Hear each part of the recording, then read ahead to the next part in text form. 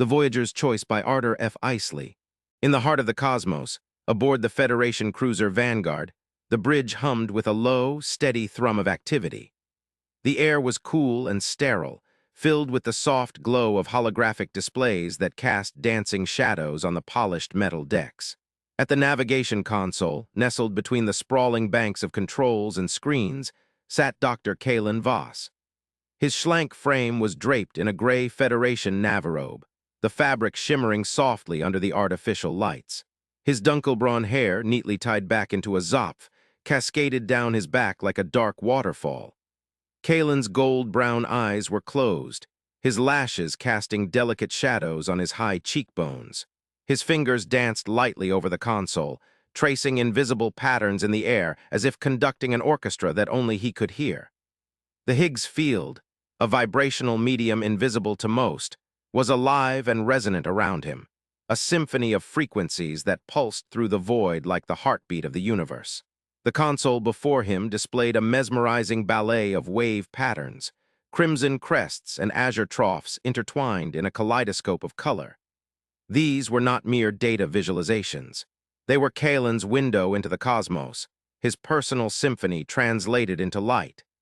Each hum and throb of the Higgs field resonated within him, weaving intricate melodies that echoed through his mind like the whispered secrets of the stars. Tonight, the music was different. It had begun as a faint murmur, a gentle undulation in the cosmic sea, but it grew steadily louder, more insistent. Kaelen's brow furrowed in concentration as he let himself drift deeper into the sonic landscape. The usual cacophony of background static, the distant echoes of pulsars and neutron stars, faded away, leaving only this new melody, pure and crystalline. It was a song, a beautiful, harmonious sequence that shouldn't exist. The notes were too perfect, too deliberate, as if composed by an unseen hand. Kaelen's breath hitched as the music swelled, filling his consciousness with its ethereal beauty. Each note reverberated through him, stirring emotions he couldn't quite name. Wonder, awe, and a tinge of something darker, something almost foreboding. Suddenly, the melody shifted. A discordant note pierced the harmony, jarring and abrupt. Kaelen's eyes snapped open, his gold-brown irises wide with wonder and a flicker of fear. The crew around him, engaged in their respective tasks at communication consoles, sensor arrays, and tactical stations, paused mid-motion, their gazes drawn to him. Captain Sarah Reed, her blonde hair pulled back into a severe bun, stood rigidly at the center of the bridge. Her red Federation uniform was crisp and unyielding, reflecting the harsh light from the overhead panels. She watched Kaelen with an intensity that bordered on concern. The years had etched lines around her eyes and mouth, testament to the weight of command, but her gaze remained sharp, vigilant. "Voss," Captain Reed's voice cut through the sudden silence, a commanding baritone laced with caution. "What is it?" Kaelen's fingers hovered over the console, tracing the holographic waves as if trying to grasp the elusive melody. His voice was soft but steady, carrying an urgency that silenced any lingering whispers from the crew. "There's something ahead," he said, his words measured. "A Higgs signature, massive and unregistered." The bridge erupted into controlled chaos. Ensigns at the sensor arrays leaned forward, fingers flying over controls as they scanned the void for anomalies.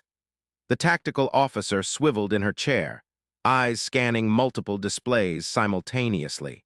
"Unidentified contact ahead," the sensor's chief reported, his voice taut with concentration. "Reading a massive energy spike." Captain Reed's expression hardened, her gaze darting between Kaelen and the main viewport. Beyond the reinforced glass, the void of space stretched out endlessly, a canvas of black punctuated by distant stars and the occasional streak of meteoric dust. But there was something else now, an ominous swirl of blue-purple energy that seemed to defy the laws of physics, pulsating like a wounded beast. "It's not natural," Kaelen murmured, more to himself than anyone else. He could still hear the discordant note echoing in his mind, a jarring reminder of the anomaly's presence. The tactical officer looked up from her console, her eyes reflecting the eerie light from the viewport. "Captain, it's shifting. The energy signature is fluctuating wildly." Kaelen closed his eyes again, straining to listen past the alarm bells clanging in his head. The melody was still there, but it had morphed into something else, a cacophony of discordant notes that clawed at his senses. Each shift in pitch sent a shiver down his spine, as if the universe itself was crying out in pain. He opened his eyes and met Captain Reed's gaze, seeing his own unease mirrored in her expression. "It's like nothing I've ever heard before," he admitted, his voice barely above a whisper. "Whatever it is, it's alive." A collective gasp rippled through the bridge crew. The words hung heavy in the air, a chilling reminder of just how little they understood about the cosmos. Captain Reed stepped closer to Kaelen, her voice dropping to a conspiratorial tone. "Can you control it? Steer us away from it?" Kaelen hesitated, his fingers trembling slightly as he tapped at the console. The waves before him shifted in response, the crimson and azure hues swirling in sync with his touch. "Maybe," he said, but there was doubt in his voice. "I can try to navigate around it, but it's unpredictable." Captain Reed nodded, her decision made. "Do it. Plot a course that keeps us at a safe distance. I don't want whatever that thing is anywhere near the Vanguard." Kaelen turned back to the console, his fingers moving with renewed purpose. The holographic waves seemed to respond to his touch, bending and warping in intricate patterns as he wove a path through the Higgs Field. Each adjustment sent ripples of energy cascading outward, a testament to the delicate balance between control and chaos. The bridge crew watched in awestruck silence as Kaelen worked his magic. The synergy between him and the console was almost hypnotic, a dance of light and sound that seemed to defy logic. The tactical officer's fingers danced over her controls, matching Kaelen's maneuvers with precise countermeasures. Captain Reed kept a vigilant eye on both the viewport and Kaelen, her mind racing with questions she couldn't voice aloud. How was he doing this? What did it mean for their mission, for their understanding of the universe? Kaelen's brow furrowed in concentration as he guided the Vanguard through treacherous waters unseen by any other eyes. The melody of the Higgs Field shifted around him, a symphony of chaos and order intertwined. The swirling blue-purple energy ahead seemed to respond to their movements, its tendrils lashing out like serpents. Kaelen's heart pounded in his chest as he fought against the unseen currents, each note of discord sending a jolt through his system. It was a battle of wills, a test of endurance. "Captain," the sensor's chief called out, his voice tight with urgency. "The energy spike is intensifying. It's moving towards us." Kaelen's breath hitched as he felt the shift in the melody, an insistent, relentless beat that seemed to echo through every fiber of his being. He gritted his teeth, pushing harder against the console. "Hold steady," Captain Reed commanded, her voice cutting through the tension like a knife. "Voss, can you divert it?"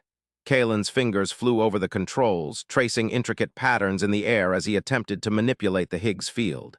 The waves before him shifted violently, a storm of color and sound that threatened to overwhelm his senses. "Trying," Kaelen grunted, beads of sweat forming on his forehead. "It's fighting back."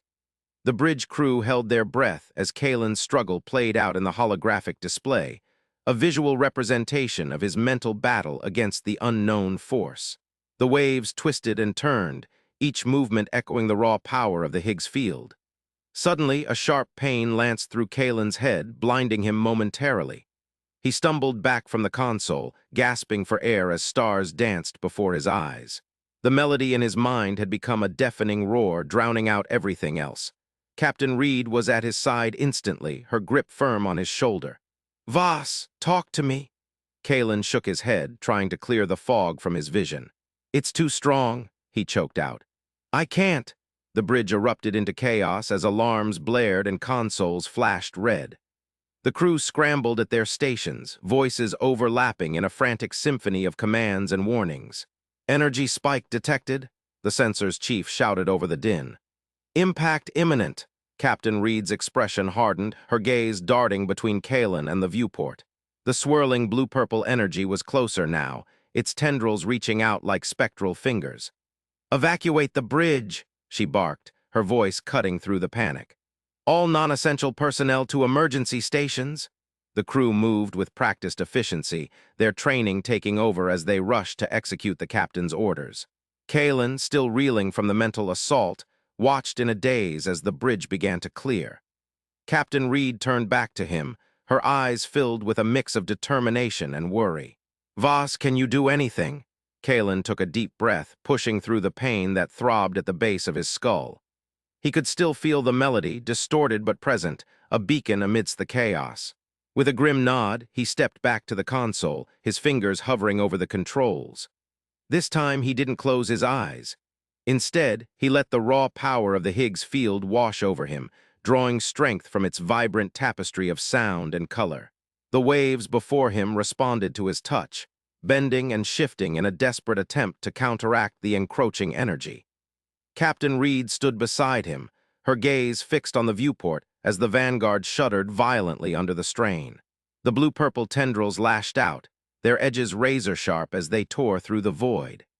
Kaelen's fingers danced over the console, each movement an act of defiance against the overwhelming force. He could feel it, every note, every frequency, a symphony of destruction and rebirth, a testament to the universe's relentless cycle. The melody surged within him, its discordant notes resonating like a battle cry. Kaelen fought back, his willpower a beacon in the storm, pushing against the Higgs field with all his might. And then, as suddenly as it had begun, the turmoil subsided. The blue-purple energy retreated, its tendrils receding into the void like a spectral tide. The alarms on the bridge fell silent, leaving only the low hum of the Vanguard's engines in their wake. Kaelen slumped against the console, his breath coming in ragged gasps. He felt hollowed out, drained by the effort. But he had done it. He had navigated them through the storm. Captain Reed placed a firm hand on his shoulder, her voice steady and calm. "You did well, Voss." Kaelen managed a weak smile, his gold-brown eyes reflecting the residual glow of the Higgs waves before him.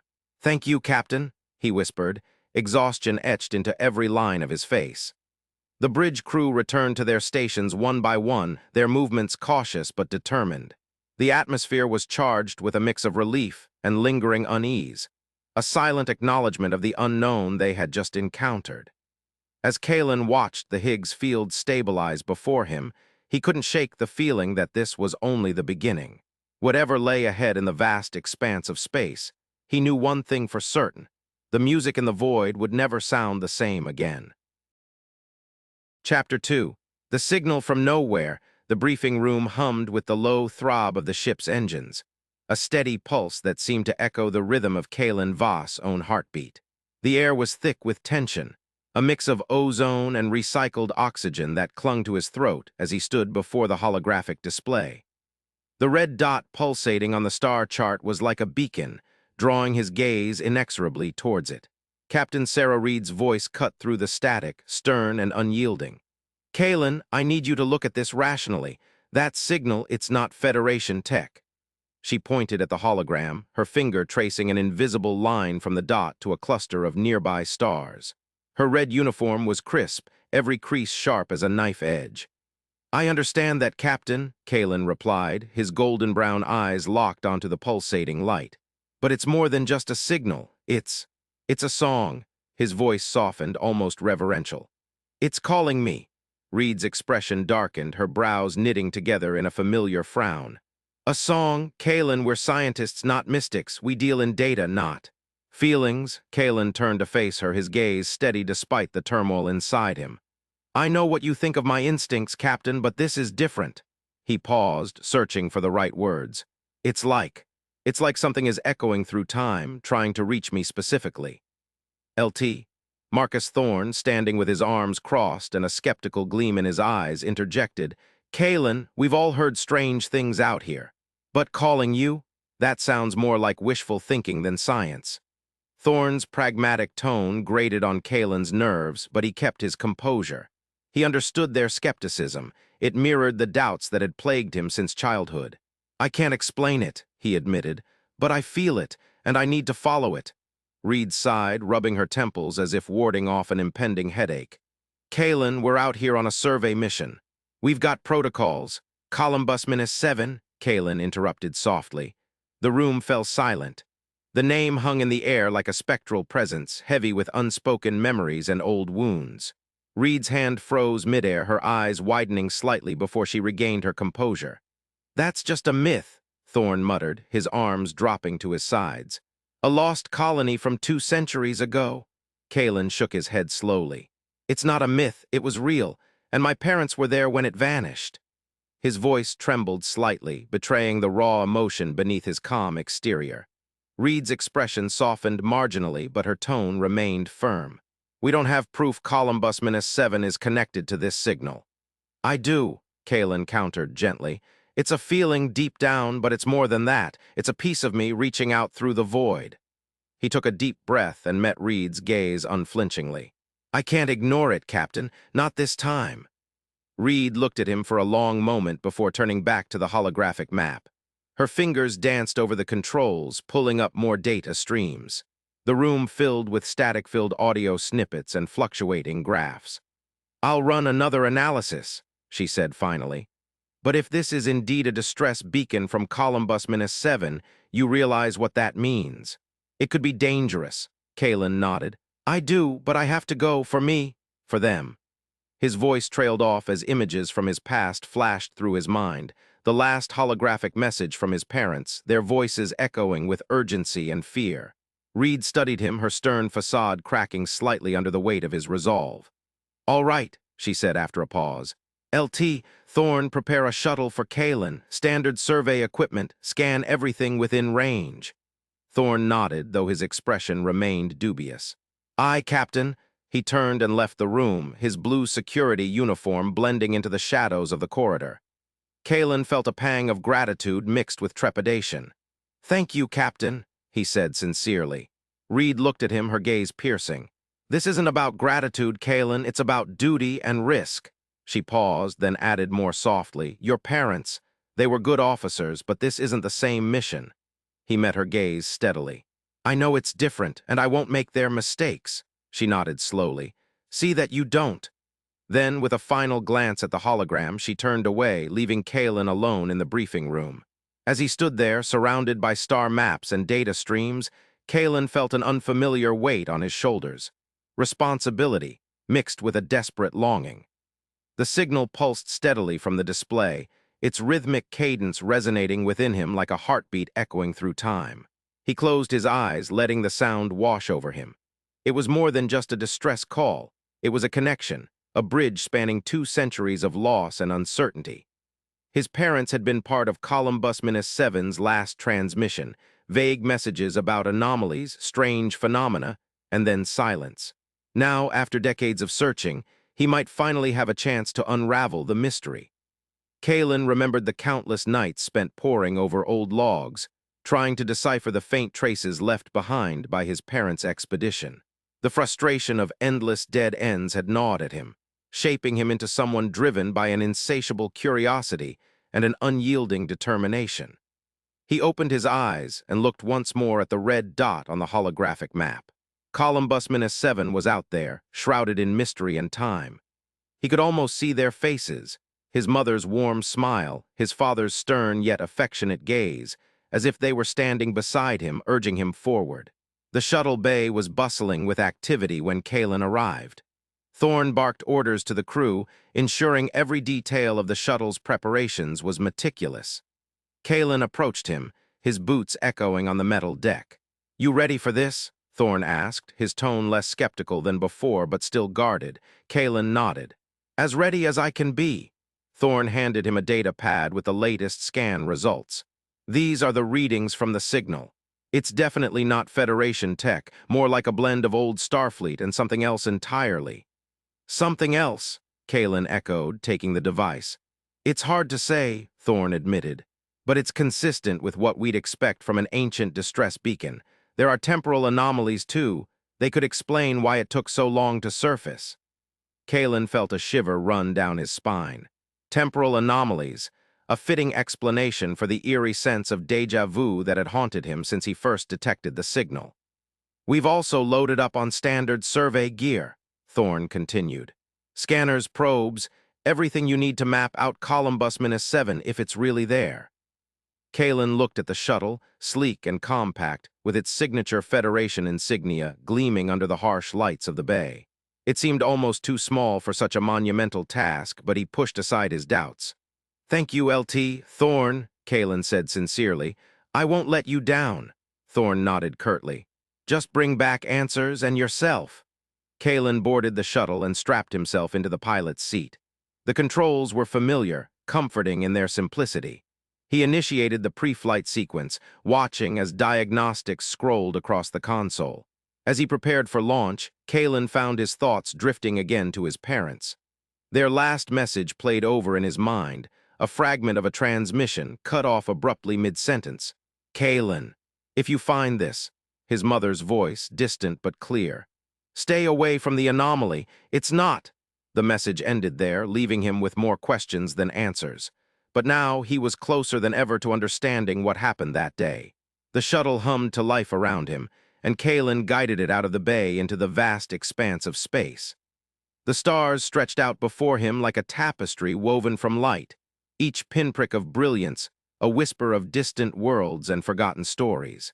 He set a course for Columbus-7, feeling the pull of the signal grow stronger with every passing second. It guided him unerringly through the cosmos, weaving a path between nebulae and asteroids until he found himself approaching an unremarkable system on the outskirts of explored space. The planet came into view, a blue and white marble suspended against the void. Columbus-7, lost for centuries, now revealed itself as if from a dream. Kaelen's heart pounded in his chest. This was it, the moment he had waited for since childhood. He began his descent, navigating through thin layers of atmosphere before breaking into clear skies. Below him sprawled remnants of a city, crumbled buildings and overgrown streets, relics of a time long past. The shuttle's sensors picked up faint energy readings, traces of old Federation technology lying dormant beneath the surface. Kaelen landed near what appeared to be a central plaza, now choked with vegetation. He stepped out onto the tarmac, his boots sinking slightly into the soft soil. The air was thick with humidity and the scent of decaying foliage. It clung to him like memory. As he walked through the ruins, Kaelen felt an eerie sense of déjà vu. Each crumbling wall, each shattered window seemed to echo with ghosts of the past, a silent testament to lives cut short. He activated his scanner, sweeping it across the landscape as he moved deeper into the city. The device picked up unusual readings, a blend of familiar Federation signatures and something else entirely. The energy patterns were chaotic, pulsating like a heartbeat, matching the rhythm of the signal that had brought him here. A structure loomed ahead, taller than its neighbors and more intact. Its walls bore symbols etched deeply into stone, ancient glyphs intermingled with Starfleet emblems. Kaelen approached cautiously, scanning the entranceway. Inside, darkness enveloped him briefly before his suit's sensors adjusted, illuminating a vast chamber filled with machinery. Dust coated everything. Time had left its mark here too. At the far end stood a console, glowing softly with residual power. Kaelen approached it tentatively, running his fingers over the controls. They responded under his touch, awakening from their long slumber. A holographic display flickered to life above the panel, showing streams of data flowing like liquid light. He navigated through menus and logs, each layer revealing more about Columbus-7's fate. There were records of strange phenomena, anomalies in space-time that defied explanation. Reports of voices echoing through empty halls, whispers carried on winds from nowhere. And then he found it, a personal log entry, time-stamped mere hours before the colony's last transmission. "Kaelen, if you find this," his mother's voice again, clearer now but tinged with fear. "We've discovered something profound and dangerous. It's calling out to me too." Her words sent a chill down Kaelen's spine. He listened intently as she continued. "We tried to contain it, but it's beyond our control. The anomaly, it's alive, and it wants something from us, from all of us." A pause, heavy with dread. "If you ever come here, be cautious. Stay away until you understand what this is." The recording cut off abruptly, leaving Kaelen standing in silence amid the ruins.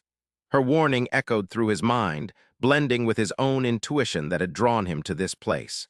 He looked around the chamber, feeling a profound connection to those who came before, his parents among them. They had faced the unknown with courage and sacrifice, leaving behind fragments of truth for him to uncover. Kaelen took a deep breath and turned back towards the shuttle.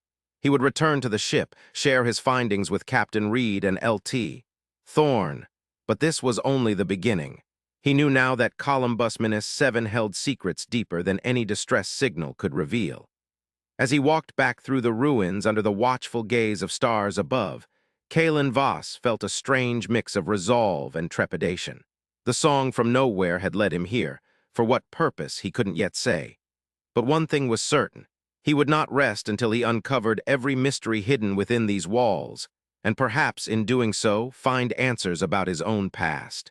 For now, though, he stepped into the shuttle, leaving behind the ghosts of Columbus-7 and launching back towards the stars. The journey ahead promised danger and discovery alike, a path illuminated by echoes of love, loss, and an enduring quest for truth. Chapter 3. The first jump.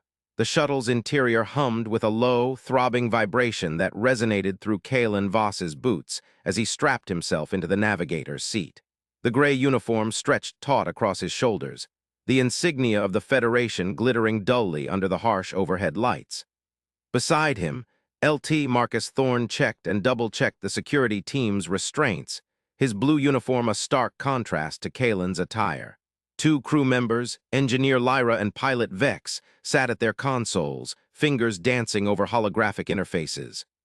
"All right, everyone," Lyra called out, her voice steady despite the nervous energy that crackled through the air. "We're on final approach to the Higgs coordinates. Kaelen, you ready?" Kaelen nodded, his gaze fixed on the swirling vortex of colors that filled the viewport, a chaotic dance of blues and purples that seemed to defy the laws of physics. He took a deep breath, focusing inward, seeking the resonance he had learned to harness. The song of the universe pulsed through him like a heartbeat, a symphony of cosmic rhythms. Thorne leaned over from his seat beside Kaelen. "You sure about this, Voss? This thing could rip us apart." Kaelen glanced at Thorne, seeing the worry etched into the lieutenant's features. "We've run simulations," he replied calmly. "It's risky, but it's our best shot to get to Columbus-7 fast. We can't let the data fall into enemy hands." Thorne grunted in acknowledgement but kept his grip tight on the armrests. "Initiating Higgs jump sequence," Vex announced, voice echoing through the shuttle as the engines roared to life with a deafening howl. The shuttle trembled violently. Kaelen gripped the console's edge, knuckles white as he closed his eyes, delving deeper into the song. The vibrations intensified, shaking every bolt and rivet of the vessel. Alarms blared, a cacophony of piercing wails that pierced through the chaos. Consoles flashed with urgent warnings: system failure imminent, structural integrity compromised. Through it all, Kaelen remained steadfast, his breath steady and controlled as he guided them through the void. He felt the Higgs field like a tangible force, raw and primal, pulling at the fabric of reality. The shuttle lurched and spun, tossing everyone against their restraints. Metal groaned and sparks flew from malfunctioning panels. Thorne barked orders over the comm. "Damage report," Lyra's voice cut through the din. "We're losing power to the starboard thrusters, trying to reroute."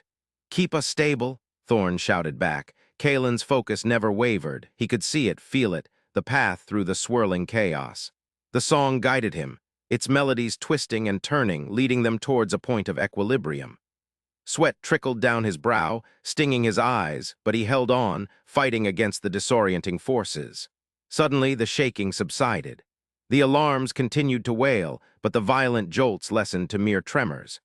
Kaelen opened his eyes, finding the viewport filled with a serene expanse of stars. Columbus-7's system stretched out before them like a celestial tapestry. Did we make it?" Lyra asked, her voice barely audible over the lingering alarms. Vex's voice held a note of triumph. "We're in Columbus-7 space. But something's not right." Kaelen leaned forward, squinting at the sensors. A sudden spike in energy readings flashed across his console. His heart pounded as he cross-referenced coordinates. The shuttle's systems buzzed with alerts, an unidentified signature registered on their long-range scanners. Thorne noticed it too. "What is that?"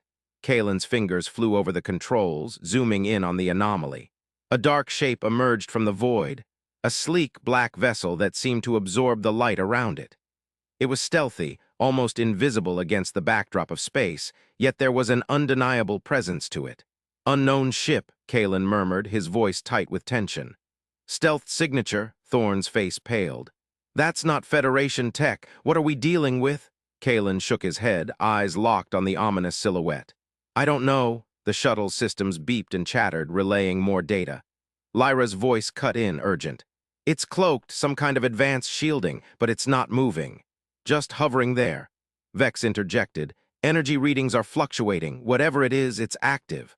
Kaelen felt a chill run down his spine. Someone else was already here in Columbus-7 space.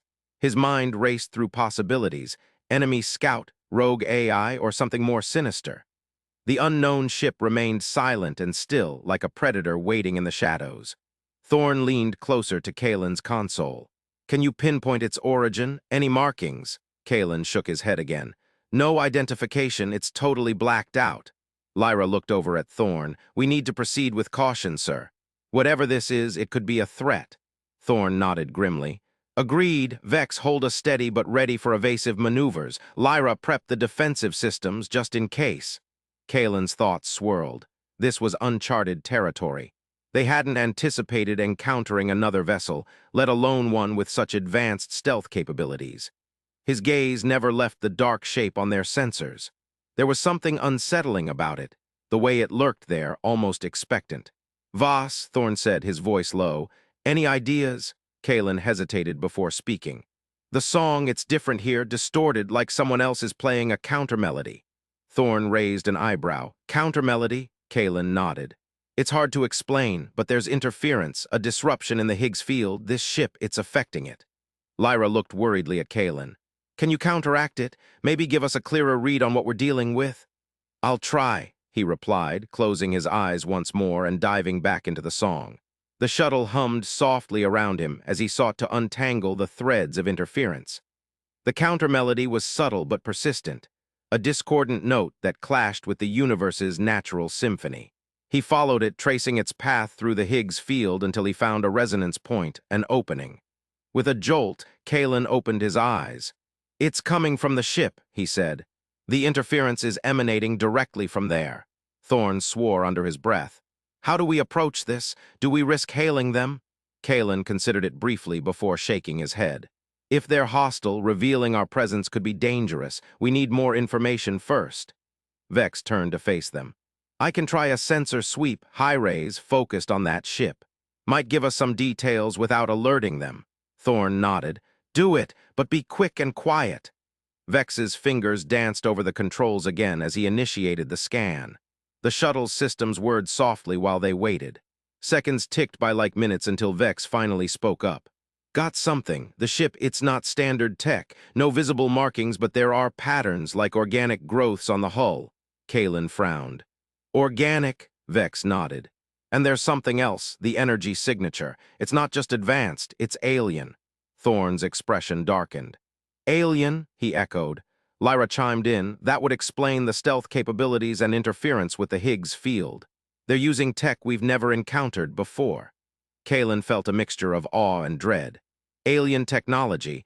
It was something out of legends, whispered tales among starfaring crews.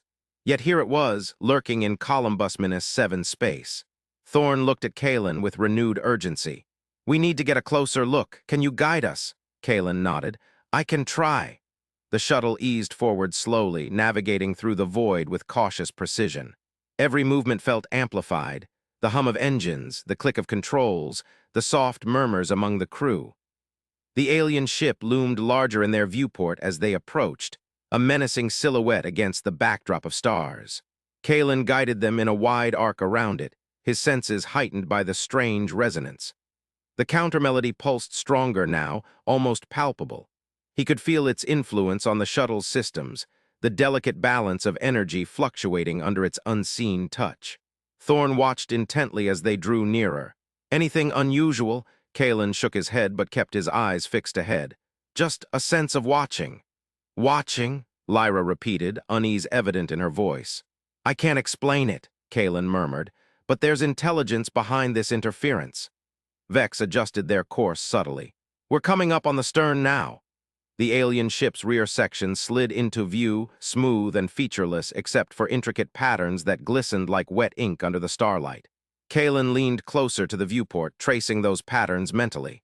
Then he saw it, a faint glow emanating from a panel near the rear. It pulsed rhythmically, matching the counter-melody's beat. Kaelen reached out instinctively, his hand hovering over the console as if he could touch that glowing point. "Kaelen?" Thorn asked cautiously. He blinked away the trance-like state and turned to Thorn. I think it wants us to follow." Thorn stared at him incredulously. "Follow? Are you sure?" "I'm not entirely," Kaelen admitted, but he felt certain about this instinct. The melody tugged at him, a silent invitation. "Then what's the plan?" Lyra asked. Kaelen glanced back at Thorn. "We follow it." Thorn considered this for a moment before making his decision. He turned to Vex. "Adjust our trajectory. Match its course." Vex nodded and adjusted their heading, steering them in line with the alien ship's hypothetical path. The shuttle glided through space with measured precision. The minutes stretched into an eternity as they trailed behind the unknown vessel. The tension on board was palpable, everyone braced for any sudden shift or attack. But none came.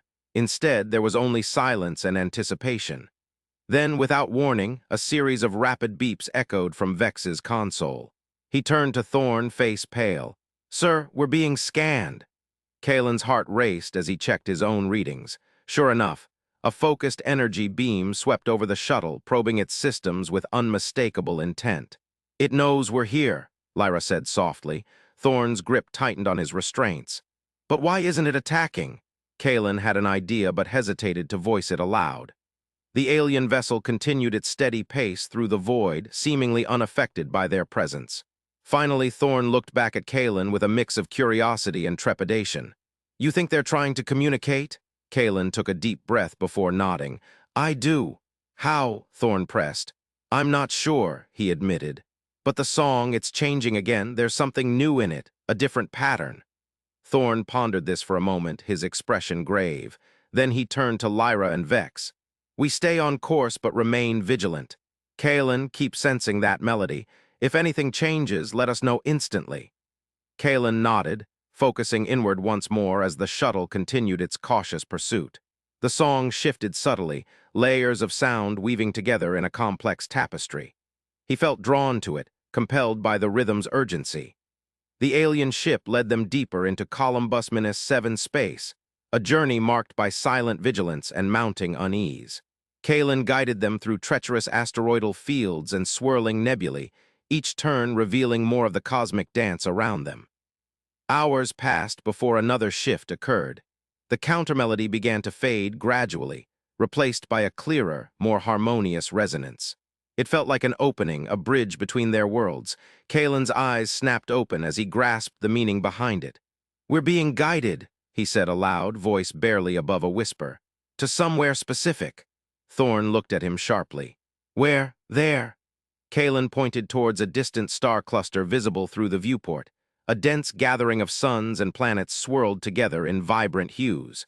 Vex adjusted their course accordingly, steering them into uncharted territory within Columbus-7 space. The alien ship maintained its steady lead, guiding them deeper into the stellar congregation until they reached an anomaly, a vast structure floating amidst the cosmic tapestry. It was colossal, an artificial construct that dwarfed any human-made vessel. Intricate designs adorned its surface, shimmering under starlight like a living organism. Its form defied conventional geometry, twisting and turning in ways that seemed to bend the laws of physics. "What is this place?" Lyra breathed, her voice barely audible. Thorn stared in awe at the structure looming before them. It's immense." Kaelen felt a sense of wonder mingled with apprehension as he studied the massive edifice. The song resonated louder here, stronger and more insistent. He could almost see melodies unfolding across its surface, pulsing with life. "This is where we're meant to go," Kaelen said softly, his gaze fixed on the structure. Thorn looked at him, resolve in his eyes. "Then let's find out why." The shuttle glided closer to the colossal construct, matching its movements precisely. As they approached, a section of the structure opened, a gateway revealing a cavernous interior bathed in ethereal light. "That's our invitation," Kaelen murmured. Thorn nodded, turning back to Vex and Lyra. "Take us in." Vex steered them through the opening with careful precision, while Lyra monitored their systems nervously. The shuttle slid into the vast chamber, enveloping them within a cocoon of alien technology. Inside, they found themselves surrounded by hushed whispers of energy, sounds that echoed like distant voices. Kaelen's focus narrowed as he listened to those whispers, deciphering patterns and meanings hidden beneath layers of static. The song shifted again, a welcoming melody that resonated deep within him.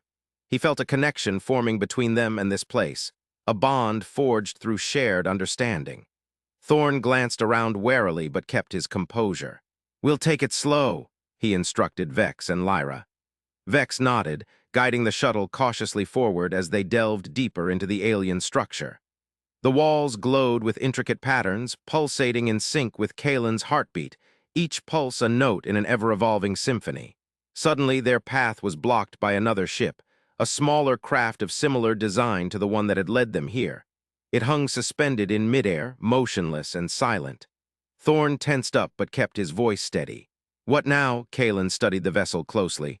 I think it wants us to board." Lyra looked at him uncertainly. "Board? Are you sure about this, Kaelen?" He nodded firmly. "Yes. The song, it's calling me." Thorn regarded him intently before making his decision. "All right. Voss and I will go first. Lyra, Vex, keep the shuttle ready for immediate departure if needed." The crew acknowledged the order as Thorn and Kaelen unbuckled their restraints. They made their way to the airlock, hearts pounding in tandem with the alien melody. Kaelen paused at the threshold, taking a deep breath before stepping into unknown territory. The airlock hissed open, revealing a dimly lit passage that led directly into the heart of the strange vessel. As they stepped inside, Kaelen felt an overwhelming sense of connection, almost as if he belonged here amidst these alien designs. Thorn stayed close by his side, hand resting on his sidearm, ready for any danger. The passageways were narrow and winding, leading them through a labyrinthine maze of corridors adorned with glowing runes. Kaelen navigated confidently, guided by the song's ever-present melody. Finally, they emerged into a vast chamber, an expansive hall illuminated by soft luminescence from above. At its center stood a figure, a being unlike anything they had encountered before. It was humanoid in shape but taller and more slender, with skin that shimmered like liquid silver. Its eyes held galaxies within their depths, swirling with cosmic energy. It regarded them calmly, extending one graceful hand towards Kaelen. "Greetings," it said, voice resonating through the chamber like a harmonic chord. Kaelen felt a surge of recognition. This entity was connected to the song. He stepped forward tentatively, mirroring its gesture with an outstretched hand. The being's fingers brushed against his own, a touch that sent jolts of energy coursing through him. Images flooded Kaelen's mind, visions of stars and nebulae, galaxies spinning in intricate dances. He saw civilizations rising and falling, worlds shaped by cosmic melodies. When the visions subsided, he found himself standing before the being once more, Thorn watching them warily from nearby. "Who are you?" Kaelen asked softly. The being inclined its head slightly. "We are the Harmony Seekers," it replied. "Guides of the cosmic symphony." Thorn stepped forward cautiously. "What do you want with us?" The Harmony Seeker turned its gaze to Thorn, expression inscrutable. "You carry a piece of the melody within you," it said, looking back at Kaelen. "We seek your aid in restoring balance." Kaelen hesitated before speaking again. "Balance to what?" "The universe's song is disrupted, discordant notes threatening harmony," the being explained. "Your vessel, the Higgs jump, they resonate with our melodies. We need your help to silence the discord." Thorn exchanged a glance with Kaelen before asking, "And how do we do that?" "Journey with us," the Harmony Seeker replied simply, "to places where the song is corrupted. Assist in realigning its rhythms." Kaelen felt a mixture of awe and trepidation at this revelation. An interstellar quest to restore cosmic balance. It was beyond comprehension, yet strangely familiar, as if he'd been destined for this path all along. Thorn seemed equally conflicted but nodded slowly. "We'll consider it," he said cautiously. The being smiled, an expression that held galaxies in its warmth. "Then join us," it invited, extending an open palm towards them both. Kaelen looked at Thorn one last time before reaching out to take the Harmony Seeker's hand once more. As their fingers touched, another wave of energy surged through him, this time carrying promises of adventures yet unseen, battles waged against darkness, and melodies sung across the cosmos. Together they stepped forward into their new destiny, guided by the song that bound them all, sailing amidst stars towards a future written in harmonious whispers. Chapter 4. The first encounter, the shuttle shuddered violently as a barrage of energy blasts streaked past its hull, leaving trails of shimmering light in their wake. Kaelen and Thorn exchanged a startled glance, their hearts pounding in sync with the erratic rhythm of the engines.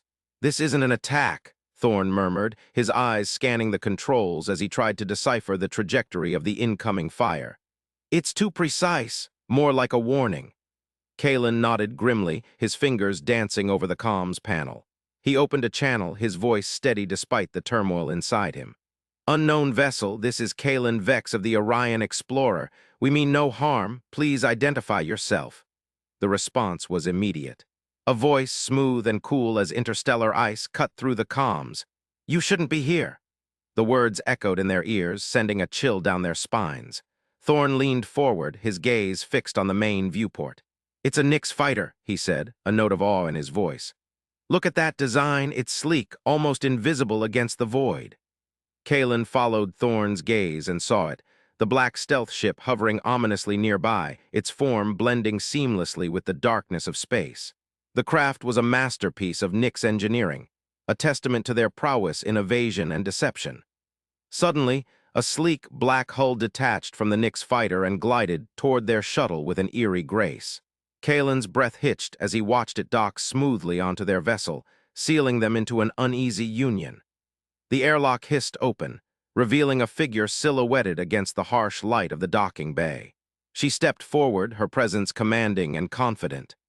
Lyra Storm was everything Kaelen had heard about Nyx captains: capricious, charismatic, and dangerously unpredictable. Her short black hair framed a face with sharp features, accentuated by a thin scar running down her left cheek.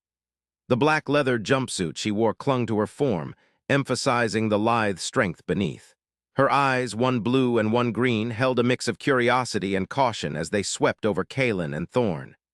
"You're trespassing," she said, her voice carrying the same cool composure from the comms.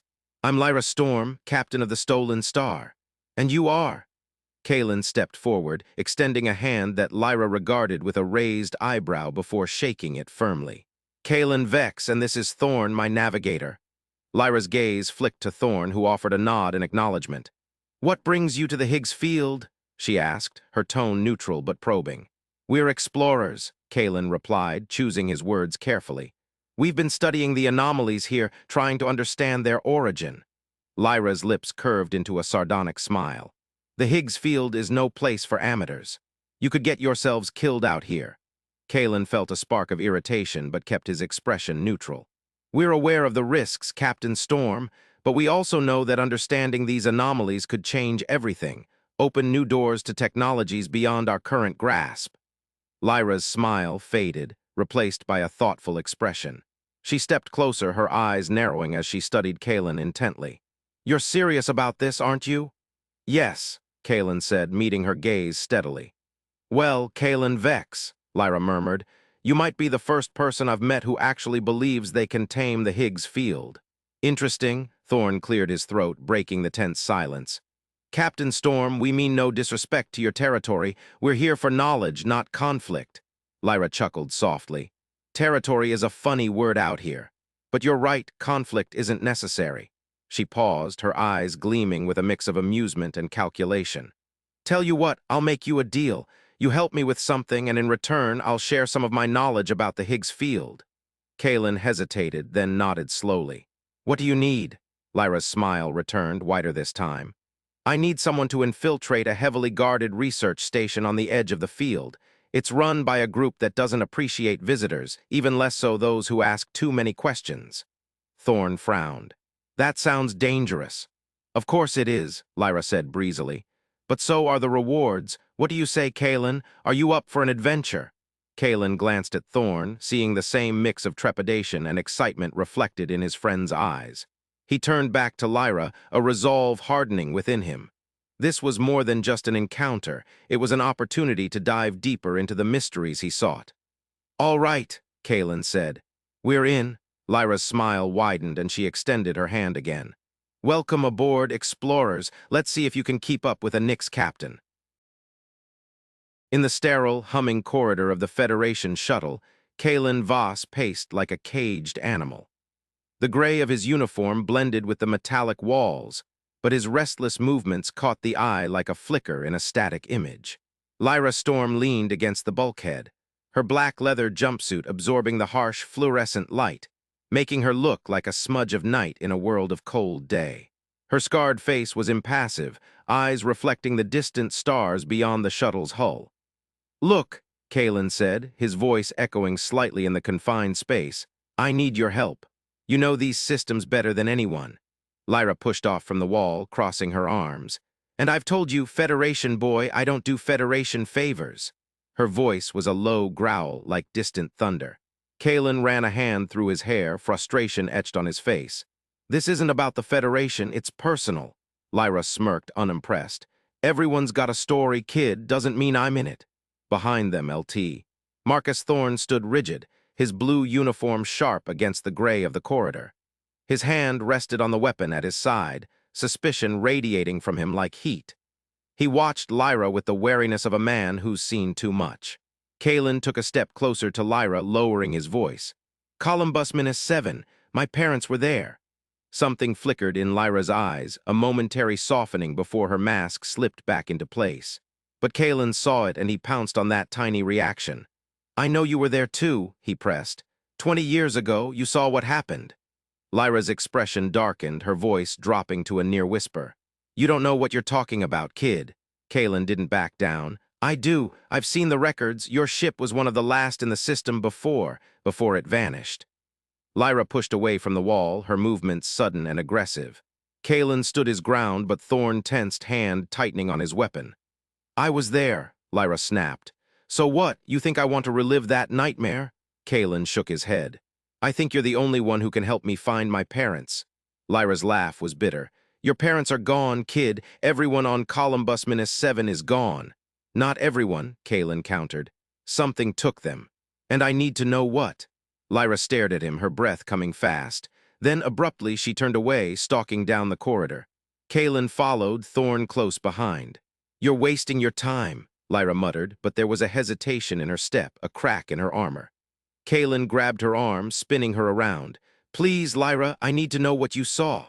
Lyra looked at his hand on her arm, then up into his eyes. For a long moment she said nothing. Then softly she asked, "You really want to know?" Kaelen nodded. She took a deep breath, her voice barely audible. "It was a ship, massive, black as space, but not like any Federation tech I've seen. Tin-like, but bigger than anything." Behind them, Thorne stirred, his grip on his weapon tightening, but Kaelen hardly noticed, his full attention on Lyra. "It dragged the colony away," she continued, her voice distant. "One moment Columbus-7 was there, the next. Gone, just static and empty space where it should have been." Kaelen's heart pounded in his chest. "And you saw this ship, you're sure?" Lyra nodded. "I saw it. And I saw something else." She hesitated, then whispered, "A figure on the bridge of that thing. It looked human, but it wasn't." Kaelen felt a chill run down his spine. He thought of the hollow projections he'd seen, the grainy images of the tin ships, massive, ominous silhouettes against the stars.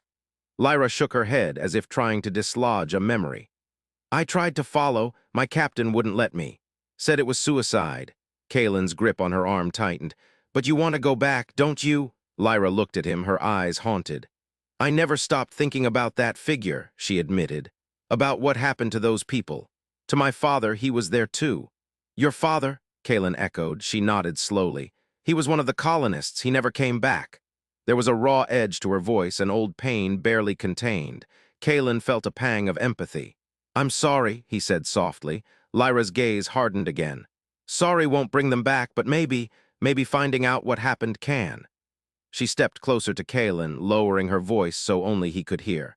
"Take me to your ship and I'll show you the way, to where it all started." Kaelen hesitated, glancing back at Thorne. The lieutenant's expression was unreadable, but his hand remained on his weapon. "It's dangerous," Kaelen warned Lyra. She smiled, a grim curve of her lips. "Danger's my middle name, kid." Thorne stepped forward, his voice commanding.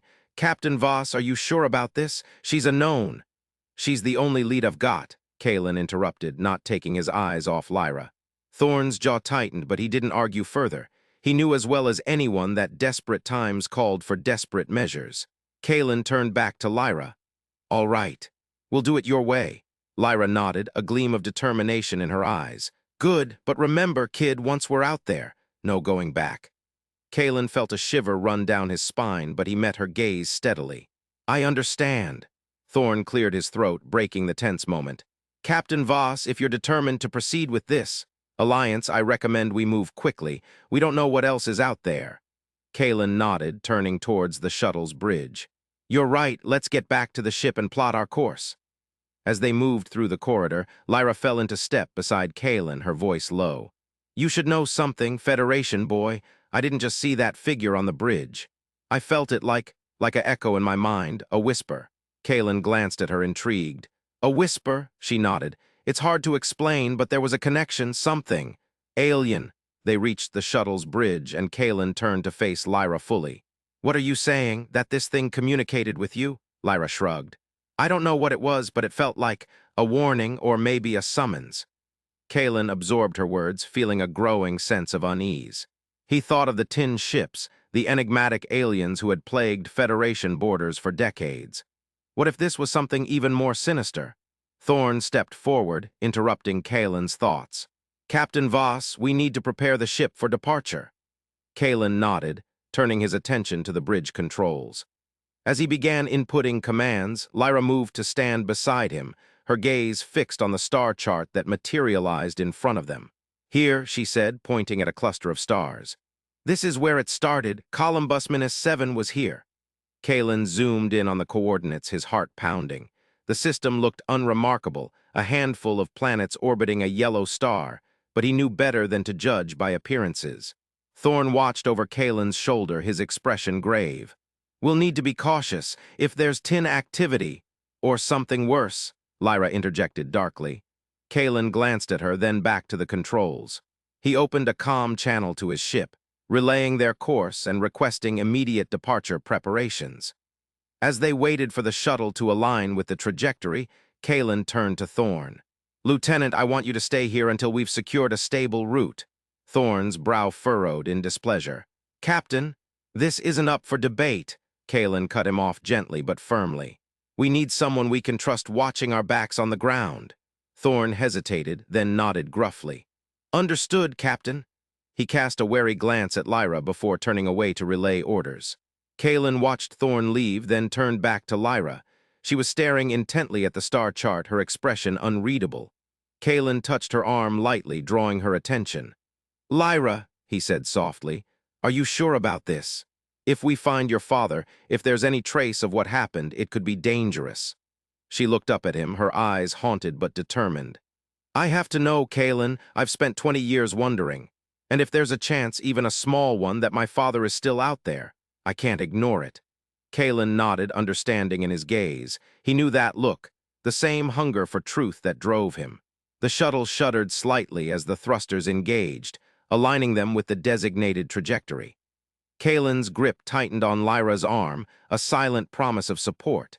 As they prepared for departure, an unexpected alert blared through the bridge speakers, a proximity warning. Kaelen's heart leapt into his throat as he brought up the external sensors. There, against the backdrop of stars, was a massive black shape, too large to be a Federation ship, too dark to reflect starlight. It hung in space like a void, swallowing light and hope. Kaelen's breath caught in his chest. "That's it," he whispered.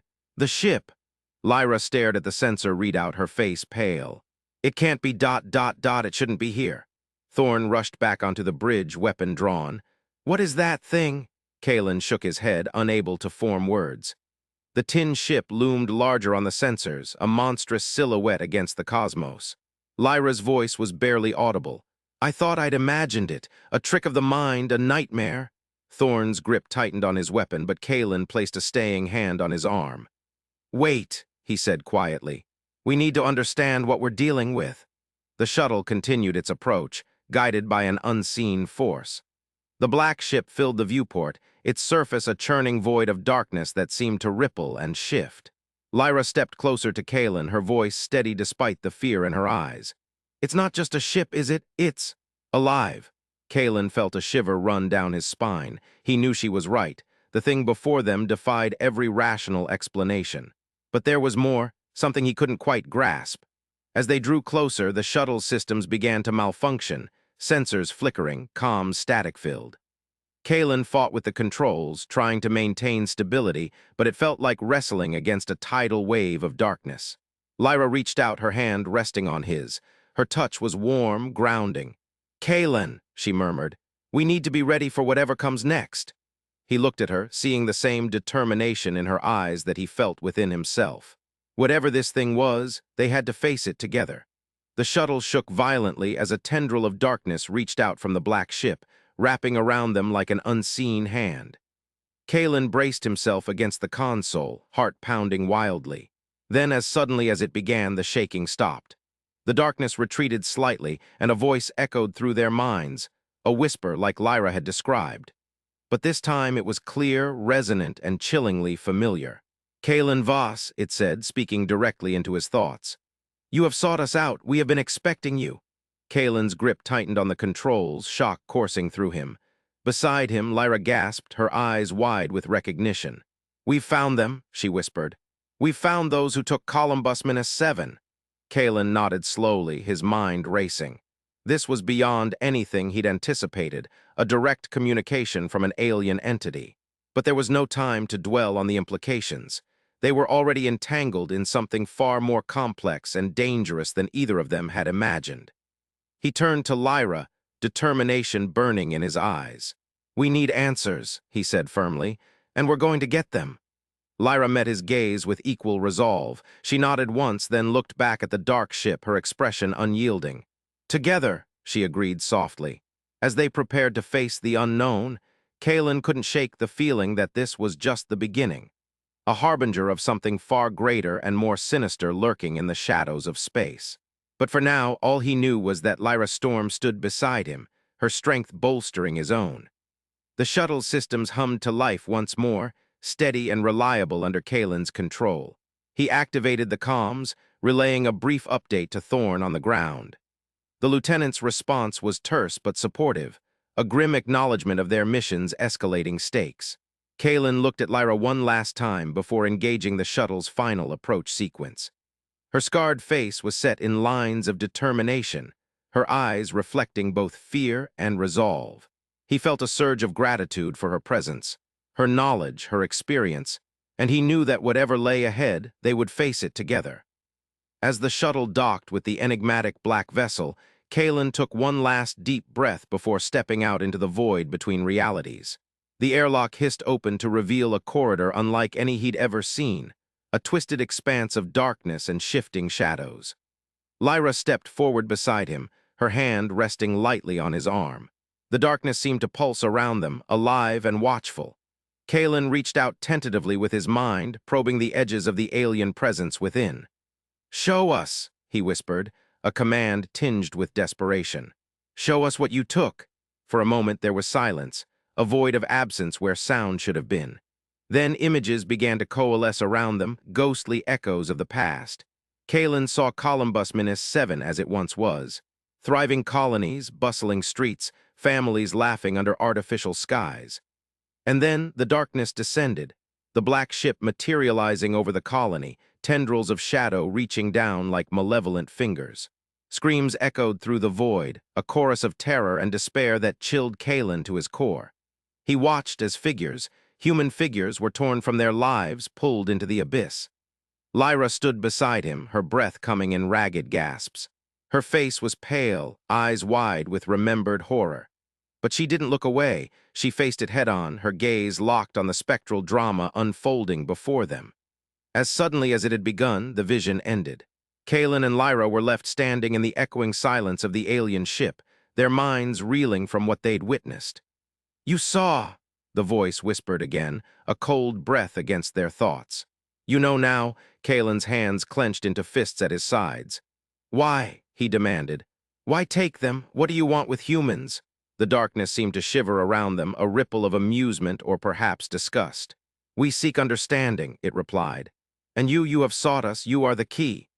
Lyra's voice cut through the shadows like a blade. Key to what? She snarled. A pause, then, to the end of your kind's isolation. To the dawn of a new age. Kaelen felt Lyra's grip on his arm tighten, her nails biting into his flesh. He reached out with his free hand, offering silent support, an anchor in this storm of alien revelation. The tin, he ventured cautiously. Are they your allies? The darkness pulsed, a wave of confusion or denial. The tin are a means to an end. They serve a purpose but understand little. Kaelen's mind raced, piecing together fragments of information. If the tin were merely pawns in this greater game, then who or what was orchestrating it all? Who are you? Lyra demanded, her voice echoing through the void. A pause, longer this time. Then, we are many, we are one. We are the echoes of 1,000 worlds, the whispers of the cosmos. Kaelen's brows furrowed in frustration. The answers they sought were veiled in riddles and shadows. But one thing was clear, they had stumbled upon something far beyond their comprehension. Lyra stepped forward, her voice steady despite the tremble in her limbs. Show us where you took them, she said firmly. We need to see. The darkness seemed to consider this request, a long moment of silence that stretched taut with tension. Then slowly, another vision began to form around them. This time, a vast expanse of stars, punctuated by clusters of planets and moons. Lyra's breath hitched beside him as she recognized the coordinates. This is where we found the tin ships, she whispered. The outer rim. Kaelen nodded grimly, his eyes tracing the star map that materialized before them. If the colonists had been taken to this region, it meant venturing deeper into uncharted territory and directly into the heart of tin space. Lyra turned to Kaelen, her gaze intense. We have to go, she said resolutely. If there's any chance my father is still alive, Kaelen nodded, understanding her unspoken plea. He reached out with his mind once more, addressing the alien presence directly. Take us there, he commanded. The darkness rippled around them, a shiver of acknowledgement. Then, abruptly, they were moving, carried along on currents of shadow and starlight, hurtling through dimensions at speeds that defied reason or explanation. Kaelen's senses reeled as they traversed the void, a dizzying maelstrom of color and sound and thought. Beside him, Lyra clung tightly to his arm, her breath coming in quick gasps. They were no longer in control. They were passengers on a journey through the cosmos itself. Then, just as suddenly, it stopped. They stood once more in solid reality, a chamber bathed in soft, ethereal light. Before them stretched an expanse of crystalline structures, the remnants of what might once have been a city or colony. Lyra stepped forward cautiously, her boots echoing softly on the transparent floor beneath them. This place, she murmured, awe-tinged with disbelief. It's beautiful. Kaelen nodded slowly, his eyes taking in the shimmering walls and delicate towers that soared above them. But there was something else, an undercurrent of sorrow and loss that hung heavy in the air. As they moved deeper into the crystalline landscape, Kaelen became aware of figures nearby, shadowy forms that flickered at the edge of his vision. He reached out tentatively with his mind, probing for any sign of consciousness within them. They were human, or had been once. Now their bodies were translucent wraiths, trapped in stasis amidst the crystalline structures. Kaelen felt a pang of empathy. These souls were lost, adrift between worlds, waiting for something. Lyra moved from one figure to another, her touch gentle as she examined each face. Tears streamed down her cheeks unchecked, tears of grief and longing and relief all at once. Then, abruptly, she froze, a sharp intake of breath the only sound in the vast chamber. Kaelen followed her gaze, his heart leaping into his throat as he recognized the figure before them. Her father, the man who had been taken from Columbus 20 years ago. His form was ghostly, barely more than a shimmering echo. But there was no mistaking those features. Lyra's eyes, her nose, the set of her jaw, it was him.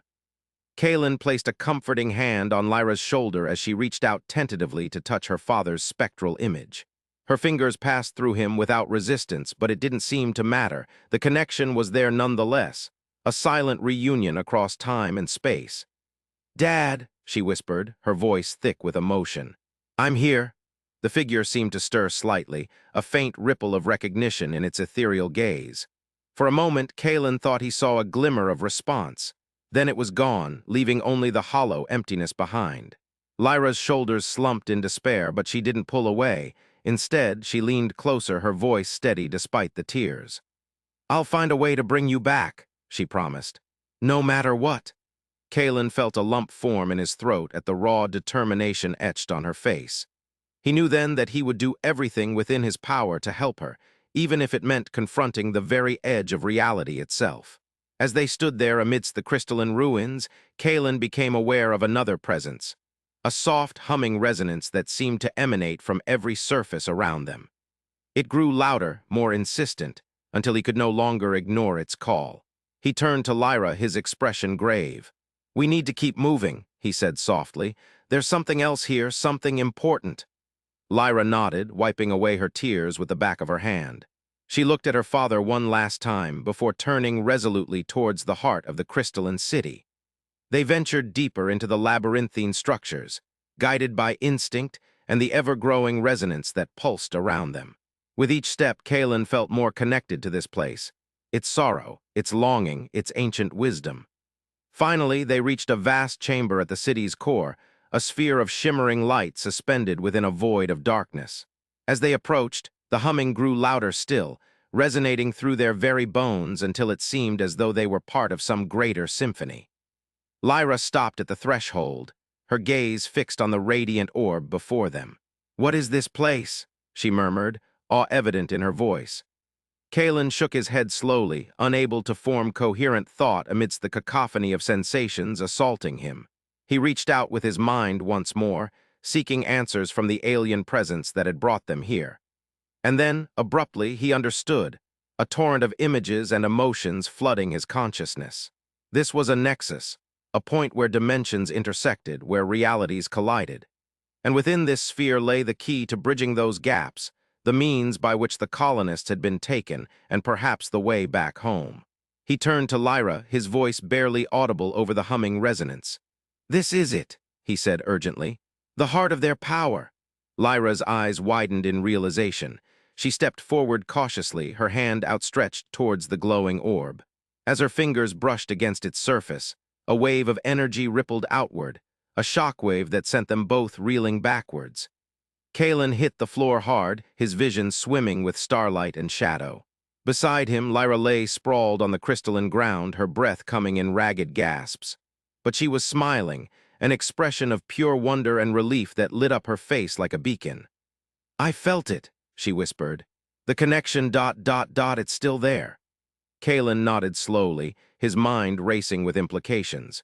If Lyra could tap into this power, harness its potential, they might be able to save the colonists trapped within these crystalline ruins. He struggled to his feet, extending a hand towards her. As she took it, he felt a surge of determination, an unspoken vow to see this through, no matter what lay ahead. Together, they turned back towards the glowing orb, their resolve unwavering. Whatever challenges awaited them in the depths of this alien city, whatever secrets lay hidden within its shimmering walls, they would face them together. Because beneath the layers of darkness and mystery, amidst the echoes of lost souls and ancient whispers, there was one truth that bound them. They were not alone. And as long as they stood united, hope remained a beacon burning bright against the void. The bridge of the Vanguard buzzed with an electric tension that seemed to hum in sync with the vessel's powerful engines. The air was thick with the glow of retro-futuristic consoles, their surfaces a kaleidoscope of dancing data and flickering holograms. Captain Sarah Reed stood at the heart of it all, her red uniform crisp against the backdrop of swirling constellations visible through the panoramic viewscreen. Her expression was stern, eyes narrowed as she listened to Kaelen Voss. Kaelen, in his gray uniform, stood with an uncommon poise given the storm brewing around him. Lyra Storm, her black leather jumpsuit a stark contrast against the sterile white and chrome of the bridge, stood at his side. Her confidence was palpable, yet she kept her gaze on Captain Reed, her demeanor respectful but unyielding. "Captain," Kaelen began, "Lyra knows more about the Higgs Field than anyone we've encountered." Reed's expression didn't soften. "And that's supposed to justify bringing a criminal onto my ship. Kaelen, you've crossed a line." Kaelen met her gaze steadily. "She's not just any criminal, Captain. She's an expert in the very field we're exploring. Her insights could be invaluable." Reed looked from Kaelen to Lyra, her scrutiny almost physical. The air crackled with anticipation. "Lyra," Reed addressed her directly, "what makes you think you can contribute to this expedition?" Lyra met the captain's gaze without flinching. "I've spent my life navigating the void in ways most people only dream of. I understand the Higgs field intuitively, the way it fluctuates, how to read its patterns. I can help us map it, predict its changes." Reed's lips pursed into a thin line. She looked back at Kaelen, her voice dropping an octave. "You vouch for her?" Kaelen nodded firmly. "Absolutely, LT." Marcus Thorne, in his blue security uniform, stepped forward. "Captain Reed," he said, his deep voice steady and professional. "I can arrange a secure holding area for Miss Storm. She'll be under constant surveillance." Reed considered this for a moment, her eyes never leaving Lyra's face. Finally, she sighed deeply. "I want her monitored every second of the day. And if she steps out of line, Kaelen," she pointed a stern finger at him, "you're personally responsible. Understood?" Kaelen nodded without hesitation. "Understood. Good." Reed turned to Lyra. "Welcome aboard the Vanguard, Miss Storm. Let's hope your expertise lives up to Dr. Voss' expectations." Lyra's lips curved into a small, enigmatic smile. "I won't disappoint you, Captain." Thorne gestured towards the exit. "This way, Miss Storm." As they moved towards the door, Kaelen turned back to Reed. "One more thing, Captain LT. Thorne has someone he'd like me to meet." Reed nodded curtly. "Make it quick, Dr. Voss. We've got a universe to explore." Thorne led Kaelen and Lyra through the labyrinthine corridors of the Vanguard. The ship's interior was a marvel of retro-futuristic design. Sleek metal surfaces, glowing panels, and the occasional hum of advanced machinery hidden behind polished facades. Thorne stopped outside a large door emblazoned with a symbol that resembled a stylized atom. He pressed his hand against a scanner, and the door slid open smoothly. "Dr. Sira Chen," Thorne announced as they stepped inside. "Meet Dr. Kaelen Voss and our special guest, Lyra Storm."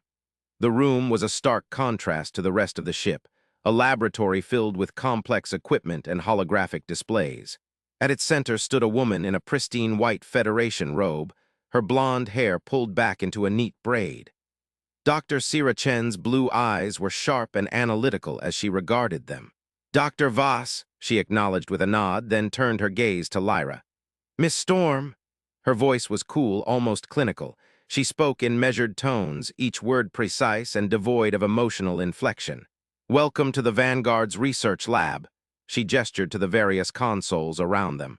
"This is where we delve into the mysteries of the Higgs Field." Kaelen stepped forward, extending a hand. Sira looked at it for a moment before shaking it briefly.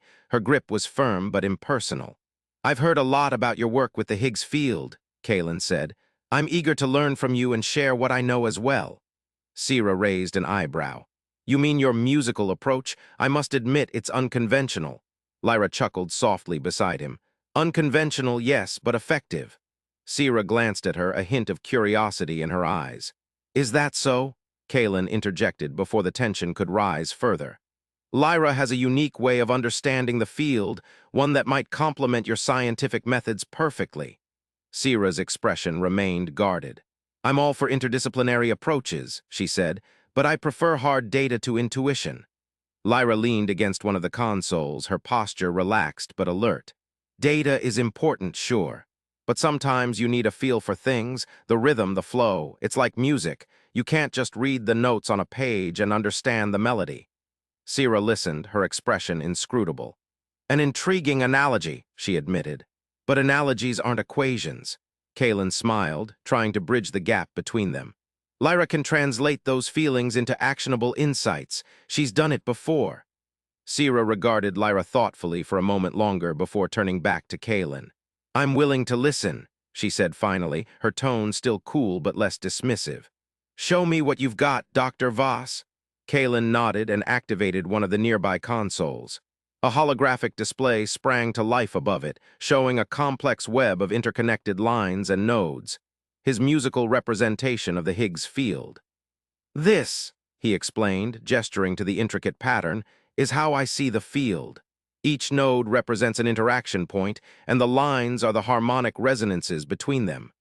Sira studied the display with clinical detachment. "Fascinating," she murmured. "But how does this translate into practical knowledge?" Lyra stepped closer, pointing to a particular node that pulsed rhythmically. For instance, she said, this area here, the resonance is off-kilter. It's like a wrong note in a symphony. If we can correct it, the field might stabilize. Sierra leaned in, her eyes narrowing as she examined the anomaly Lyra had highlighted. Interesting observation, she admitted. But how do you propose correcting it? Kaelen stepped back into the conversation smoothly. That's where my instruments come in, the ones I brought aboard. He motioned to a case he'd left by the entrance, containing his custom-built devices. Sierra watched as Kaelen opened the case and began setting up various sensors and emitters around them. Each device was sleek and precise, designed with an almost artistic flair that contrasted sharply with Sierra's more utilitarian equipment. These instruments, he explained, can interact with the field at a harmonic level. By emitting specific frequencies, we can manipulate the resonances. Sierra listened intently, her skepticism tempered by genuine scientific curiosity. She stepped closer to one of the devices, examining it with clinical interest. And you believe these will allow us to correct the anomalies? Kaelen nodded. Exactly. By tuning them to the right frequencies, we can bring harmony back to the field. Lyra added, it's like conducting an orchestra. You adjust each instrument until they all play in tune. Sierra glanced at her again, a hint of respect in her eyes. A compelling metaphor, she acknowledged. But metaphors alone won't convince me. Kaelen smiled, understanding the challenge she posed. Then let's run some tests. We can compare your data with Lyra's insights and see where they align. Sierra considered this for a moment before nodding slowly. Very well, let's proceed with caution. Over the next few hours, the four of them worked together in a carefully choreographed dance of science and intuition. Sierra directed her equipment to gather precise readings from various points within the simulated Higgs field displayed holographically around them. Kaelen adjusted his instruments based on Lyra's input, fine-tuning their emissions until they matched the desired harmonic frequencies. Lyra watched intently as the data flowed across Sierra's consoles, offering occasional suggestions that Kaelen translated into adjustments. Sierra listened, her skepticism gradually giving way to grudging admiration for the practical applicability of Lyra's insights. That node should stabilize now, Lyra murmured, pointing at a particular section of the hologram where colors shifted from chaotic swirls to ordered patterns. The resonance is smoother. Sierra checked her readings and nodded. You're correct, she said, surprise evident in her voice. The variance has decreased significantly. Kaelen looked between them both, feeling a sense of triumph. See, it's not just about the data, it's about understanding how everything fits together. Sierra met Lyra's gaze, and for the first time there was an unspoken acknowledgement of mutual respect. Your method is unique, she admitted. Lyra smiled softly. And your precision is invaluable. We make a good team. The atmosphere in the lab shifted subtly, the initial tension replaced by a shared sense of purpose. Kaelen felt a surge of relief and satisfaction. He had brought together two minds from different worlds, each with their own strengths. Let's keep going, Sierra said, her voice still measured but no longer dismissive. There are more anomalies to address. The hours blurred into one another as they continued their work. Each correction they made seemed to ripple through the simulated Higgs field, bringing it closer to stability. Sierra's data became increasingly aligned with Lyra's intuition, forming a symbiotic relationship that pushed the boundaries of both scientific theory and practical application. As the day wore on, Kaelen found himself standing back, watching as Sierra and Lyra collaborated seamlessly. Their interactions were no longer marked by skepticism or defensiveness, but by a mutual curiosity and respect. Kaelen, Sierra called out without turning from her console. We need another frequency adjustment here. He moved quickly to comply, adjusting his instruments with practiced ease. Coming right up. Lyra stepped back as well, giving them space while keeping one eye on the holographic display. You've got this down, she murmured to Sierra. Sierra glanced at her and offered a rare smile, a small, almost imperceptible curve of her lips. So do you? The lab was filled with a quiet hum of concentration, no longer the tense silence that had marked their initial interactions, but a shared focus on the task at hand. It was a testament to the power of collaboration, two minds from different worlds finding common ground. Finally, after what felt like an eternity, Sierra declared the tests complete. The holographic display showed a stable, harmonious pattern, no more chaotic swirls or discordant nodes. "Impressive," she said, turning to face Kaelen and Lyra. "Your method has merit." Lyra smiled genuinely this time, her eyes reflecting the glow of the consoles. "As does yours." Sierra's expression softened slightly, though her voice remained steady. "Let's continue working together, see what else we can achieve." Kaelen felt a sense of pride and accomplishment. He had brought them together, and against all odds, they were finding common ground. This was just the beginning. There were still vast mysteries to uncover in the Higgs Field. As they began to dismantle their equipment, LT Thorne entered the lab, his presence commanding yet unobtrusive. "Captain Reed would like an update," he said. Kaelen nodded. "I'll fill her in." Thorne glanced at Lyra and Sierra briefly before turning back to Kaelen. "She's impressed with your progress but wants assurances that Miss Storm will continue to cooperate fully." Sierra spoke up, surprising everyone with her firm support. "Miss Storm has proven herself invaluable. I recommend we allow her to assist further, under controlled conditions." Lyra met Sierra's gaze steadily, gratitude evident in her expression. Thorne nodded. "I'll relay that message to the captain." He looked at Kaelen again. "You've done good work here, Doctor." Kaelen smiled, feeling a deep sense of satisfaction. "Thank you, Lieutenant." As Thorne left, Sierra turned back to Lyra and Kaelen. "Let's get some rest," she said. "Tomorrow we'll dive even deeper into the field." Lyra nodded in agreement. "Sounds like a plan." Kaelen watched as they both began to gather their things, feeling a profound sense of accomplishment. He had brought together two disparate minds and witnessed the birth of a new understanding, one that transcended conventional boundaries. "See you tomorrow," he said softly as they left the lab. The corridors were quieter now, the hum of the ship's engines almost soothing.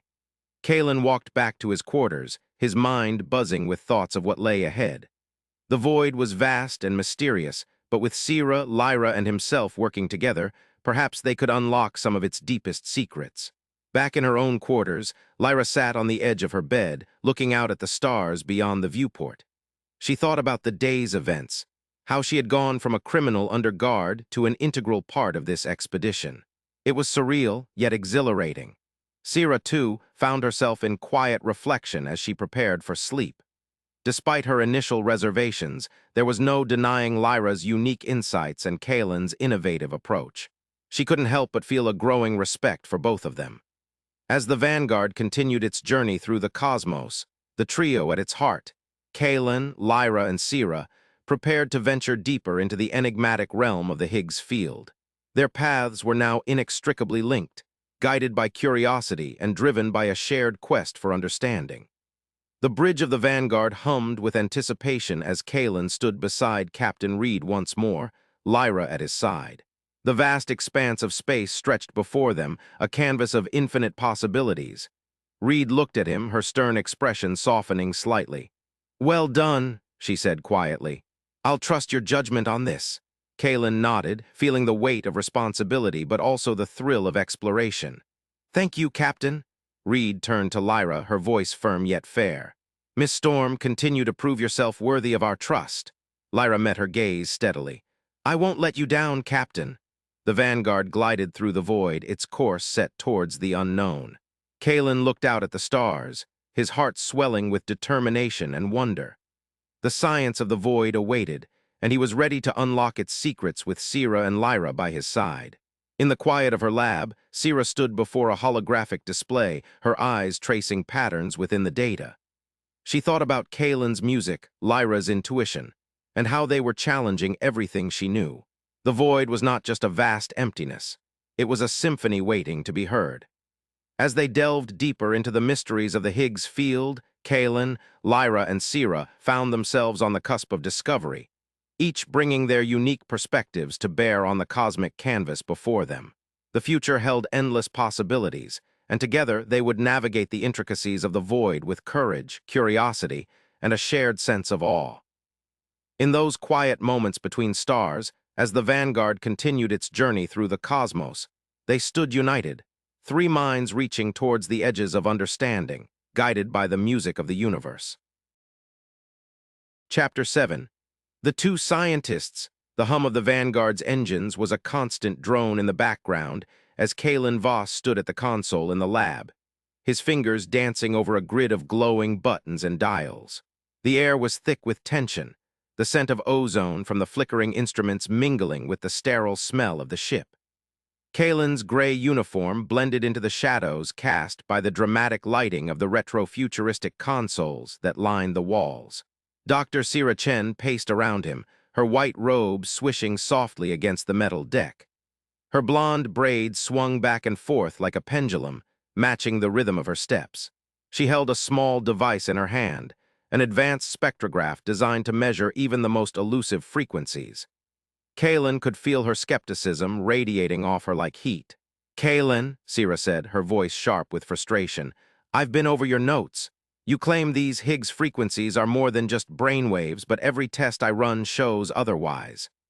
Kaelen didn't look up from the console. His fingers continued to move with a precision born of long practice. "Sira, it's not just brainwaves. It's a connection, a resonance between my mind and the fundamental structure of reality." Sira scoffed, her blue eyes flashing with annoyance. "Everything is measurable, Kaelen. Even quantum fluctuations can be detected with the right instruments." She held up her spectrograph, waving it slightly for emphasis.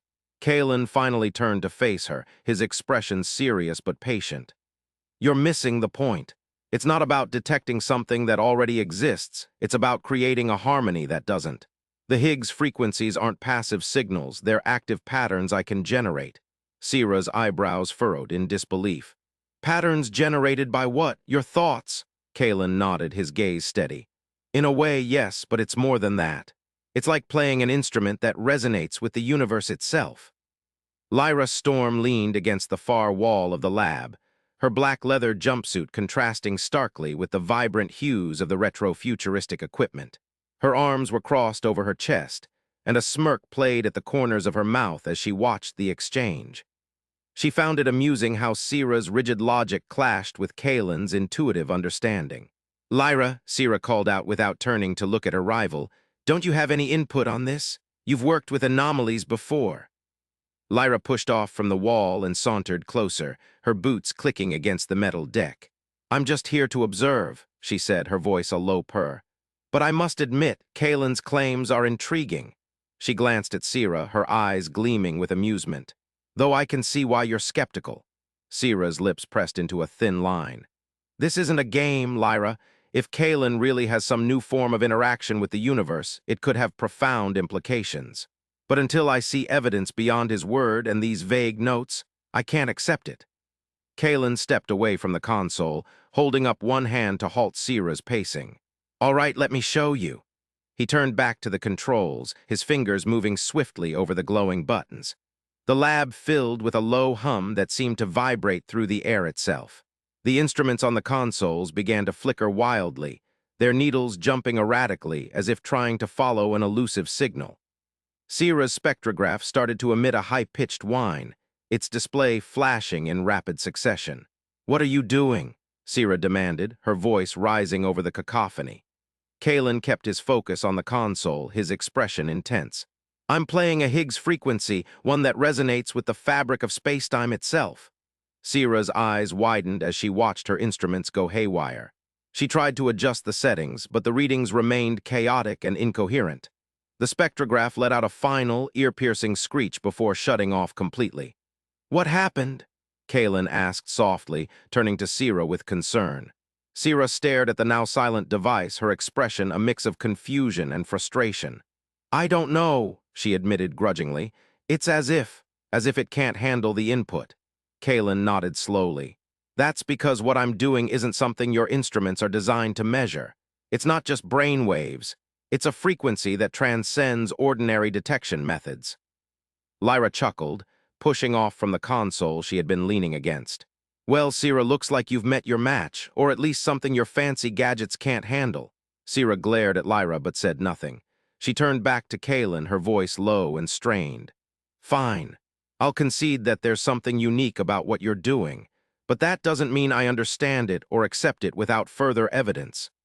Kaelen smiled softly, a hint of relief in his eyes. "I didn't expect you to take my word for it, But maybe now you'll consider the possibility that there's more to reality than we can measure with our current tools. Lyra walked over to them, her gaze shifting between Kaelen and Sierra. You two make quite the pair, she mused. The skeptical scientist and the intuitive mystic. It's like watching a dance, one step forward, two steps back. Sierra bristled at Lyra's words but held her tongue. She turned back to Kaelen, her expression thoughtful. All right, Kaelen, let's try something different. If your frequencies are real, they should have some kind of effect on the environment around us. Can you replicate that hum? Kaelen nodded and returned to the console, his fingers moving over the controls with renewed purpose. The lab filled once more with the low, resonant hum, but this time it was slower and more deliberate. Sierra closed her eyes, trying to focus on the sensation rather than the chaotic readings of her instruments. She felt a slight vibration in the air, as if the very molecules were aligning themselves to Kaelen's will. It was subtle but undeniable, a tangible force that defied easy explanation. Lyra watched with interest, her amusement replaced by curiosity. You know, she said, breaking the silence, I've seen a lot of strange things in my travels, but this is something else. Sierra opened her eyes and looked at Kaelen, her expression softened slightly.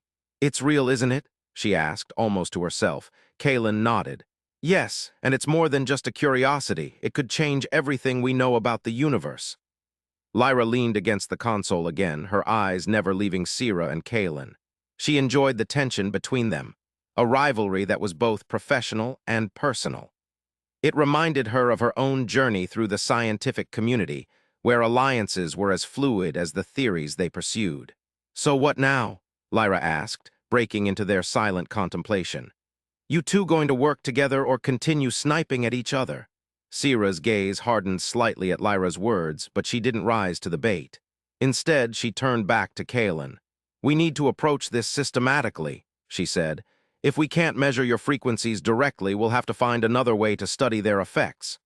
Kaelen nodded in agreement. I'm open to any suggestions, but remember, Sierra, I've been exploring these frequencies for years without causing harm. We should proceed with caution, but also with an open mind. Lyra smirked. Sounds like a plan. Just don't forget who started this little experiment. And Sierra, she added, her voice laced with amusement, try not to let your skepticism blind you to the possibilities. Sierra's expression darkened briefly before she turned away to begin reorganizing her instruments. Lyra pushed off from the console and walked over to Kaelen, her voice low. You know, she murmured, she might be tough, but Sierra has a good head on her shoulders. She'll come around. Kaelen glanced at Sierra as she worked, his expression thoughtful. I hope so, because if we can unlock the secrets of these frequencies together, it could change everything. Lyra nodded, her eyes reflecting the vibrant colors of the lab's retro-futuristic equipment. Just remember, sometimes the truth is more complex than any theory. And sometimes, she added with a wink, the best discoveries come from unexpected places.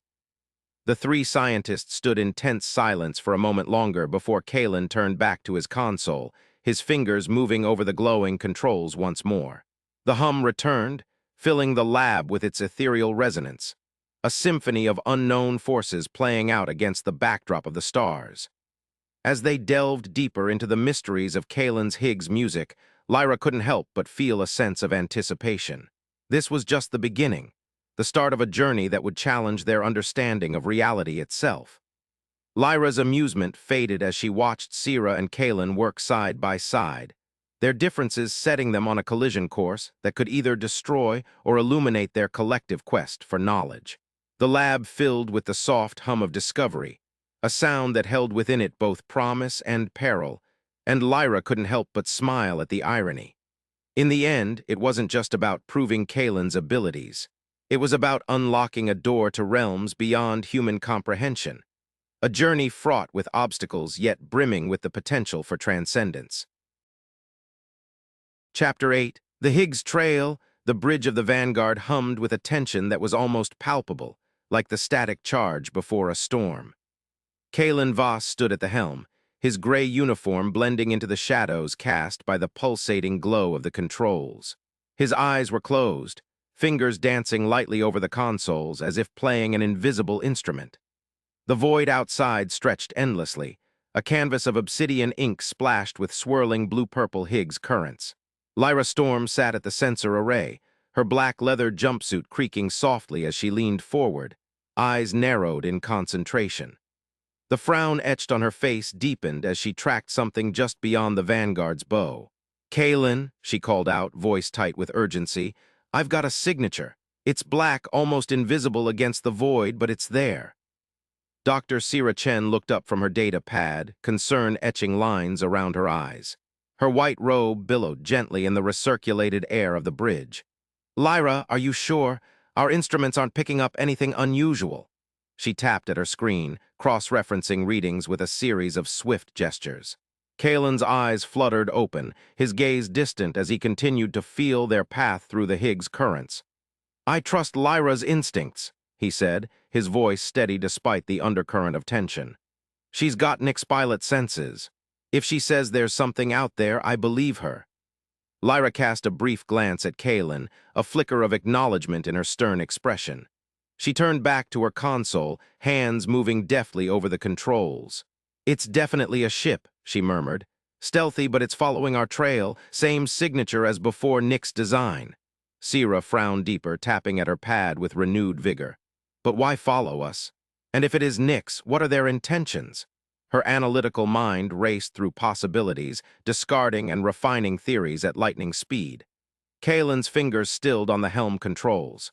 He took a deep breath, eyes closing again as he focused on the ethereal song of the Higgs currents.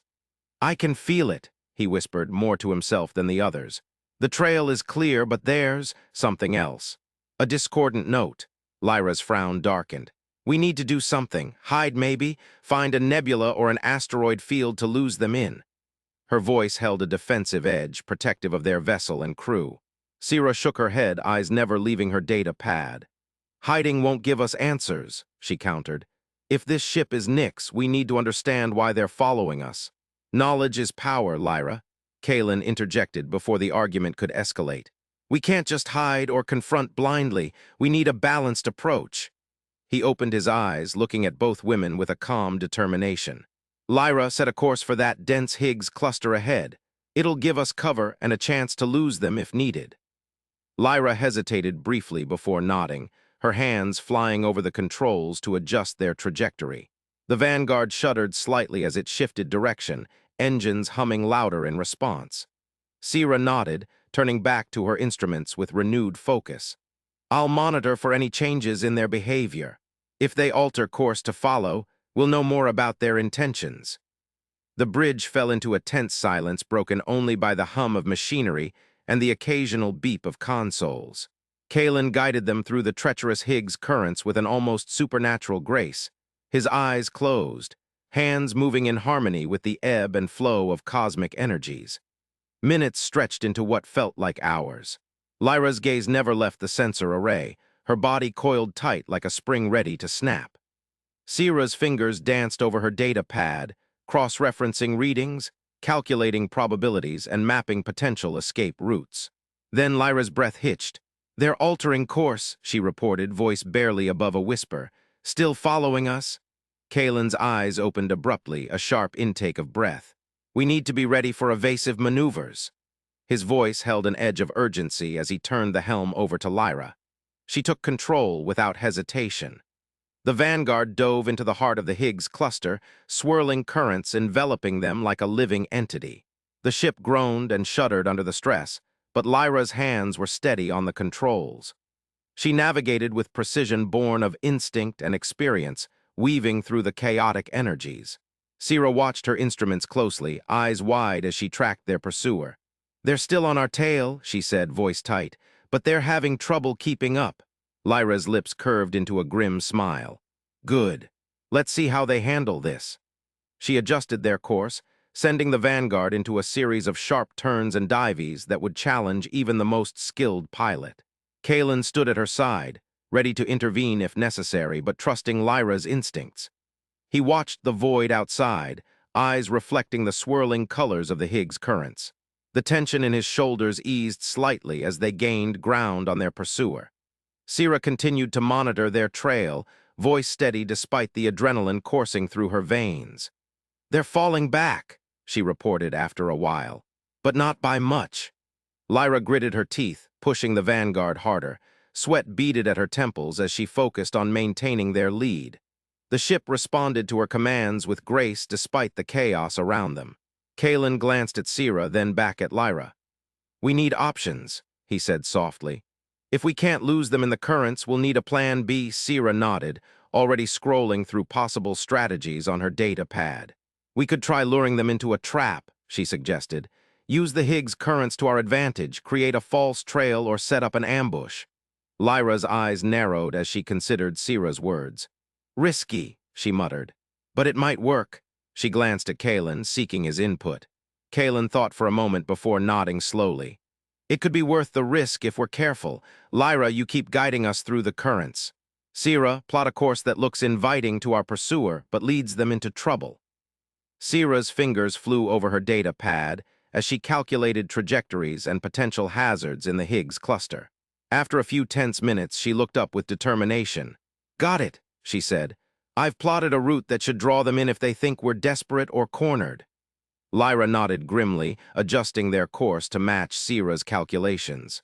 The Vanguard veered sharply, diving deeper into the chaotic currents. The ship shivered under the strain, but Lyra held steady. The tension on the bridge reached a fever pitch as they waited for the Nyx ship to take the bait. Kaelen stood watch over the helm, ready to intervene at any moment. His gaze flicked between the void outside and the sensor readings, every nerve ending taut with anticipation. Minutes ticked by like hours before Sierra's voice cut through the silence. "They're taking the bait," she reported, eyes fixed on her instruments. "They've altered course to follow our new trail." Lyra's grip tightened on the controls, knuckles pale against the black leather of her jumpsuit. She guided them deeper into the Higgs cluster, weaving a path that would lead their pursuer into a labyrinth of cosmic energies. Kaelen watched Lyra with pride and concern mingling in his expression. He trusted her implicitly but knew the risk they were taking. "Steady," he murmured, more to himself than anyone else. The Vanguard plunged through swirling currents, each turn and dive calculated to maximize their advantage while minimizing danger.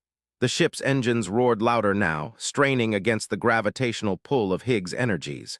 Suddenly, Lyra's eyes widened as she spotted something on her sensors. "They're gaining again," she warned, voice urgent. "We need more distance." Kaelen nodded sharply, turning to Sierra. "Any ideas?" Sierra hesitated briefly before a determined look crossed her face. "I can try disrupting their sensors with an EMP pulse," she suggested. "It'll temporarily blind them and give us time to escape." Lyra glanced at Kaelen, seeking approval. Kaelen considered it for a split second before giving his assent. "Do it." Sierra worked swiftly, fingers dancing over her console as she activated the Vanguard's electromagnetic pulse system. The bridge shuddered slightly as the pulse was released, a ripple of energy spreading outwards into the void. Lyra watched the sensors intently, breathing a sigh of relief as their pursuer's signal flickered and disappeared. "It worked," she said softly. "They're blinded." Kaelen let out a breath he hadn't realized he'd been holding. His gaze shifted to Sierra with gratitude before turning back to Lyra. "Keep us moving through the currents," he instructed gently but firmly. Lyra nodded, guiding them further into the Higgs cluster until they were enveloped completely by its chaotic embrace. The Vanguard shuddered and groaned under the stress, but held steady as Lyra navigated with practiced ease. After what felt like an eternity, Sierra looked up from her instruments, a small smile playing at the corners of her mouth. "They're off our trail," she announced. "The EMP did it." Relief washed over Kaelen like a wave, easing some of the tension in his shoulders. He glanced at Lyra and saw her mirroring his expression. LT. Marcus Thorne entered the bridge, his blue security uniform crisp despite the chaos outside. His gaze swept over the trio before settling on Kaelen. "Report," he asked, voice steady but concerned. Kaelen filled him in briefly, watching as Marcus processed the information with a nod. "Good call on the EMP," Marcus said, glancing at Sierra. "We need to stay vigilant, though." Lyra nodded agreement, turning back to her sensors with renewed focus. The Vanguard continued its journey through the Higgs currents, each passing moment bringing them closer to Columbus-7 and further from their mysterious pursuer. As they navigated deeper into tin territory, Kaelen couldn't shake a sense of unease. not just from their encounter, but from something else. A feeling that lingered at the edge of his consciousness like an unanswered question. He shared this with Sierra and Lyra as they gathered around the navigation table later that evening, mapping out their course ahead. Lyra listened intently, arms crossed over her chest, while Sierra studied the data on her pad thoughtfully. It could just be residual stress from the chase, Sierra mused aloud, tapping at her screen. But you might be onto something, Kaelen. Lyra's frown deepened as she looked between them. What do you mean? Kaelen tried to articulate his feelings without sounding too vague. It's like, there's more to this trail than meets the eye, he said slowly. Like we're being guided somewhere specific, maybe not by that Nick's ship, but by something else. Lyra raised an eyebrow but didn't dismiss his intuition outright. After a moment, she nodded reluctantly. I trust your instincts, Kaelen, she admitted grudgingly. But what do we do about it? Sierra leaned back in her chair, considering. We stay alert, she said finally. Keep our sensors active and our wits about us. If there's something more to this trail, we'll find out soon enough. Kaelen nodded in agreement, feeling a surge of gratitude for their support despite their differences. Together, they returned to their stations, resolute in facing whatever lay ahead on the Higgs trail. Hours blurred into days as the Vanguard pressed onward through tin territory. The void around them remained eerily quiet save for the hum of the ship's engines, an occasional crackle of static over comms channels. Each member of the crew fell into a rhythm dictated by vigilance and routine. Lyra spent most of her time at the sensor array, eyes scanning for any sign of their pursuer or other potential threats. Sierra divided her attention between monitoring Kaelen's navigation and analyzing data from their instruments, cataloging every anomaly in hopes of uncovering clues hidden within the Higgs currents. Kaelen stood sentinel at the helm, guiding them through treacherous paths with unerring precision. His connection to the void deepened, each day bringing new layers of understanding as he heard more clearly the song carried on cosmic winds. One evening, as twilight cast long shadows across the bridge, Lyra looked up from her console with a furrowed brow. Kaelen, she called softly, there's something odd about these readings. He turned to face her, eyes reflecting the pulsating glow of controls. Odd how? She gestured for him to join her at the sensor array. As he approached, she pointed out several anomalies highlighted on her screen, tiny fluctuations in energy signatures that seemed out of place amidst the chaos. Sierra noticed their hushed conversation and moved closer, curious. Together, they pored over Lyra's findings, each offering insights based on their unique perspectives. This isn't natural variation, Sierra mused aloud after several minutes of study. It's almost like a pattern. Kaelen leaned in, tracing the anomalies with his finger. A soft gasp escaped him as realization dawned. They're notes, he whispered, voice barely audible. Part of the song. Lyra glanced at him sharply before returning her gaze to the screen. Sierra followed suit, eyes wide behind her glasses as she began cross-referencing readings against Kaelen's descriptions. Can you isolate them? Kaelen asked Lyra gently, his voice tinged with excitement and caution. She nodded, fingers flying over controls as she adjusted filters and amplifiers on her console. The bridge filled with a faint hum, a melody woven from the very fabric of space itself. Kaelen closed his eyes, losing himself in the symphony unfolding around him. Sierra watched him intently before turning back to Lyra's screen, captivated by the intricate patterns emerging from their data. This is incredible, she murmured, awe-coloring her voice. If we can decode this, it could change everything. Lyra looked up at Kaelen with something akin to respect shining in her eyes. She didn't speak but nodded silently, acknowledging the gravity of their discovery. The trio worked late into the night, driven by a shared sense of purpose and wonder. As they unraveled more threads from the cosmic tapestry before them, Lyra couldn't help but feel a grudging admiration for Kaelen's gifts. His ability to navigate not just physical spaces but emotional ones too, bridging gaps where others might falter, was nothing short of extraordinary. Sierra felt something similar, though tempered by her analytical mindset. She marveled at how seamlessly he integrated intuition with logic, blending both worlds in a way few could manage. By dawn, exhaustion gnawed at their edges, but the thrill of discovery kept them going. They had barely scratched the surface of what lay hidden within the Higgs currents, yet each revelation fueled their hunger for more. As they prepared to resume their journey, Kaelen turned to his companions with gratitude shining in his eyes. "Thank you," he said simply, "for trusting me and for being here." Lyra offered a small nod, her usual defensive demeanor softened by the shared experience. "We make quite the team, don't we?" she admitted. Sira smiled warmly at them both, her gaze reflecting newfound respect and camaraderie. "Indeed," she agreed softly. With renewed determination, they set course for Columbus-7 once more, hearts lighter despite the dangers lurking in the shadows ahead. The Vanguard sliced through the void like a knife through silk, its crew bound tighter than ever by threads of shared discovery and unspoken bonds. Days turned into weeks as they delved deeper into tin territory, each mile bringing them closer to their destination, and perhaps answers waiting just beyond the veil of stars. One afternoon, Lyra's voice cut through the steady hum of engines. "Kaelen," she called out, urgency sharpening her tone, "there's something up ahead."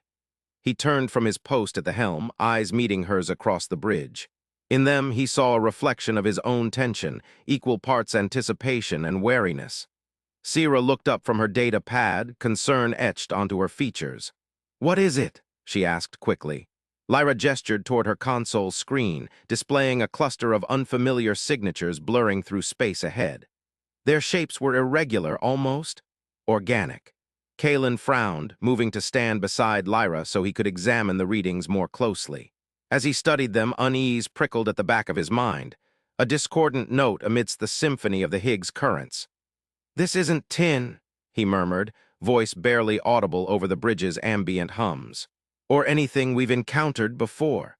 Sira leaned in closer still, her breath catching softly as she processed what they saw. Her analytical mind raced through possibilities but came up empty-handed. Whatever lurked ahead defied easy categorization. Lyra's grip tightened on the console edge, knuckles pale under strain. "We need to be ready for anything," she warned, voice steady despite underlying tension.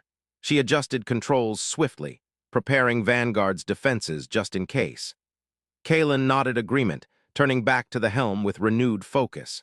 His fingers danced over consoles as he readied their vessel for whatever lay ahead, drawing strength from both Lyra's vigilance and Sira's quiet determination beside him. The bridge fell silent save for humming machinery and distant echoes of cosmic winds through calm channels.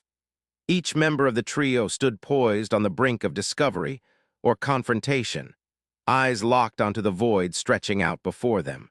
As they approached the anomalies, details emerged from swirling chaos.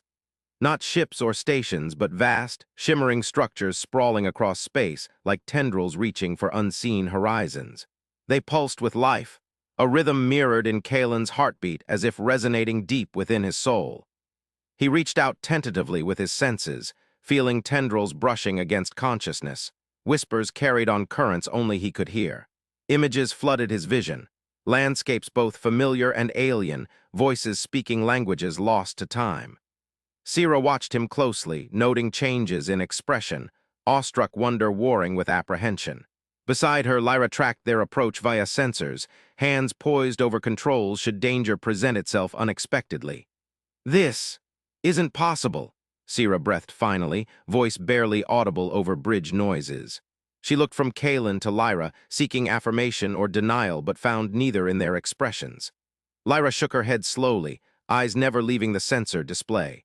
"Whatever it is, we're not alone out here anymore." Kaelen took a deep breath before turning back to them both, resolve etched onto his features. "We need to investigate," he said firmly. Despite lingering trepidation, excitement burned brightly within him. This was why they ventured into unknown reaches of space. For moments like these, Sira hesitated briefly before nodding assent, her analytical mind already sorting through implications and potential dangers. Beside her, Lyra's frown deepened, but she too agreed silently, fingers hovering near control panels ready to react if needed. With cautious optimism guiding them forward, Vanguard navigated towards the enigmatic structures looming ahead. Each passing moment brought new revelations, details etched against star-studded backdrops hinting at stories untold for millennia. As they drew closer, Kaelen reached out with senses honed sharp by weeks navigating Higgs currents. He felt pulses resonating through cosmic voids, a heartbeat echoing his own as if tethered invisibly by threads woven from stardust and memory. The trio shared glances filled with shared awe and trepidation, a silent acknowledgement of thresholds crossed, barriers breached into realms previously unimagined. Kaelen guided Vanguard gently through labyrinthine paths between tendril-like formations. Lyra monitored sensors vigilantly while Sira recorded everything, data streaming endlessly onto her instruments capturing every nuance for future study.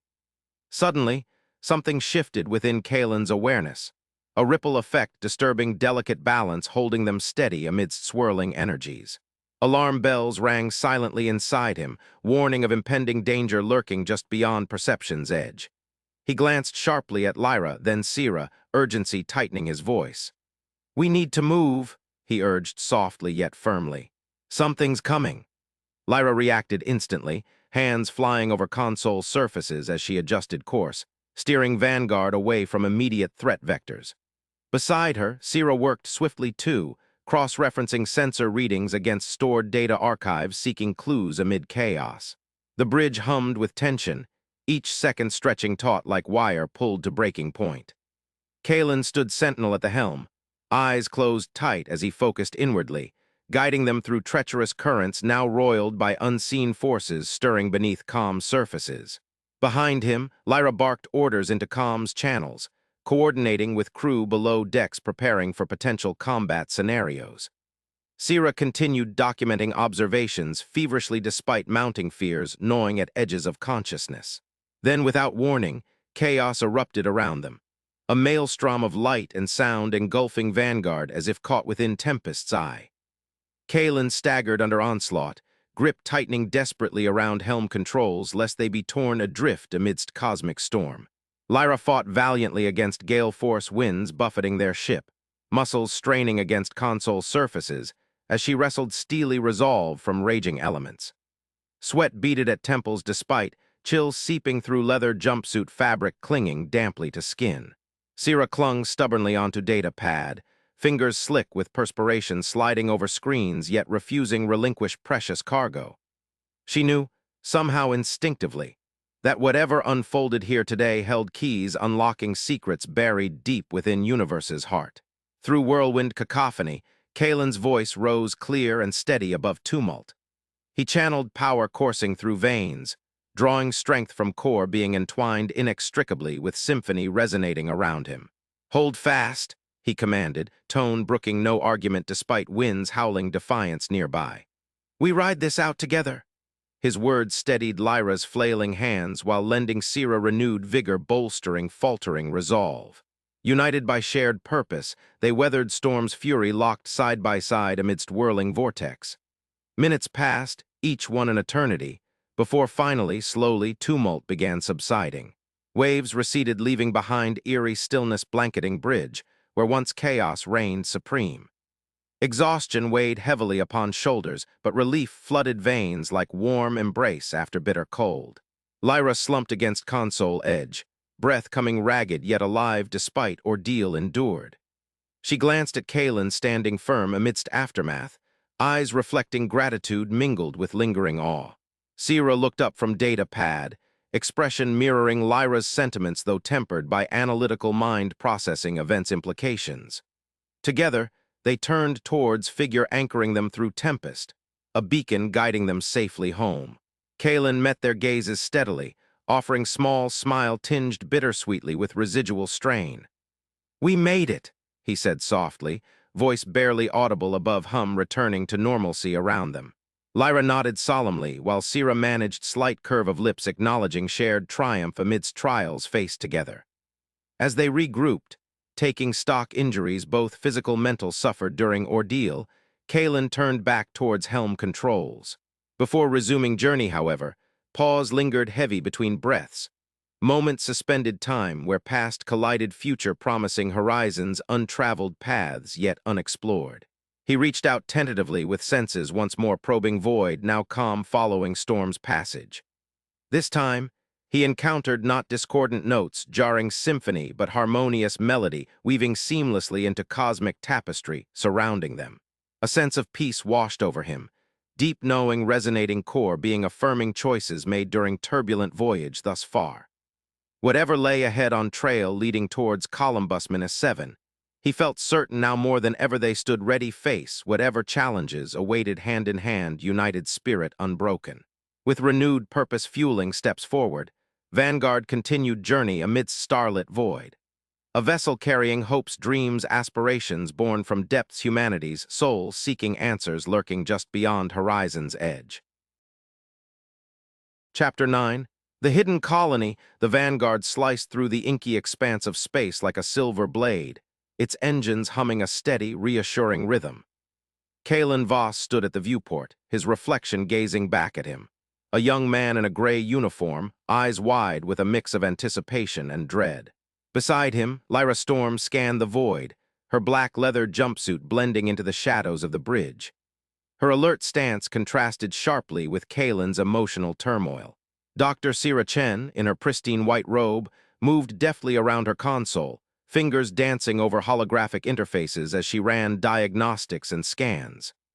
LT. Marcus Thorne paced behind them, his blue security uniform a stark contrast to the dim lighting of the bridge. His gaze flicked between the viewport and the readings on Sira's screens, a silent sentinel. Kaelen's breath fogged up the cool glass of the viewport as he leaned closer, squinting into the darkness. "There it is," he whispered, his voice barely audible over the hum of the ship's systems. A massive black cylindrical structure loomed ahead, its surface absorbing what little light filtered through the cosmic dust. It was unlike anything Kaelen had ever seen, a monolith of obsidian floating eerily in the void. Lyra stepped closer, her eyes narrowing as she studied the structure. "That's not Federation tech," she murmured, her voice low and steady. "It's alien." Sira looked up from her console, her expression grave. "The scans are inconclusive. Whatever it is, it's emitting some kind of interference. I can't get a clear reading on its composition or origin." She tapped a few more keys, her brow furrowed in concentration. Kaelen felt a strange sensation, like a whisper at the edge of his consciousness. A melody, faint and melancholic, echoed through his mind, a song he couldn't quite grasp but felt deep within his core. It was sad, lonely, and eerily familiar. He pressed his palms against the viewport, as if trying to reach out to whatever emanated from the structure. "I can hear it," Kaelen said softly, his voice barely more than a breath. "A song. It's coming from inside." Lyra glanced at him, her eyes filled with concern. "Kaelen, what are you talking about?" He shook his head, unable to articulate the sensation. "I don't know, it's like a call. Something's in there." He turned to Sira. "Any signs of life?" Sira nodded, her fingers flying over the controls. "Biosignatures detected," she announced, her voice tinged with disbelief. "Hundreds of them." "Human," Lyra's expression darkened as realization dawned on her. "The colony," she said, her voice grim. "It didn't vanish, it was taken." Kaelen felt a surge of hope mixed with terror. His parents, they were supposed to be on Columbus-7. He reached out, his hands shaking slightly as he grasped the edge of the console for support. "Sira," Lyra said, her voice urgent, "can you pinpoint any specific locations within the structure?" Sira nodded, her eyes scanning the data streaming across her screens. "There are several clusters of biosignatures concentrated in certain areas. It's hard to tell exactly what's going on inside without more detailed scans." Kaelen took a deep breath, steeling himself against the rising tide of emotion. "My parents, they're in there." His voice cracked slightly and he cleared his throat, trying to regain composure. Lyra placed a hand on his shoulder, her grip firm and reassuring. "We'll get them out, Kaelen, but we need to be cautious." Marcus Thorne stepped forward, his expression serious. "Agreed. We don't know what we're dealing with here. Lyra, Sira, let's run a full diagnostic on the structure before we proceed." Sira nodded, already deep in thought. She tapped into the ship's mainframe, pulling up detailed schematics and running simulations. Her eyes darted across the data, processing information at lightning speed. Kaelen watched as Lyra moved to his side, her gaze fixed on the cylindrical structure. "We need a plan," she said, her voice low but firm. "If those are our colonists, they're prisoners now." Sira looked up from her console, her expression troubled. "The interference is stronger than I initially thought. It's like something is actively blocking our scans." She paused, her fingers hovering over the controls. But there's a pattern. It's almost rhythmic. Kaelen felt the melody again, stronger this time, resonating through his mind. He closed his eyes, trying to focus on the notes, the rhythm. It was like listening to a distant heartbeat, steady but mournful. LT. Thorne interrupted his thoughts, his voice cutting through the tension. We can't just sit here and analyze it forever. His gaze drifted from Kaelen's pale face to Lyra's determined expression. Lyra, what's your call? Lyra hesitated for a moment before turning to her companions. We board the structure, she said decisively. But we do it carefully. Sierra, can you isolate any potential entry points? Sierra nodded, pulling up a holographic map of the cylindrical structure. She highlighted several areas with glowing markers. These seem to be weaker spots in its defenses. If we can breach one, we might stand a chance. Marcus looked at Lyra and Kaelen, his eyes reflecting the dim light from the screens. I'll coordinate the boarding party. We need full security protocol. No one goes alone. Kaelen took a deep breath, feeling a strange mix of fear and determination. This was it, the moment he had both dreaded and hoped for. His parents were alive, or at least their biosignatures indicated so. Let's do this, Lyra said, her voice steady. We find out what happened to the colonists and bring them home. Sierra prepared an array of scanning devices and medical kits, her movements efficient and precise. Marcus checked his phaser rifle, his expression grim but resolved. Kaelen followed Lyra as she led the way toward the airlock. The corridor felt longer than usual, the silence oppressive as they readied for the mission. He could still hear that distant melody, a haunting symphony that echoed through his thoughts. As they approached the airlock, Kaelen paused, turning to look back at the viewport one last time.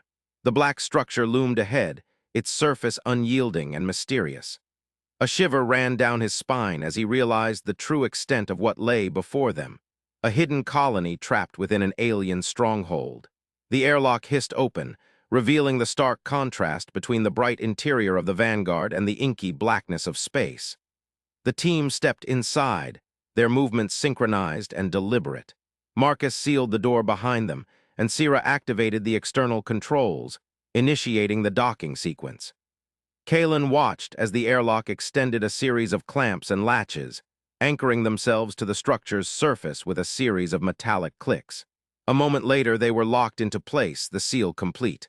Lyra looked at Kaelen, her eyes reflecting both determination and caution. Ready? Kaelen nodded, taking a deep breath as he prepared himself for what lay ahead. Ready or not, this was their mission, and their chance to bring his parents back home. The inner airlock door slid open with a soft hiss, revealing the darkness beyond. The team stepped inside, phaser rifles at the ready and scanning devices active. Kaelen felt a wave of trepidation but pushed it aside, focusing on the task ahead. They moved cautiously through the dimly lit corridors of the alien structure. The walls were smooth and featureless, absorbing light in an eerie silence. Sierra's instruments cast ghostly beams across the surfaces as she ran continuous scans, her eyes darting over the readings. The melody persisted in Kaelen's mind, guiding him like a spectral compass. He led the way through labyrinthine passages, his steps echoing softly against the cold metal floor. After what felt like hours of navigating the maze, they came to a sudden halt as Lyra raised her hand for silence. A faint hum resonated through the air, a rhythmic pulse that matched the melody in Kaelen's head. His heart pounded in his chest as he listened, trying to pinpoint its source. "Can you enhance that?" Lyra whispered to Sierra. Sierra nodded and fiddled with her device until the hum grew louder, clearer. It was a mechanical sound mixed with something organic, a heartbeat amplified through machinery. Kaelen looked at Lyra, his eyes wide. "It's coming from inside," he said quietly. "I can feel it." Lyra nodded grimly. "We need to find an access point." Marcus stepped forward, scanning the walls for any irregularities. After a moment of careful examination, he found a slight indentation, a barely noticeable seam in the otherwise smooth surface. "It might be a door," Marcus said, pressing his palm against the panel. A soft click echoed through the corridor, and a section of the wall slid open with a hiss, revealing a narrow passageway leading deeper into the structure. The team exchanged glances before stepping inside. The passage was cramped and dimly lit, but it led them to a larger chamber bathed in an ethereal glow. Kaelen's breath caught as he stepped forward, his eyes adjusting to the soft light. The room was vast, filled with rows upon rows of cylindrical pods suspended from the ceiling by thick metallic cables. Each pod was translucent, revealing figures inside, human shapes encased in a viscous gel that shimmered like liquid silver. Lyra's expression hardened as she studied one of the nearest pods. "They're alive," she murmured, "but sedated." Sira moved closer, her medical scanner gliding over the surface of the pod. "Their vital signs are stable, but they seem to be in some kind of induced coma. The gel is providing them with nutrients and oxygen." Kaelen approached a pod near the center of the chamber. His heart raced as he gazed at the figure within. The face was obscured by shadows, but there was something familiar about the curve of the jaw, the shape of the nose. With trembling hands, he reached out to touch the pod's surface. The gel rippled gently under his fingers, and for a moment he thought he saw the figure stir slightly. A surge of emotion overwhelmed him, hope mixed with fear, relief tinged with dread. "Kaelen," Lyra called softly, her voice cutting through his thoughts. She stood beside another pod, her expression troubled. "These are colonists, but there's something else here." Sira looked up from her scanner, her eyes wide with realization. "They're being controlled. The interference isn't just to block our scans, it's part of a system keeping them sedated and monitored." Marcus stepped forward, his phaser rifle at the ready. "We need to free them," he said firmly. Lyra nodded, turning to Kaelen. "Can you help us identify any specific pods? Your connection might guide us." Kaelen took a deep breath, closing his eyes as he focused on the melody in his mind. It pulsed stronger now, resonating through every fiber of his being. He felt drawn toward one particular pod. His steps led him unerringly to it.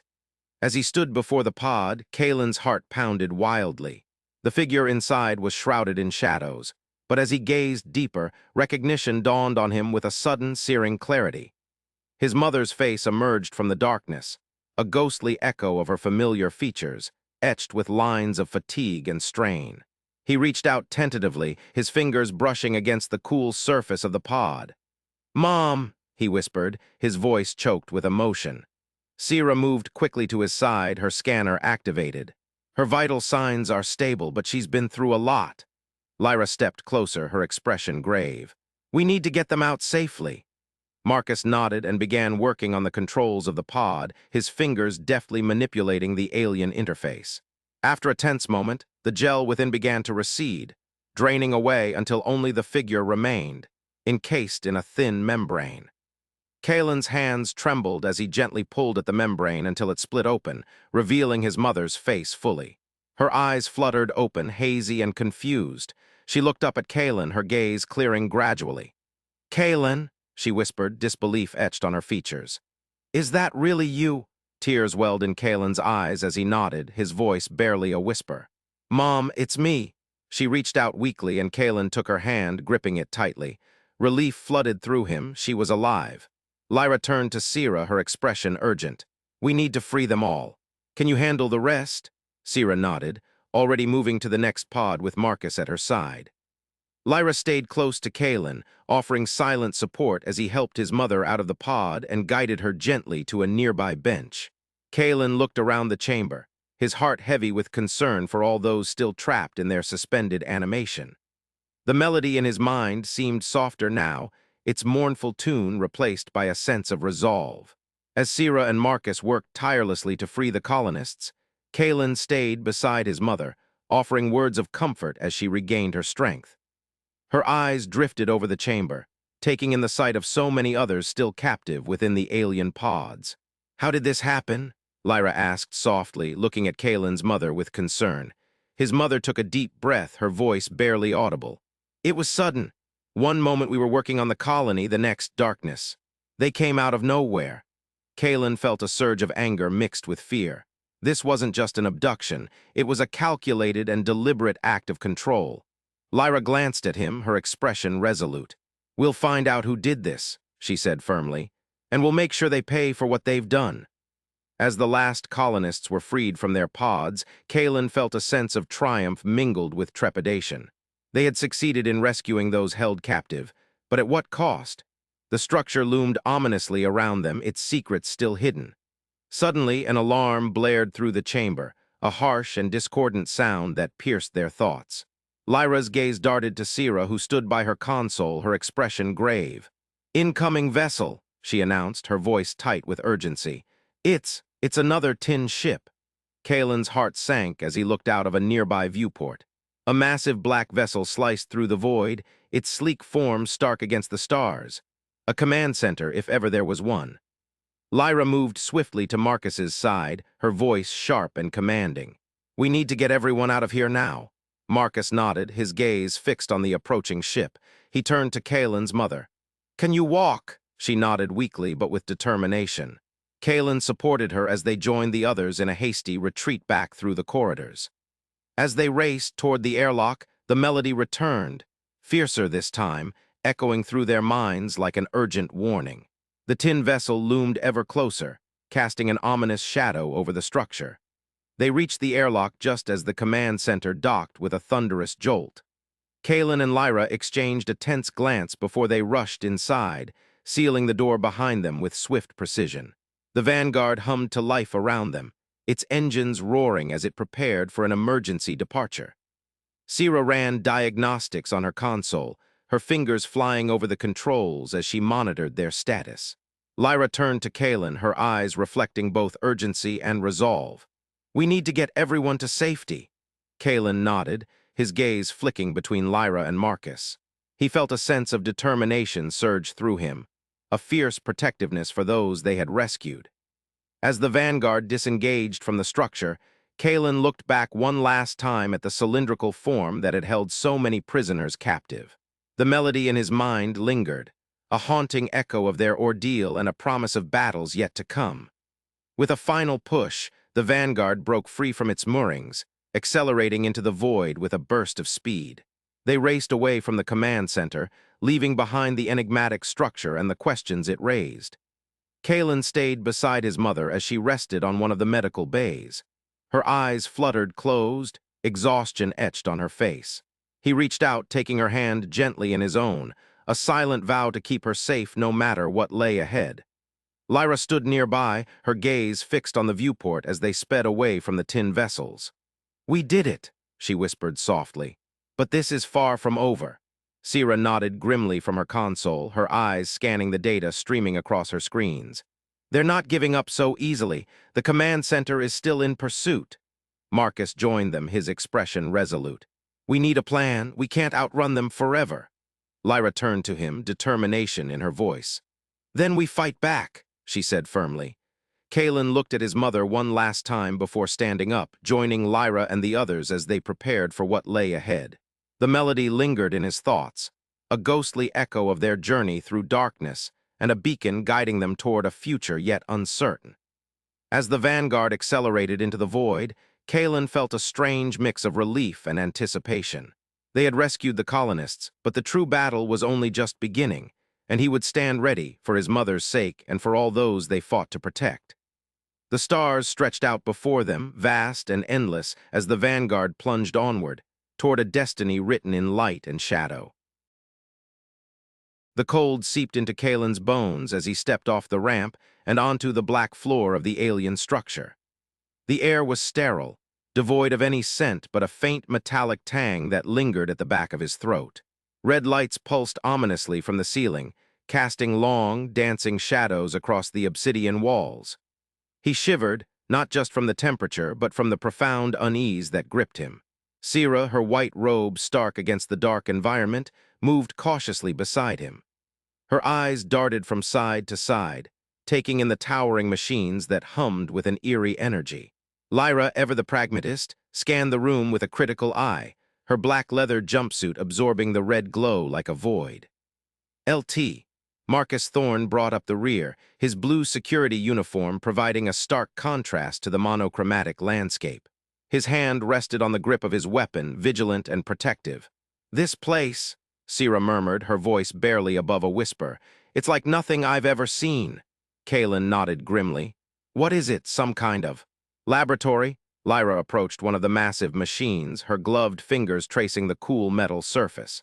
"More than that," she said. This tech, it's not human, and look at these pods. She gestured to the transparent containers aligned in neat rows, each holding a human form suspended in a viscous liquid. Sierra moved closer to one of the pods, her reflection gazing back at her from the glass-like surface. Inside, a person floated motionless, tubes and wires snaking from their body into the surrounding machinery. "They're alive," she breathed, her voice barely audible over the hum of the equipment. "But they're not just sleeping." Kaelen felt a pang of dread. He moved between the rows, his boots echoing on the hard floor.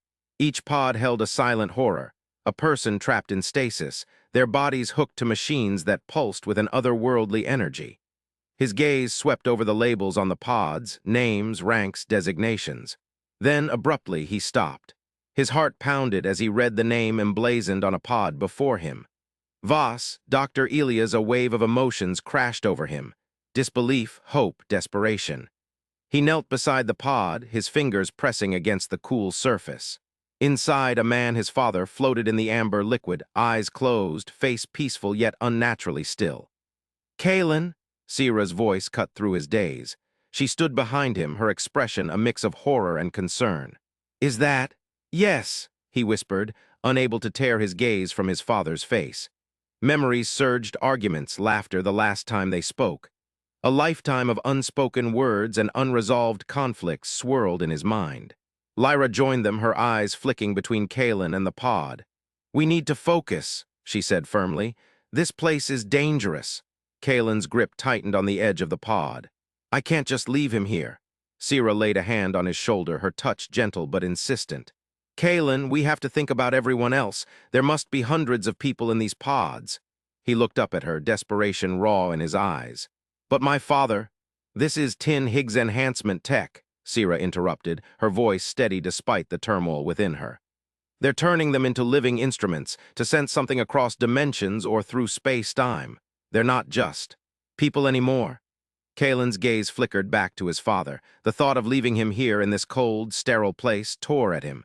But Sierra was right. The implications were horrifying. Thorne approached, his presence grounding. "We need a plan," he said, voice low but commanding. "What are our options?" Lyra stepped away from the pod and began circling one of the massive machines, her fingers tracing cables and gauges. "These machines. They're maintaining the stasis. If we can shut them down," Sierra nodded, following Lyra's logic. "It might kill the people in the pods if done abruptly." "But it could free them," Lyra countered. Kaelen struggled to his feet, his body trembling with the weight of his decision. He looked at his father one last time before turning to face the others. "We can't just destroy the machines without knowing what will happen." Sierra's expression softened. "I know it's hard, Kaelen, but we have to think about everyone. If we disable these systems, we might save hundreds of lives." Lyra nodded in agreement. "But if we don't do something, those people will remain trapped forever, used as tools by whoever built this place." Kaelen felt a knot form in his stomach. The moral dilemma gnawed at him. A choice between his personal desire to save his father and the greater good of freeing all these captives. He glanced back at the pod, his heart aching. "We need more information," he said finally, his voice barely above a whisper. "We can't just blow everything up without knowing the consequences." Sierra sighed but nodded. "Agreed. We should start by understanding how this tech works and what it's doing to these people." Lyra turned back to one of the machines, her eyes scanning the controls. "I can try to interface with their systems," she offered. "Maybe we can find a way to reverse whatever they've done." Kaelen took a deep breath, trying to steady himself. He joined Lyra, his fingers brushing against the cold metal. The hum of the machine vibrated beneath his touch. Sierra moved closer, pulling out a small device from her robe. "This should help," she said, activating it. A holographic interface flickered to life above the machine, displaying lines of code and diagrams that made little sense to Kaelen but seemed to resonate with Lyra. "Tin tech," Sierra murmured, studying the data. "It's advanced, way beyond anything we've seen." Lyra nodded, her fingers dancing over the holographic controls. "I think I can access their mainframe. Maybe we can find out what they're trying to achieve." Kaelen watched as Lyra worked, her face a mask of concentration. He couldn't shake the feeling of urgency. Each second his father remained in that pod was another second he might be lost forever. Minutes passed like hours. Sierra and Kaelen exchanged glances, their unease growing with each passing moment. Finally, Lyra let out a breath and stepped back from the machine. "I've got something," she said, her voice barely containing excitement. "The mainframe has logs, detailed records of what they're doing." Kaelen leaned in closer as Lyra brought up a series of files.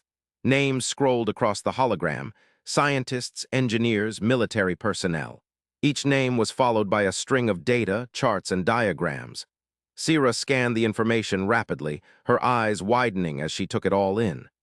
"They're using these people to map out dimensional shifts," she explained. "Some kind of cosmic event. They're trying to predict where and when it will happen." LT Thorne frowned, his protective instincts kicking in. "And why do they need hundreds of people for that?" Lyra shook her head. "It's not just about the numbers. They're using Higgs sensors. Each person is tuned to a specific frequency.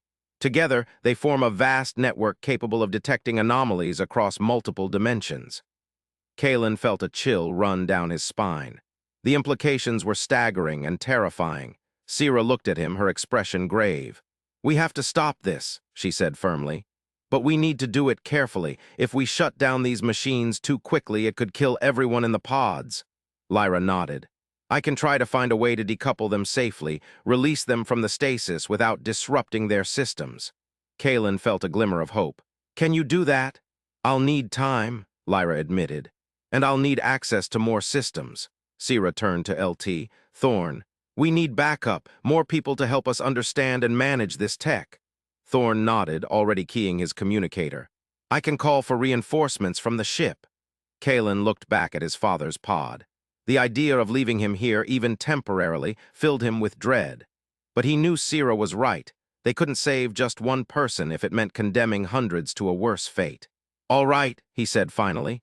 "Let's do this." LT Thorne moved to the entrance, his voice echoing as he relayed their findings and requested backup. Sierra joined Lyra at the machine, her fingers dancing over the controls as they worked together to decipher the complex tech. Kaelen stayed by his father's side, his gaze never leaving the peaceful face suspended in the amber liquid. He reached out, pressing his hand against the pod. "I'll find a way to save you," he promised softly. "No matter what." Time seemed to stretch endlessly as they worked. Sierra and Lyra pored over the data, their voices a low murmur of scientific jargon and speculative theories. LT Thorne returned periodically with updates from his team. They were en route but would need time to reach them.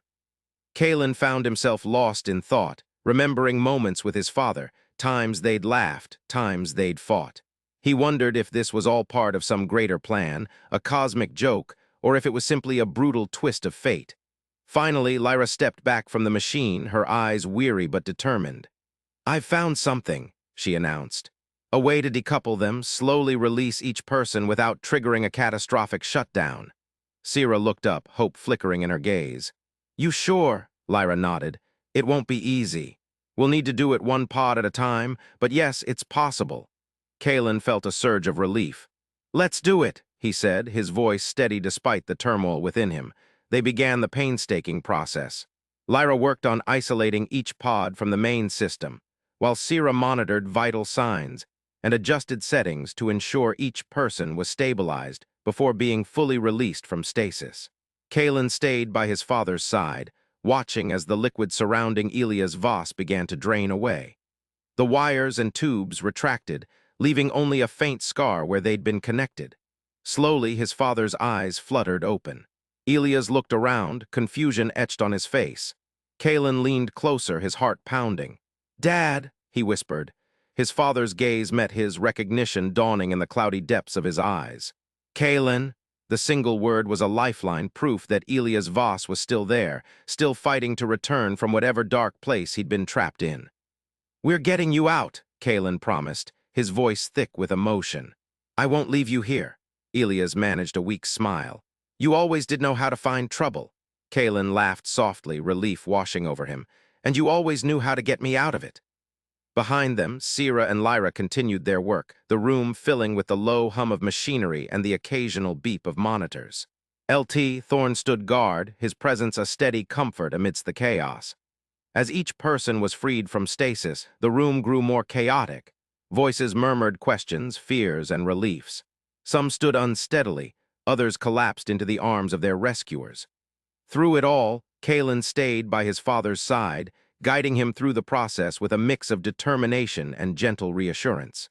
Hours later, as the last pod was emptied and the machines began to power down, Lyra turned to them, exhaustion clear on her face. "It's done," she said softly. Sierra nodded, relief evident in her stance. "We did it." LT. Thorne looked around the room, his expression grim but satisfied. "Now we need to get everyone out of here." Kaelen helped Elias to his feet, supporting him as they moved through the now crowded space. His father leaned heavily on him, but there was a strength in that lean, a resilience that spoke of years spent fighting against impossible odds.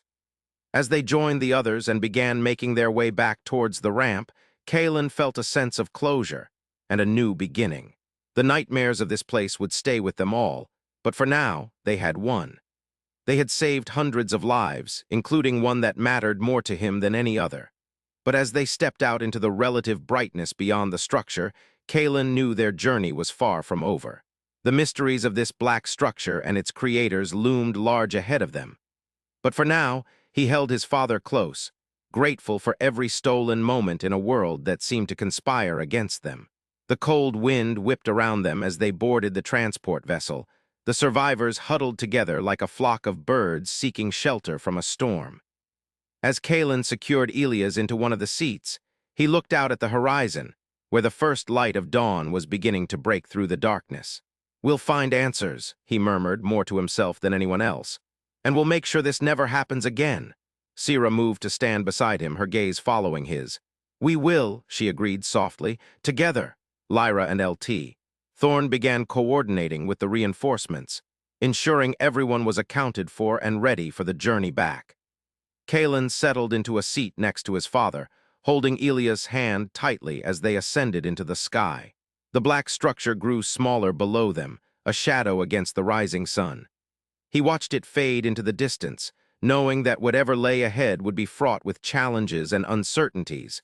But for now, they were alive. And in that moment, it was enough. In the pulsating heart of the Tin Command Center, the air hummed with an electric tension that set Kaelen's teeth on edge. The vast chamber was a symphony of retro-futuristic technology, all stark angles and glowing panels that cast eerie shadows across the cold metal floor. Stasis pods lined the walls like somber sentinels, their red warning lights pulsing in a rhythmic, ominous beat. Through the towering viewport behind them, the menacing silhouette of a Tin Command ship loomed ever closer, its sleek black hull bristling with weapons that promised swift and brutal retribution. Kaelen stood at the massive control console, his fingers dancing nervously over the alien switches and dials. The gray uniform he wore bore the stains of their desperate journey thus far, and the desperation in his eyes mirrored the turmoil within him. He could feel the weight of Lyra's gaze on his back, her pragmatic glare almost palpable as she aimed her weapon at the console, ready to obliterate the machines at a moment's notice. Dr. Sierra Chen hovered nearby, her white robe a stark contrast against the grimy metal surroundings. She clutched a handheld device in one hand, its screen flickering with urgent alerts that painted harsh lines across her normally composed features. Her voice was tight as she read out the dire predictions from the Vanguard sensors. "Thorne," she called to LT. Marcus Thorne, who stood guard at the reinforced door leading back to their ship. "We have 3 minutes, maybe 4, before that tin vessel is within striking distance." Thorne nodded grimly, his blue security uniform blending with the shadows as he kept watch for any approaching threats from within the station itself. His voice rumbled like distant thunder. "And the prisoners?" Sierra's expression darkened. "Hundreds of them, most in stasis, but some are showing signs of awakening." Her gaze flicked to Kaelen, who flinched under her scrutiny. Lyra spoke up, her tone sharp as a blade. "We can't save all of them, Kaelen, not with our limited resources and the tin on our tail. We need to destroy these machines and get out while we still can." Kaelen's hands tightened into fists atop the console. His father was in one of those pods, the very reason he'd agreed to this suicidal mission. The thought of leaving him behind gnawed at his conscience, but Lyra was right. They couldn't save everyone. His internal struggle raged like a storm within him. Every fiber of his being screamed to rescue his father, to not abandon him as he had been abandoned so many times before. But the logical part of his mind whispered insidiously about the futility of saving one life when hundreds more hung in the balance. And then there was the Vanguard, their only hope for escape, hovering in silent vigil outside this nightmare fortress. He took a deep breath, steeling himself against the whirlwind of emotion. "We can't leave him," he said finally, voice barely above a whisper but filled with unyielding resolve. "I won't." Lyra's expression hardened further if that was possible. "Kaelen, no," he cut her off, turning to face her fully. "You don't understand. He's my father, Lyra, the only family I have left if we abandon him now. I can't live with that." His voice cracked slightly, betraying the depth of his turmoil. Sira stepped forward, her analytical gaze softening marginally. "Kaelen, we all want to help, but realistically." "Realistically?" Kaelen snapped, rounding on her. "What's realistic about any of this? We're on an alien station about to be blown to bits by another alien ship. Nothing here is realistic." Sira recoiled slightly at his outburst, but held her ground. "We have a responsibility to the crew, to the Vanguard, to the lives we can save." Kaelen's shoulders slumped as the weight of their situation pressed down on him like a physical force. He glanced back at the stasis pods, his eyes tracing the rows upon rows of suspended forms until they landed on one specific pod. A glimmer of hope amidst the despair. Lyra sighed heavily, lowering her weapon just enough to let it rest against her thigh. "Fine," she conceded grudgingly. "But we do this my way. We get in, grab your father, and get out. No heroics." Kaelen nodded, grateful for her reluctant support, but knowing full well that no heroics was easier said than done. Thorne pushed away from the door, his boots echoing ominously on the metal floor as he approached the console. "I'll cover you," he offered gruffly, "but we need to move now." Sira checked her device once more before tucking it securely into a pocket of her robe. "The Vanguard is standing by for emergency extraction. We have 2 minutes, Kaelen. Make it count." With newfound determination burning in his veins, Kaelen turned back to the console. His fingers flew over the controls with renewed purpose, activating sequences he'd studied countless times during their journey here. The hum of machinery grew louder, drowning out the distant rumble of the approaching tin ship. The first pod nearest them began to hiss and vent steam as its lid slid open with a shuddering groan. Inside lay a figure swathed in biogel, tubes snaking from various ports on their body. Kaelen's heart pounded wildly as he reached inside, carefully disengaging the life support systems. Lyra watched him warily, her weapon at the ready despite her earlier concession. "Hurry up," she urged, voice tense with urgency. Kaelen nodded, working swiftly but meticulously to free his father from the restrictive gel. The figure within stirred slightly, eyes fluttering beneath closed lids as consciousness began to flicker back into life. Suddenly, an alarm blared through the chamber, shrieking loud enough to make them all wince. Sira's device screamed in tandem, flashing urgent warnings that sent a jolt of panic through Kaelen. "The machines!" she shouted over the din. "They're activating!" Kaelen froze mid-motion, horror gripping his chest like an icy fist. Through the haze of alarm sirens and blinking lights, he saw it. A cascade effect rippling across the pods, one after another flickering to life with sickening swiftness. "No," he whispered, disbelief turning to dread as more and more pods began to open, revealing prisoners trapped in various states of awakening or agony. Lyra cursed vividly under her breath. "We need to go, now!" But Kaelen couldn't tear his gaze away from the nightmarish spectacle unfolding before him. His father moaned softly, hand reaching out feebly towards him, but Kaelen hesitated, torn between duty and desperation. Sira grabbed his arm, her grip like a vice as she hauled him back from the pod. "Kaelen, we can't save them all, remember? We have to go." Thorne stepped forward, shouldering Sira aside gently but firmly. "Doctor's right," he barked, urgency lacing every word. "We need to move, now." Reluctantly, Kaelen allowed himself to be pulled away from the pod containing his father. Every instinct screamed at him to stay, to fight, to save them all. But logic and survival instincts warred within him. He took one last look at his father's pallid face before turning on his heel and following Lyra towards the exit. Behind them, the command center descended into chaos as more prisoners awoke to find themselves in a waking nightmare of blaring alarms and mechanical whirring. They burst through the door, Thorn bringing up the rear, his weapon raised against any potential threats. The corridors beyond were dimly lit but thankfully empty, a small mercy amidst their mounting despair. As they sprinted towards the Vanguard's docking bay, Kaelen's mind raced faster than his feet. He thought of those left behind, doomed to face whatever horrors awaited them at the hands of either the awakening machines or the encroaching tin forces. Lyra led them through twisting passageways, her memory of their earlier infiltration guiding them unerringly back towards safety. Or so they hoped. Behind them, the station groaned and shuddered as systems overloaded and emergency protocols engaged en masse. Sierra panted beside him, clutching her device tightly. "The Vanguard is still holding position," she gasped out between breaths. "But we're cutting it close." Too close, Kaelen thought grimly. Every second stretched into eternity as they navigated the labyrinthine corridors, hearts pounding in time with the distant thrum of the tin ship's engines. Finally, the docking bay loomed ahead, a vast chamber filled with shadowy silhouettes of derelict craft and discarded technology. The Vanguard sat nestled amidst the detritus like a gleaming oasis amidst desolation. Lyra skidded to a halt at the threshold, turning back to ensure they were all accounted for. Her eyes met Kaelen's briefly before flicking past him to Thorn and Sierra. Satisfied, she nodded sharply and led them aboard.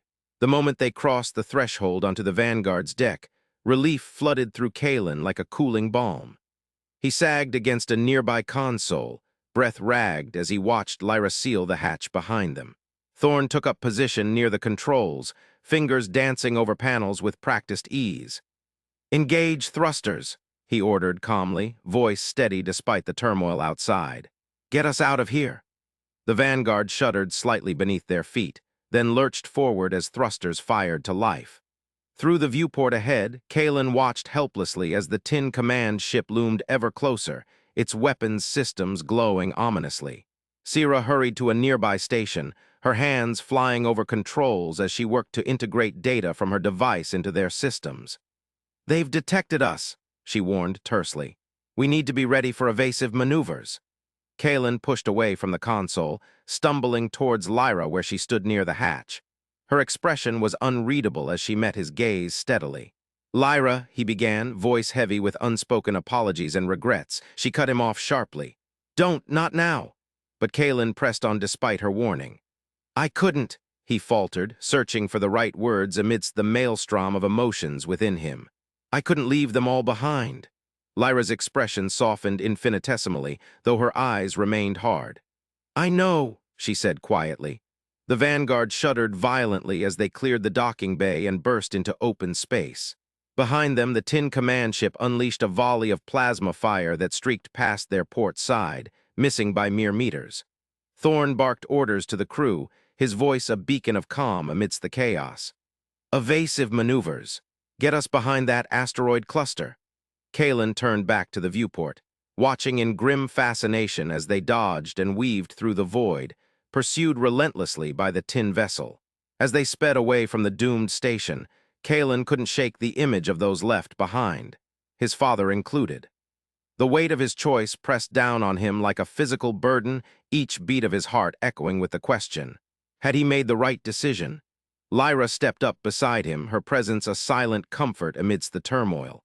For a long moment, they stood there together, gazing out into the star-studded expanse before them. Finally, Kaelen broke the silence. "What do we do now?" Lyra sighed softly, her breath misting briefly against the cool glass of the viewport. "We survive," she said simply, "and hope that somewhere out there, someone else is doing the same." Kaelen nodded slowly, resolve hardening within him anew. They would survive, of that he was certain, but as for what lay ahead, he couldn't help but glance back one last time at the dwindling speck of light that marked their point of escape, the remnants of the station and its forgotten prisoners fading into the cosmos behind them. The choice had been made, the die cast. Now all they could do was forge ahead, carrying with them the echoes of those left behind and the haunting knowledge that sometimes survival came at a cost too great to measure. In the grimy, fluorescent-lit confines of the tin facility's shuttle bay, the air hung thick with tension and the hum of machinery. The scent of ozone and the faint metallic tang of the Higgs Field generators permeated every corner, clinging to the cold walls like an unwanted shroud. Kaelen Voss stood at the center of it all, his gray uniform stark against the drab surroundings, hands outstretched as if he could already feel the invisible forces he manipulated. His eyes held a steely determination, a beacon in the gloom that seemed to anchor the others around him. Lyra Storm paced like a caged animal, her black leather jumpsuit creaking with each abrupt turn. Her dark hair was pulled back tightly, accentuating the sharp lines of her face, and her eyes flashed as she argued. "Kaelen, you're not ready for this. We don't know what will happen if you try to overload those machines from outside." Sira Chen stood nearby, her white robe a stark contrast to Lyra's dark attire. She held a data pad alight with calculations and diagrams, fingers tracing lines of code as she murmured to herself. "Theoretically," she interjected, looking up at Kaelen, "if anyone can do it, you can. Your control over the Higgs field is unprecedented." LT Marcus Thorne kept a watchful eye on the group and the shuttle bay entrance behind them. His blue security uniform was crisp despite the chaos, but worry lines etched his forehead as he followed the conversation with growing unease. "This isn't just about theory, Doc," he said, voice gruff. "We've got lives at stake here." Kaelen's gaze flicked to Lyra, then Sira, before settling on Thorne. "I know the risks, Marcus, but we can't leave my father in that stasis pod." His voice was steady, resolute. "We need a decoy to draw out the guards, and I need to take down those machines. It's our only shot." Lyra stopped her pacing, hands on her hips as she planted herself firmly in front of Kaelen. "And what if it kills you? Have you thought about that?" Her voice softened, but the edge remained. "You're not just some tool for us to use, Kaelen. You're important." A faint smile touched Kaelen's lips, and he reached out, squeezing Lyra's shoulder gently. "I know I am, to you, to all of us, but this isn't about me. It's about getting everyone out alive." He turned back to Sira. "Tell me again how it works." Sira nodded, tapping her data pad. A holographic schematic materialized above the device, rotating slowly to display the facility's power grid and the Higgs field generators. "The machines are designed to siphon energy from the Higgs field," she explained. "If you can manipulate that field strongly enough, we might be able to force feedback into their systems. Overload them." Kaelen studied the diagram intently. "And the risk to me? Potentially fatal," Sira said bluntly. "The feedback could rip through your neural pathways if you're not careful. But if anyone can control it," Lyra made a frustrated sound, running a hand through her hair. "This is insane. We're talking about playing with forces that could tear him apart." Thorne shifted uncomfortably, glancing at the shuttle behind them. It sat primed for launch, a sleek silver vessel against the grimy backdrop of the bay. "Lyra's right," he said, though his voice held less conviction than hers.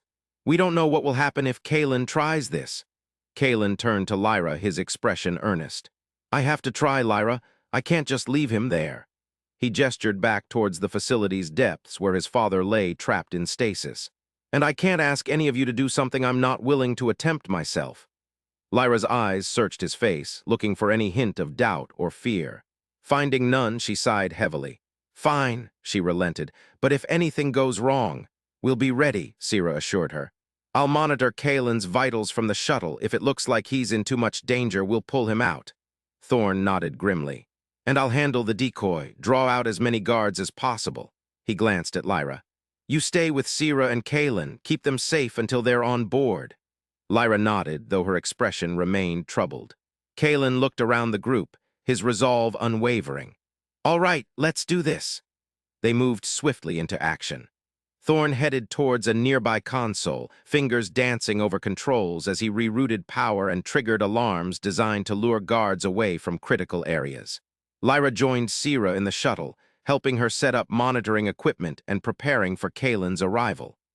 Kaelen stood alone in the center of the bay, eyes closed as he focused inward. The hum of the facility seemed to amplify around him, resonating through his bones like a deep, primal pulse. He reached out mentally, feeling the ebb and flow of the Higgs field, that mysterious force that permeated all matter. He remembered the first time Sira had shown him how to manipulate it.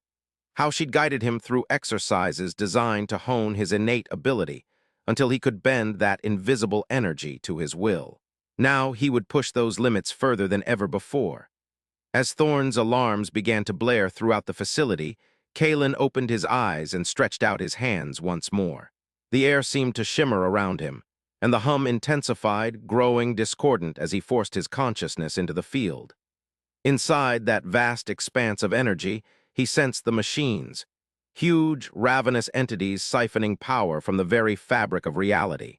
He reached towards them tentatively at first, then with growing confidence as he wrapped tendrils of his will around their energy signatures. Lyra watched from the shuttle's cockpit, her heart pounding in time with the facility's alarms. She saw Kaelen's hands tremble slightly, and her grip tightened on the console edge. Beside her, Sierra murmured calculations under her breath, eyes fixed on the data pad displaying Kaelen's neural readings. "His brain activity is off the charts," Sierra muttered, adjusting controls to compensate for the overwhelming feedback. "But he's holding steady." Thorne's voice crackled over the comm unit. "Guards are moving out. I've got 3 squads on their way to investigate." His breath hitched slightly as if he were running. "Buying you time, Kaelen. Don't keep me waiting too long." Kaelen didn't respond audibly. His focus remained locked onto the machines. He could feel their resistance now, like a current pushing back against him. Sweat beaded on his forehead, but he gritted his teeth and pressed harder. The first machine began to falter under his assault, its energy signature flickering like a dying star. Then another. Panic surged through Kaelen as he realized just how much power they were channeling, enough to obliterate him if he misstepped. Sierra's voice cut through his concentration. "Kaelen, you're doing it. The feedback loop is forming." He grunted acknowledgement, but couldn't spare the mental energy for words. Each machine fell one by one, their stolen power surging back into the field like a torrent threatening to sweep him away. Lyra watched in horror as Kaelen's body convulsed slightly, his teeth grinding audibly through the comm unit. "Sierra," she whispered urgently, "is he?" "He's alive," Sierra replied tightly, her fingers flying over controls. "But barely. The feedback is too strong." Thorne's voice came again, strained with effort. "Almost there, just need a few more minutes." Kaelen could feel it building, an overwhelming surge of energy poised to engulf him entirely. Desperation drove him onward. He couldn't fail now, not when they were so close. With a final, monumental push, he shattered the last machine's defenses. The resulting explosion of feedback rocked through him, searing every nerve ending until all he could see was white light and feel was agony. And then, just as abruptly, it ceased. Kaelen collapsed to his knees, gasping for breath, vision swimming back into focus. Around him, the facility groaned ominously. Emergency systems flickered on, casting eerie shadows across the chaos.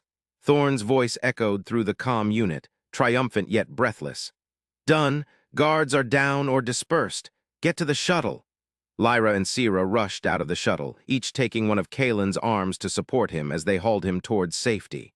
His legs felt like lead weights, but he managed to stumble along, driven by sheer willpower. Once inside the shuttle, Sierra guided him into a seat while Lyra strapped them in securely. "Hold on," she warned as she took her place at the controls. The engines roared to life, drowning out further conversation amid the tumult of escaping forces. Kaelen slumped back, exhaustion claiming every muscle. Yet beneath it all pulsed relief. Relief that they'd made it this far, and determination that they wouldn't stop until his father was free too. Sierra checked his vitals again, her brow furrowed with concern. "You pushed yourself way too hard," she scolded gently, "but you're alive." He managed a weak smile. "Couldn't let them down." Lyra glanced back from the cockpit, eyes softening as she looked at him. "You didn't. You never would." She turned her attention back to navigating their escape vector through the facility's chaotic defenses. The shuttle lurched violently as it broke free of the docking clamps, barreling out into open space amidst a hail of desperate tin fire. Alarms blared inside the cockpit, red lights flashing urgent warnings against the stark metal walls. Kaelen watched through bleary eyes as Lyra deftly evaded incoming fire, her fingers dancing over controls with practiced ease. Sierra barked instructions from beside him, calculating trajectories and plotting courses designed to lose their pursuers amidst the cosmic debris field looming ahead. Thorne monitored comms, barking updates on enemy movements while coordinating with whatever allies remained scattered across star systems. His voice cut through chaos like a beacon, steady, unyielding. As they plunged deeper into the asteroid belt, Kaelen felt himself slipping away once more, consciousness fading beneath waves of exhaustion and pain. But before darkness claimed him entirely, he looked at Lyra, her profile strong against the starlit backdrop, and whispered, "We did it." She glanced back at him, a small smile playing at her lips. "Not quite yet," she replied softly, "but we're close." Then she turned back to her controls, steering them ever onward towards freedom. The shuttle groaned and shuddered under relentless pursuit fire, metal groaning in protest against the onslaught. But Lyra held firm, guiding them through treacherous paths with unshakable resolve. Beside her, Sira continued calculations, adjusting course subtly based on real-time data feeds. Thorne's voice broke through static-ridden comms once more. "We've got company," he warned grimly. "Federation cruiser incoming, looks like they're trying to cut us off." Kaelen stirred weakly at this news, fighting against encroaching darkness. "Can't let them catch us." His words slurred together, barely audible even in the confined space. Lyra's hands tightened on the controls until knuckles turned white. "We won't," she vowed, then louder to Sira. "Give me everything you've got." Sira complied without hesitation, rerouting power from non-essential systems into engines and shields. The shuttle surged forward with renewed vigor, leaving a trail of fiery debris in its wake. Ahead loomed the heart of the asteroid belt, a maelstrom of churning rock and ice where even the most advanced sensors struggled for clarity. Lyra steered them unerringly towards it, trusting her instincts and Sira's guidance to see them through. Behind them, Federation cruisers closed ranks, determined hunters giving chase despite deadly hazards lurking ahead. Their firepower outmatched the shuttle significantly, but Lyra refused to yield ground. "Almost there," she murmured, half to herself, half to those listening. "Just a little further." And then they were within, plunging headlong into swirling chaos where stars gave way to endless night punctuated by tumbling boulders and icy fragments. Sensors went haywire, alarms screamed incoherent warnings, but Lyra held true. Kaelen watched through slitted eyes as stony giants loomed suddenly beside them, their surfaces pockmarked craters stark against void's emptiness. Each near miss sent shockwaves resonating through the shuttle, testing metal and resolve alike. Beside him, Sira worked frantically at her console, recalculating routes based on shifting hazards. "Left," she shouted over mounting noise. "No, right, avoid that fragment." Lyra complied without question, weaving their path through deadly dance with practiced skill honed by countless drills and desperate evasions.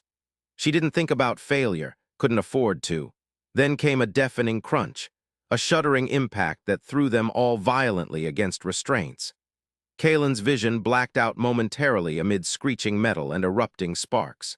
When sight returned, he saw Lyra fighting controls with desperate urgency while Sira barked orders over comm static. "Damage report," Thorne demanded urgently through comms.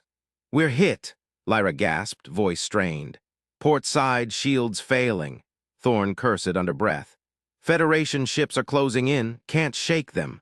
Kaelen forced himself upright despite protests from every nerve ending. "I can help," his voice barely audible even to him.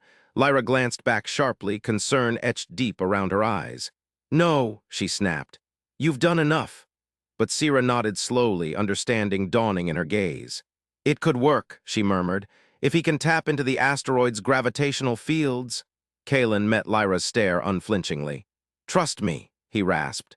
She hesitated only briefly before turning back to controls. "Do it," she ordered. He closed his eyes, reaching outward once more towards that vast expanse of unseen forces binding universe together. This time, though, instead of siphoning energy from Higgs Field, he sought connection with raw power lurking within nearby asteroids, massive, untamed forces waiting to be harnessed. It was different than anything he'd attempted before, wild, unpredictable currents threatening to overwhelm him entirely. But desperation fueled determination, and slowly, agonizingly, he began to bend those titanic energies towards his will. Behind them, Federation ships loomed large on sensors, ominous silhouettes poised to deliver final blow. Yet amidst swirling chaos ahead, something stirred. A subtle shift in gravitational tugs pulling asteroids from predictable paths into erratic courses designed for maximum disruption. Lyra felt it first, a sudden lurch beneath shuttle's hull as unseen hands guided them through perilous gauntlet. She steadied course instinctively, trusting Kaelen's unspoken directives even as fear clawed at her insides. Thorne watched in awe through sensors as Federation cruisers faltered amidst shifting hazards. Their precision maneuvers undermined by sudden surges of raw gravity, manipulating debris fields into lethal barriers. One after another, pursuers were forced off trajectory, victims of Kaelen's improvised symphony played out across Starscape. Sierra monitored vitals anxiously, watching Kaelen's condition deteriorate further under strain. Yet despite alarming readings flickering across displays, she saw no sign of surrender in him, only grim resolve etched deep within pale features. Then, as abruptly as it began, turmoil subsided. Asteroids settled back into predictable orbits. Federation ships regrouped warily amidst wreckage-strewn battlefield. But shuttle slipped free, disappearing into vast void unnoticed amid chaos wrought by unseen hand. Lyra let out slow breath she hadn't realized held, hands trembling slightly on controls. Beside her, Sierra slumped exhausted against console, eyes closed tightly against lingering aftermath. Thorne's voice came over comms, tinged now with wonder rather than urgency. "You did it," he murmured. "Both of you." Kaelen opened his eyes wearily, gaze locking onto Lyra's reflection in cockpit window. "Not over yet," he whispered hoarsely. She nodded silently, understanding passing between them unspoken. They weren't safe, not truly, until his father stood beside them, free from stasis prison. And so they pressed onward, deeper into unknown reaches, where no tin influence stretched, guided only by hope and determination burning brightly within each heart. The journey ahead promised more trials, more dangers lurking unseen amidst cosmic expanse. But for now, amidst shattered remnants of pursuit and silent testament to their defiance, they clung tightly to hard-won victory, and dared dream of what lay beyond next horizon. In the cramped confines of the shuttle's command deck, Kaelen Voss stood rigid before the humming navigation console, his fingers dancing over holographic controls with a desperate urgency. The air was thick with anticipation, and the low hum of machinery straining against unseen forces. His gray uniform clung to him, damp with sweat despite the ship's climate control systems. The console's glow cast stark shadows on his face, accentuating the lines of exhaustion etched around his eyes. "Kaelen, are you sure about this?" Dr. Sierra Chen's voice cut through the tension, her white robe billowing slightly as she moved closer to him. Her eyes were wide with concern behind her glasses. "The Higgs overdrive, it's unpredictable." Kaelen's gaze remained fixed on the console, his jaw set in a grim line. "We don't have a choice, Sierra. The Vanguard is out there somewhere, and we need to find them before it's too late." His voice was steady, but beneath the surface, a storm of apprehension brewed. Lyra Storm paced behind him, her black leather jumpsuit creaking with each step. She glanced at Kaelen, then at Sierra, her expression a mix of desperation and resolve. "We should do this together," she urged. "You don't have to shoulder this alone." Kaelen shook his head, his fingers continuing their frantic dance over the controls. "No, Lyra, this is my responsibility. I initiated this mess. I'll finish it." His voice wavered slightly as he spoke, betraying the turmoil within him. Sierra's expression darkened with worry. "Kaelen, you're pushing too hard," she warned, her voice sharp. "The Higgs Field, it's not something to trifle with." Lyra stopped pacing and placed a firm hand on Kaelen's shoulder. "Don't do it alone," she said, her voice steady and insistent. "We're in this together." Kaelen hesitated for a moment, his fingers pausing over the controls. He looked up at Lyra, then at Sierra, seeing the worry etched into their faces. But he shook his head again, resolute. "No," he said softly, "this is my choice. I have to do this alone." With a deep breath, Kaelen activated the final sequence on the console.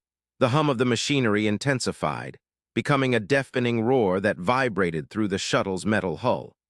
The deck plates beneath them trembled, and warning lights flashed ominously across every surface. Kaelen's vision swam as a sudden, excruciating pain lanced through his skull. He gasped, clutching at the console for support as waves of agony crashed over him. His nose began to bleed, warm droplets spilling down his chin and onto the gleaming controls. The shuttle bucked violently around them, shaking with such ferocity that bolts rattled loose from their housings. Sierra reached out to steady herself against a nearby console, her knuckles white as she gripped the edge. "Kaelen," she shouted over the cacophony. "You have to stop. You're killing yourself." Lyra braced herself against a bulkhead, her eyes locked on Kaelen's tormented form. "Pull back, Kaelen," she cried, but her voice was drowned out by the thunderous roar of the Higgs overdrive. The shuttle's systems screamed in protest as energy surged through every circuit and conduit. Sparks flew from exposed wires, casting eerie, flickering shadows on the walls. The air crackled with static, and the scent of ozone filled the cabin, mingling with the metallic tang of Kaelen's blood.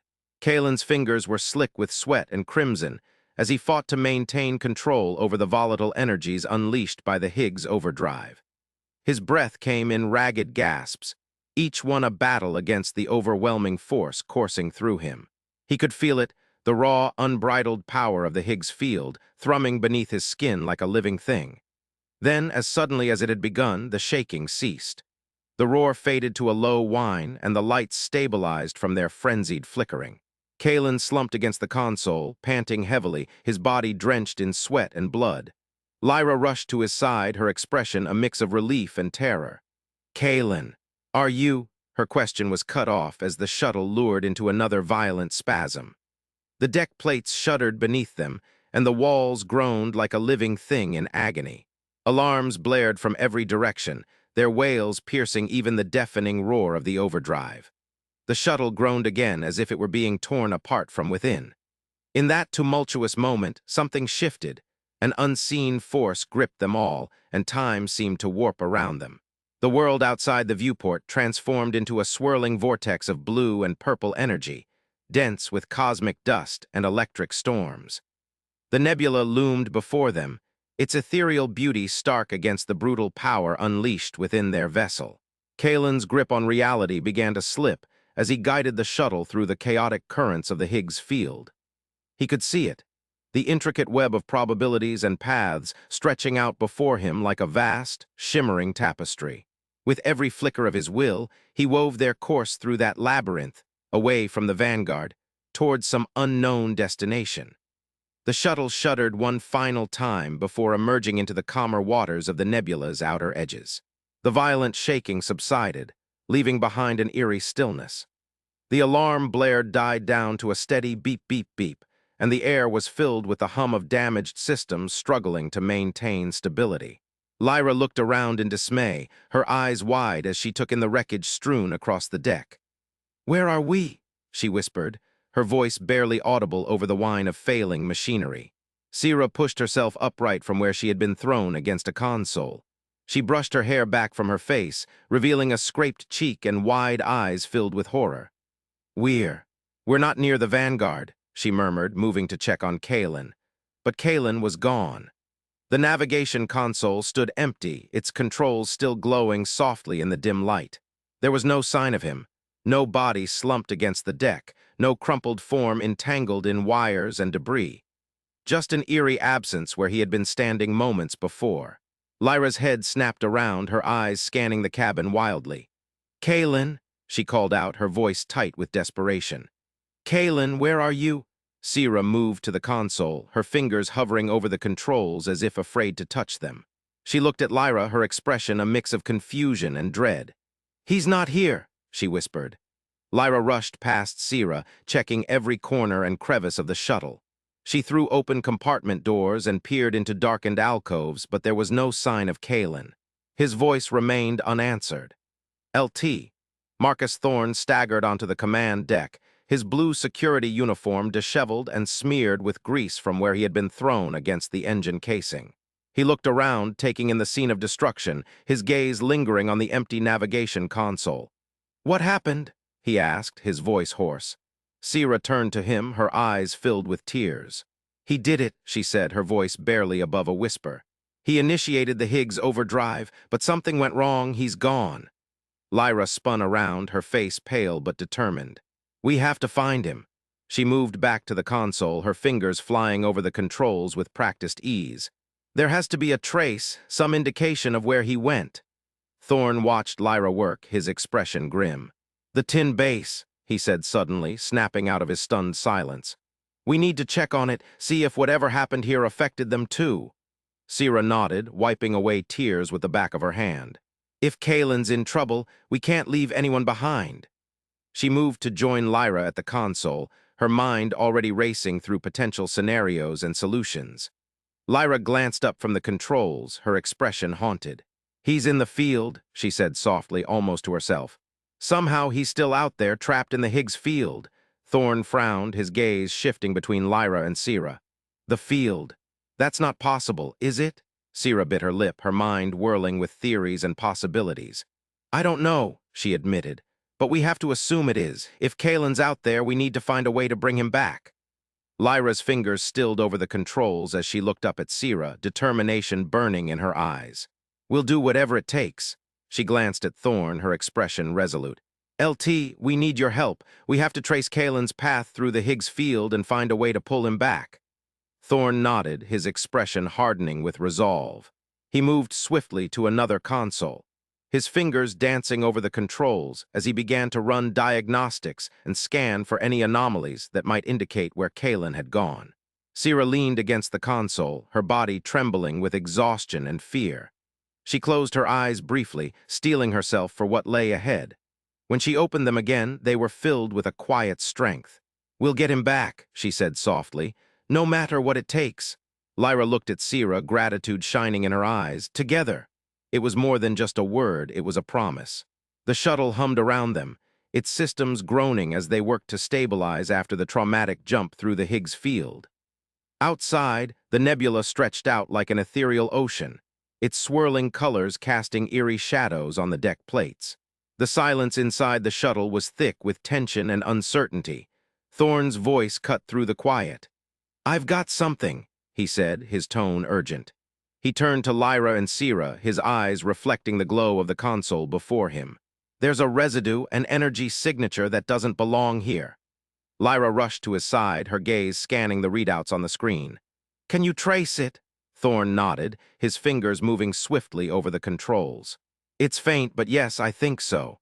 He looked up at Lyra and Sira, a mix of hope and trepidation in his expression. "If this is Kaelen, we might be able to follow it back to where he went." Sira moved closer, her eyes fixed on the screen as she studied the data. "It's unlike anything I've ever seen," she murmured. "But if it's him, if there's a way to bring him back," Lyra straightened up, her resolve unwavering. "Then we do it." She turned to Thorne, her voice steady and commanding. "LT, can you plot a course through the field? We need to find where that signature leads." Thorne hesitated for only a moment before nodding. He moved back to his console, his fingers flying over the controls with renewed purpose. The shuttle's systems hummed louder as he fed in complex calculations and navigation coordinates. Lyra watched him work, her mind racing with questions and doubts. But she pushed them aside, focusing instead on the task at hand. She needed to be strong, for Kaelen, for Sira, for everyone on this desperate mission. The shuttle groaned around them, its systems straining as Thorne plotted their course through the treacherous waters of the Higgs Field. The deck plates trembled slightly, and warning lights flickered ominously across every surface. But Lyra stood firm, her gaze fixed on the swirling nebula outside the viewport.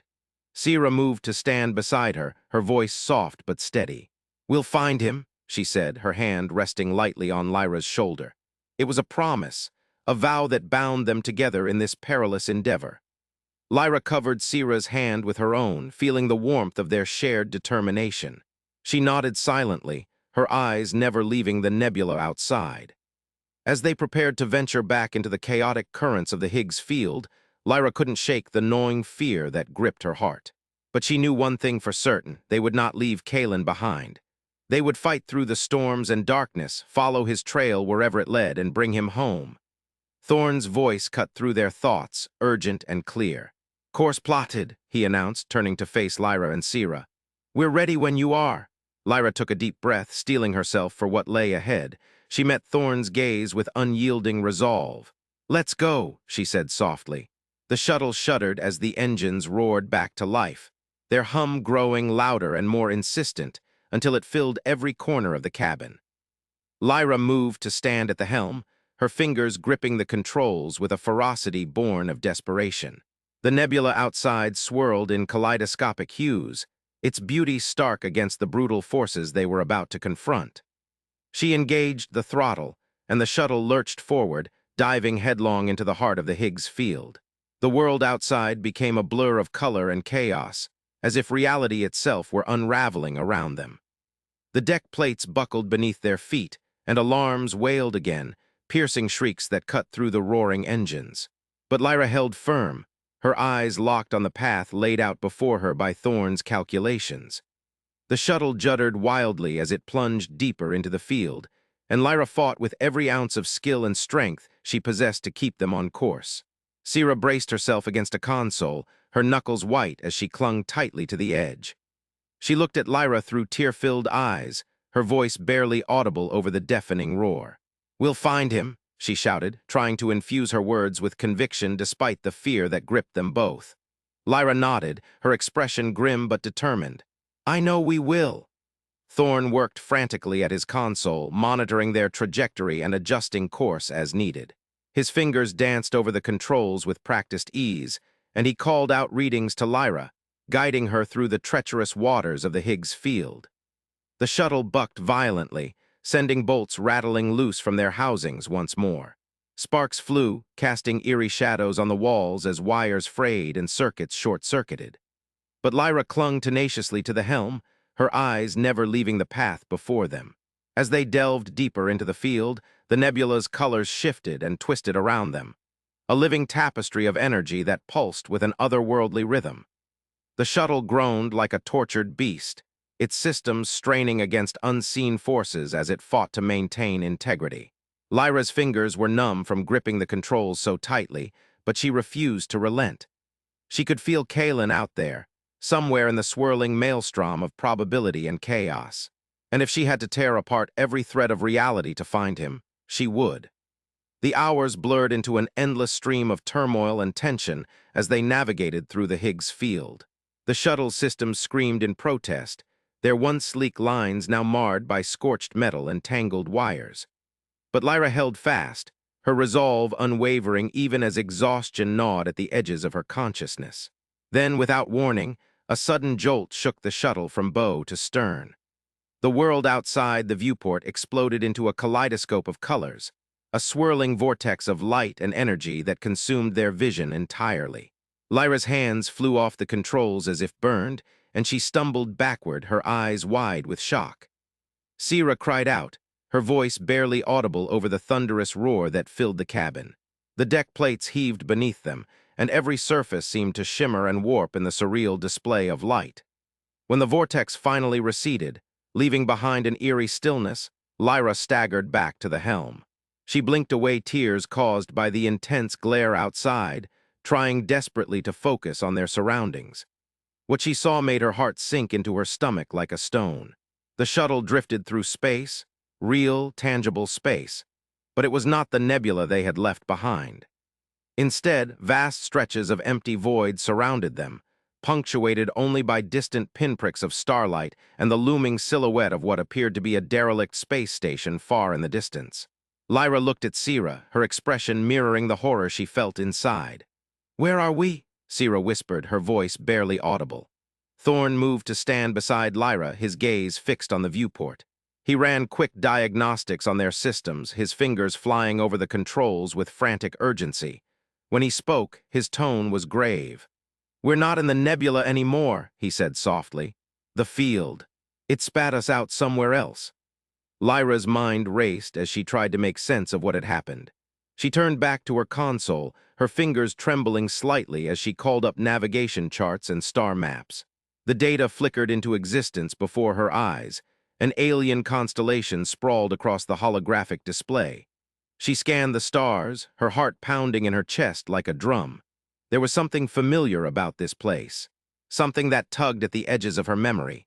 Sira moved closer, peering at the display over Lyra's shoulder. "We've been here before," she murmured, her voice barely above a whisper. Lyra nodded slowly, realization dawning on her like a cold dawn. She looked up at Sierra, her eyes wide with disbelief. "The tin outpost," she said softly. "We're near the tin outpost." Thorne's gaze flicked between Lyra and Sierra, confusion etched into his features. "Pitin, but that's not possible. We were in the heart of the nebula. How could we have ended up here?" Lyra shook her head, unable to formulate an answer. All she knew was that they had found their way to this desolate corner of space, and with it came a glimmer of hope, a chance to uncover what had happened to Kaelen. She turned back to the helm, her fingers steadying over the controls as she plotted a new course for the shuttle. The derelict station loomed before them like a specter from another time, its metallic hull scarred by decades, or perhaps centuries, of neglect and decay. As they approached, Lyra could see more clearly the extent of the damage wrought upon the once imposing structure. Huge sections of the station had been reduced to twisted wreckage, and vast craters pockmarked its surface like open wounds. But amidst the devastation, one thing stood out, an eerie glow emanating from deep within its heart. Lyra's eyes narrowed as she scrutinized the anomaly, her curiosity piqued despite the trepidation that gripped her. She glanced at Sierra and Thorne, seeing similar expressions of wariness reflected in their faces. Whatever lay ahead, they would face it together. She engaged the throttle gently, guiding the shuttle toward an open docking bay on the station's exterior. The deck plates trembled slightly as they entered the cavernous hangar, casting long shadows across the debris-strewn floor. The shuttle settled onto the rusted metal with a soft clang, and Lyra released her grip on the controls, flexing her numb fingers. She looked at Sierra and Thorne, determination burning in her eyes. "We need to find out what happened here," she said softly, "and if there's any trace of Kaelen." Sierra nodded, her expression resolute. "Then we'll follow it." Thorne checked his weapon, a sleek plasma pistol that glinted ominously in the dim light filtering through the viewport. He looked at Lyra and Sierra, his gaze steady and unyielding. "I'll cover you both," he said quietly. Lyra offered him a grateful smile before turning back to her console, her fingers flying over the controls as she prepared their equipment for disembarkation. The shuttle hummed softly around them, its systems stabilizing after their tumultuous journey through the Higgs Field. When all was ready, Lyra stood up from the helm, taking a deep breath to steady herself. She looked at Sierra and Thorne one last time before moving toward the airlock, her boots echoing hollowly on the deck plates. The airlock hissed open before them, revealing the gloomy expanse of the docking bay beyond. Lyra stepped out onto the rusted metal, her senses heightened by the eerie silence that enveloped them like a shroud. Sierra followed close behind, her white robe billowing slightly in the faint breeze that stirred through the station's corridors. Thorne brought up the rear, his plasma pistol held ready at his side. As they ventured deeper into the derelict outpost, Lyra couldn't shake the feeling of unease that crept along her spine like a shadow. The station was devoid of life, a tomb for whatever secrets it harbored within its decaying walls. Yet amidst the desolation, there remained an undeniable sense of presence, something unseen but palpable nonetheless. She led them through twisted corridors and labyrinthine passages, guided by instinct and the faint glow that seemed to call out to her from somewhere in the station's depths. The air grew colder as they descended lower into its bowels, carrying with it a scent like ozone and ancient dust. Finally, after what felt like hours of wandering through the shadowed mazes of the tin outpost, Lyra rounded a corner and stopped dead in her tracks. Before them lay a vast cavern, illuminated by an ethereal luminescence that pulsed rhythmically from its center. The walls were lined with towering machinery, arcane devices bristling with wires and glowing crystals that cast eerie reflections on the damp stone floor. Lyra's gaze was drawn inexorably toward the heart of the chamber, where a colossal structure loomed like some monstrous spider crouched atop its web. It hummed softly, resonating with an energy that made her skin prickle and her teeth ache. Sierra moved closer to Lyra, her voice barely above a whisper. "This place, it's not tin technology." Thorne's grip tightened on his weapon as he scanned the cavern warily. "What is it?" he asked softly. Lyra shook her head slowly, unable to tear her gaze from the monolith before them. "I don't know," she admitted, but there was something familiar about this place, a sense of déjà vu that gnawed at the edges of her memory. She took a tentative step forward, then another, drawn inexorably toward the humming structure. Sierra and Thorn followed close behind, their footsteps echoing softly in the vast chamber. As they approached, Lyra could see more clearly the intricate patterns etched into the metal surface, symbols that seemed to dance and shift before her eyes, defying easy comprehension. The air crackled with static, and she felt a strange resonance within her chest, as if something inside her responded to this alien energy. Then, abruptly, the humming intensified, a discordant crescendo that filled every corner of the cavern like thunder. Lyra stumbled backward, clutching at her ears as pain lanced through her skull. Beside her, Sierra cried out in agony, and Thorn grimaced, his weapon wavering in his grip. The world seemed to warp around them, colors bleeding into one another and shadows stretching grotesquely across the walls. Lyra fought against the onslaught of sensation, her vision swimming as she struggled to stay upright. When at last the cacophony subsided, leaving behind only a faint echo that resonated through her bones, Lyra blinked away tears of pain. She looked up just in time to see a figure materialize before them, a man clad in gray uniform tattered and burned by unseen forces. Kaelen, but not as she remembered him, not with the strength and vitality that had defined his presence aboard their shuttle.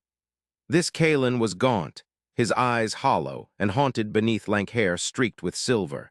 He stumbled forward, his body racked with convulsions as if torn between two realities. "Kaelen!" Sierra's voice cut through the silence like a knife, her cry laced with equal parts relief and horror. Lyra reached out, catching him as he fell toward them, his limbs jerking spasmodically. She eased him gently to the ground, her heart aching at the sight of his ravaged form. "What happened?" she whispered, cradling his head in her lap. Kaelen's eyes fluttered open, and for a moment recognition flickered within their depths. But then his gaze shifted past Lyra, focusing on something unseen behind her. His expression contorted into a mask of terror, and he began to thrash wildly, crying out incoherent words that sent chills down Lyra's spine. Sierra moved swiftly to Kaelen's side, her fingers pressing against his pulse point as she murmured soothing words meant to calm him. But it was no use. He continued to convulse, his body racked with invisible torment. Lyra looked up at Thorn, desperation etched into every line of her face. "We have to do something," she cried. "He's dying." Thorn's expression was grave as he scanned the cavern warily, his weapon still raised. But when he spoke, there was resolve in his voice, an unyielding determination that matched Lyra's own. "I'll find a way," he said softly. "Just hold on to him." As Thorn moved away, Lyra turned back to Kaelen, her gaze locked onto his tortured form. She reached out tentatively, her fingers brushing against the cool metal of the navigation console that lay discarded beside him. And there, amidst the chaos and confusion, she felt it, a pulse of energy that resonated deep within her bones, calling out to her like a siren's song. It was faint but unmistakable, the same strange resonance she had sensed earlier, now amplified by Kaelen's presence. She picked up the console, cradling it gently in her arms as she leaned closer to him. Her voice barely more than a whisper, she murmured words of comfort and encouragement, willing him to fight against whatever forces sought to claim his soul. Sierra watched Lyra, her own eyes filled with tears as she clutched Kaelen's hand tightly. "You can do this," Sierra whispered, her gaze locked onto his ravaged face. "We believe in you." And so they remained, two women bound by love and loyalty, fighting desperately to save the man who had become more than just a friend or ally. He was family, a part of them all, woven into the fabric of their lives like threads in a tapestry. As Lyra held Kaelen close, she felt the pulse of energy within her grow stronger, the resonance deepening until it seemed to fill every corner of her being.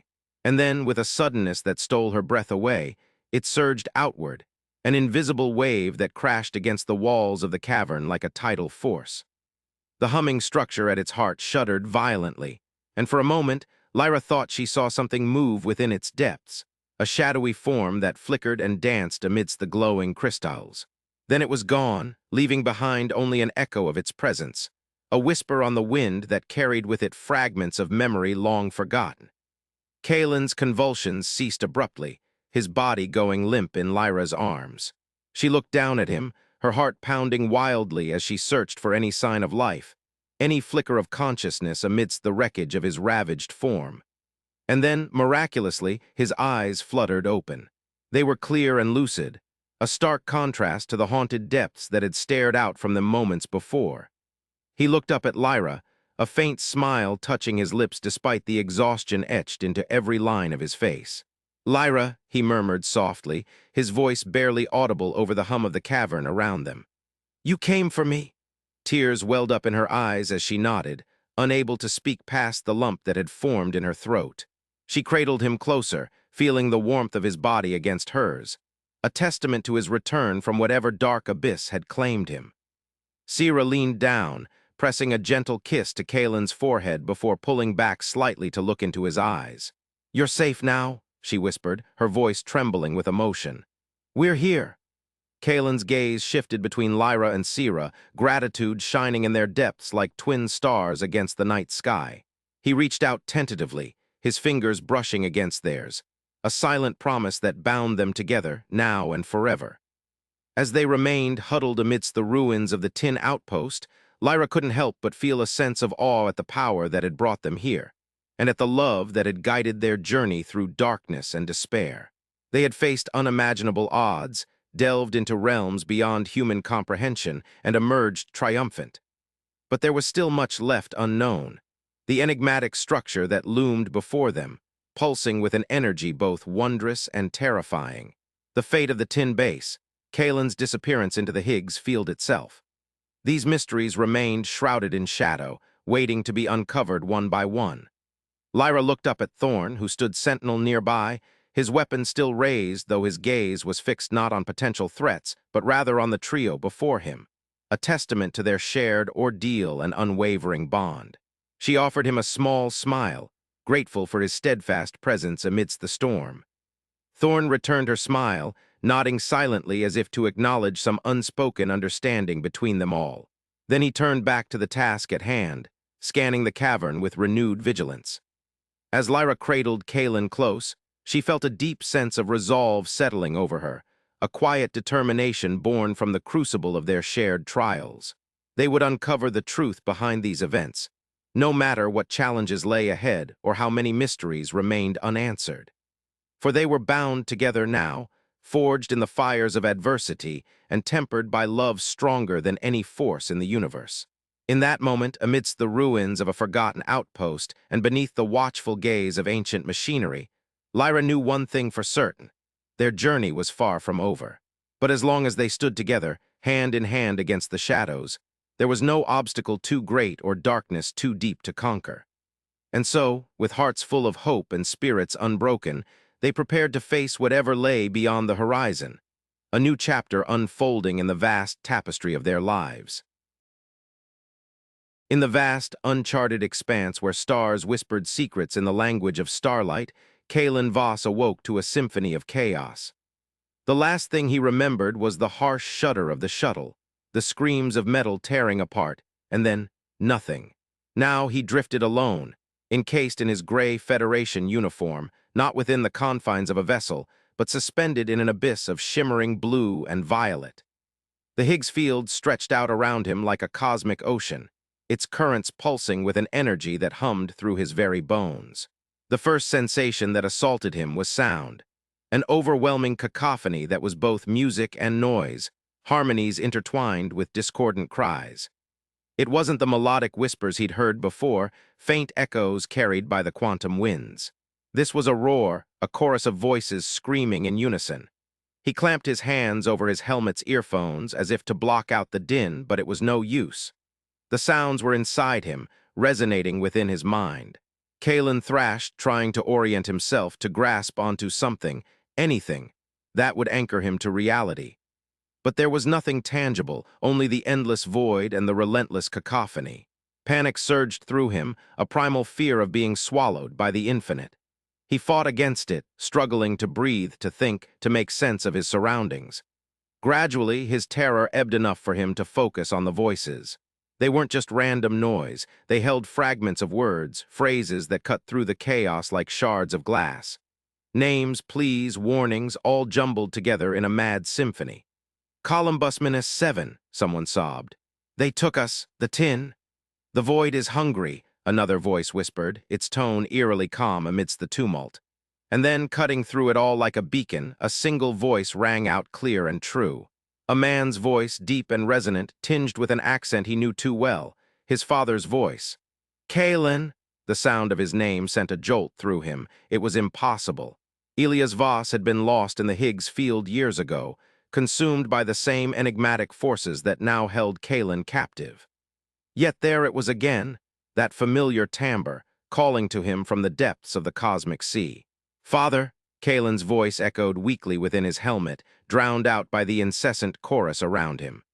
But he felt a tug, a pull towards the source of that voice, as if an unseen current guided him through the tumultuous field. He began to move, not with any physical effort, but with a shift in willpower. The Higgs field responded to his intent, carrying him deeper into its heart. Memories floated past him like spectral apparitions, faces of colonists from Columbus -7, their expressions frozen in terror or resignation.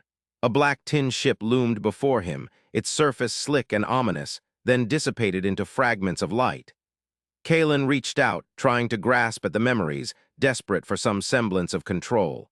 His fingers passed through them without resistance, leaving trails of stardust in their wake. Each touch sent ripples through his mind, flashes of stolen moments. A child's laugh, a mother's lullaby, a soldier's final stand. "Kaelen!" His father's voice again, stronger now, more insistent. Kaelen followed it, navigating the labyrinthine corridors of the Higgs memory with renewed determination. The voices around him shifted, their tone changing from desperate cries to something akin to guidance. Vela, the sylph spirit who had sung to him before, materialized nearby. Her form was ethereal, a ghostly figure wreathed in soft light. She sang softly, her voice weaving through the chaos like a silver thread, offering solace amidst the storm. "You are not lost," she murmured between notes. "You walk the path of echoes. Listen to them, Kaelen Voss." He looked at her, gratitude swelling within him. "Vela, how do I find my way back?" Her eyes held an ancient sadness. "Back is not forward here.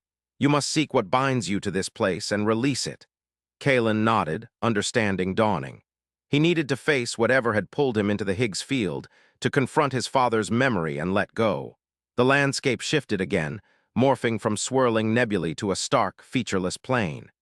Here, the voices faded, replaced by an eerie silence broken only by the steady rhythm of his own breathing. And there, standing before him, was Elias Voss. His father appeared as Kaelen remembered him, tall and stern, with sharp features etched by years of scientific dedication. But there was something different about him now, a transparency that hinted at his true nature as a fragment of memory rather than flesh and blood. "Father," Kaelen whispered, stepping closer, You're not real." Elias smiled sadly. "No, son, I am but an echo, yet here you are, drawn to me by the same forces that took us both from our world." Kaelen felt a pang of grief, raw and aching. He longed to reach out, to touch his father's shoulder as he had done countless times in life, but his hand passed through empty air. "We should never have come here," Kaelen said, his voice hoarse with emotion. "This place, it's alive, it remembers everything." Elias nodded. "Indeed, the Higgs field is a tapestry woven from the threads of existence. Every moment, every life, all stored within its infinite expanse." "And the tin?" Kaelen asked, recalling the fragmented warnings echoing through the void. "An old enemy," Elias replied grimly. "They seek to harness this power for their own ends. To them, we are merely obstacles in their path." Kaelen's mind raced, piecing together fragments of knowledge gleaned from Federation briefings and whispered tales among colonists. The tin were ancient beings, entities born from the void itself, driven by an insatiable hunger for control. "But why am I here?" Kaelen asked, his gaze searching his father's spectral form. "Why did it pull me in?" Elias hesitated before answering. "Because you have a part to play in this conflict, Kaelen. The field recognizes potential, and it saw something in you, a spark that could ignite change." Kaelen shook his head, disbelief warring with a growing sense of purpose. "I'm just a shuttle pilot. I can't." "Underestimate yourself," Elias interrupted gently. "You are more than the sum of your experiences, son. You carry within you the strength of those who came before and the hope of those yet to come." A sudden surge of energy pulsed through the plane, knocking Kaelen off balance. The ground trembled beneath him, and distant screams echoed through the silence. Vela's song grew louder, her voice a beacon against the rising tide of chaos. "Kaelen," she cried out, urgency in her tone. "The tin are coming. You must leave this place." Panic surged within him, but Kaelen stood firm, refusing to succumb to fear. He looked at his father one last time, resolve hardening in his eyes. "I won't let them win," he vowed. "I'll find a way back, and I'll stop them." Elias smiled, pride shining in his gaze. "That's my boy." Before Kaelen could respond, another wave of energy hit him, tearing through the plane like a physical force.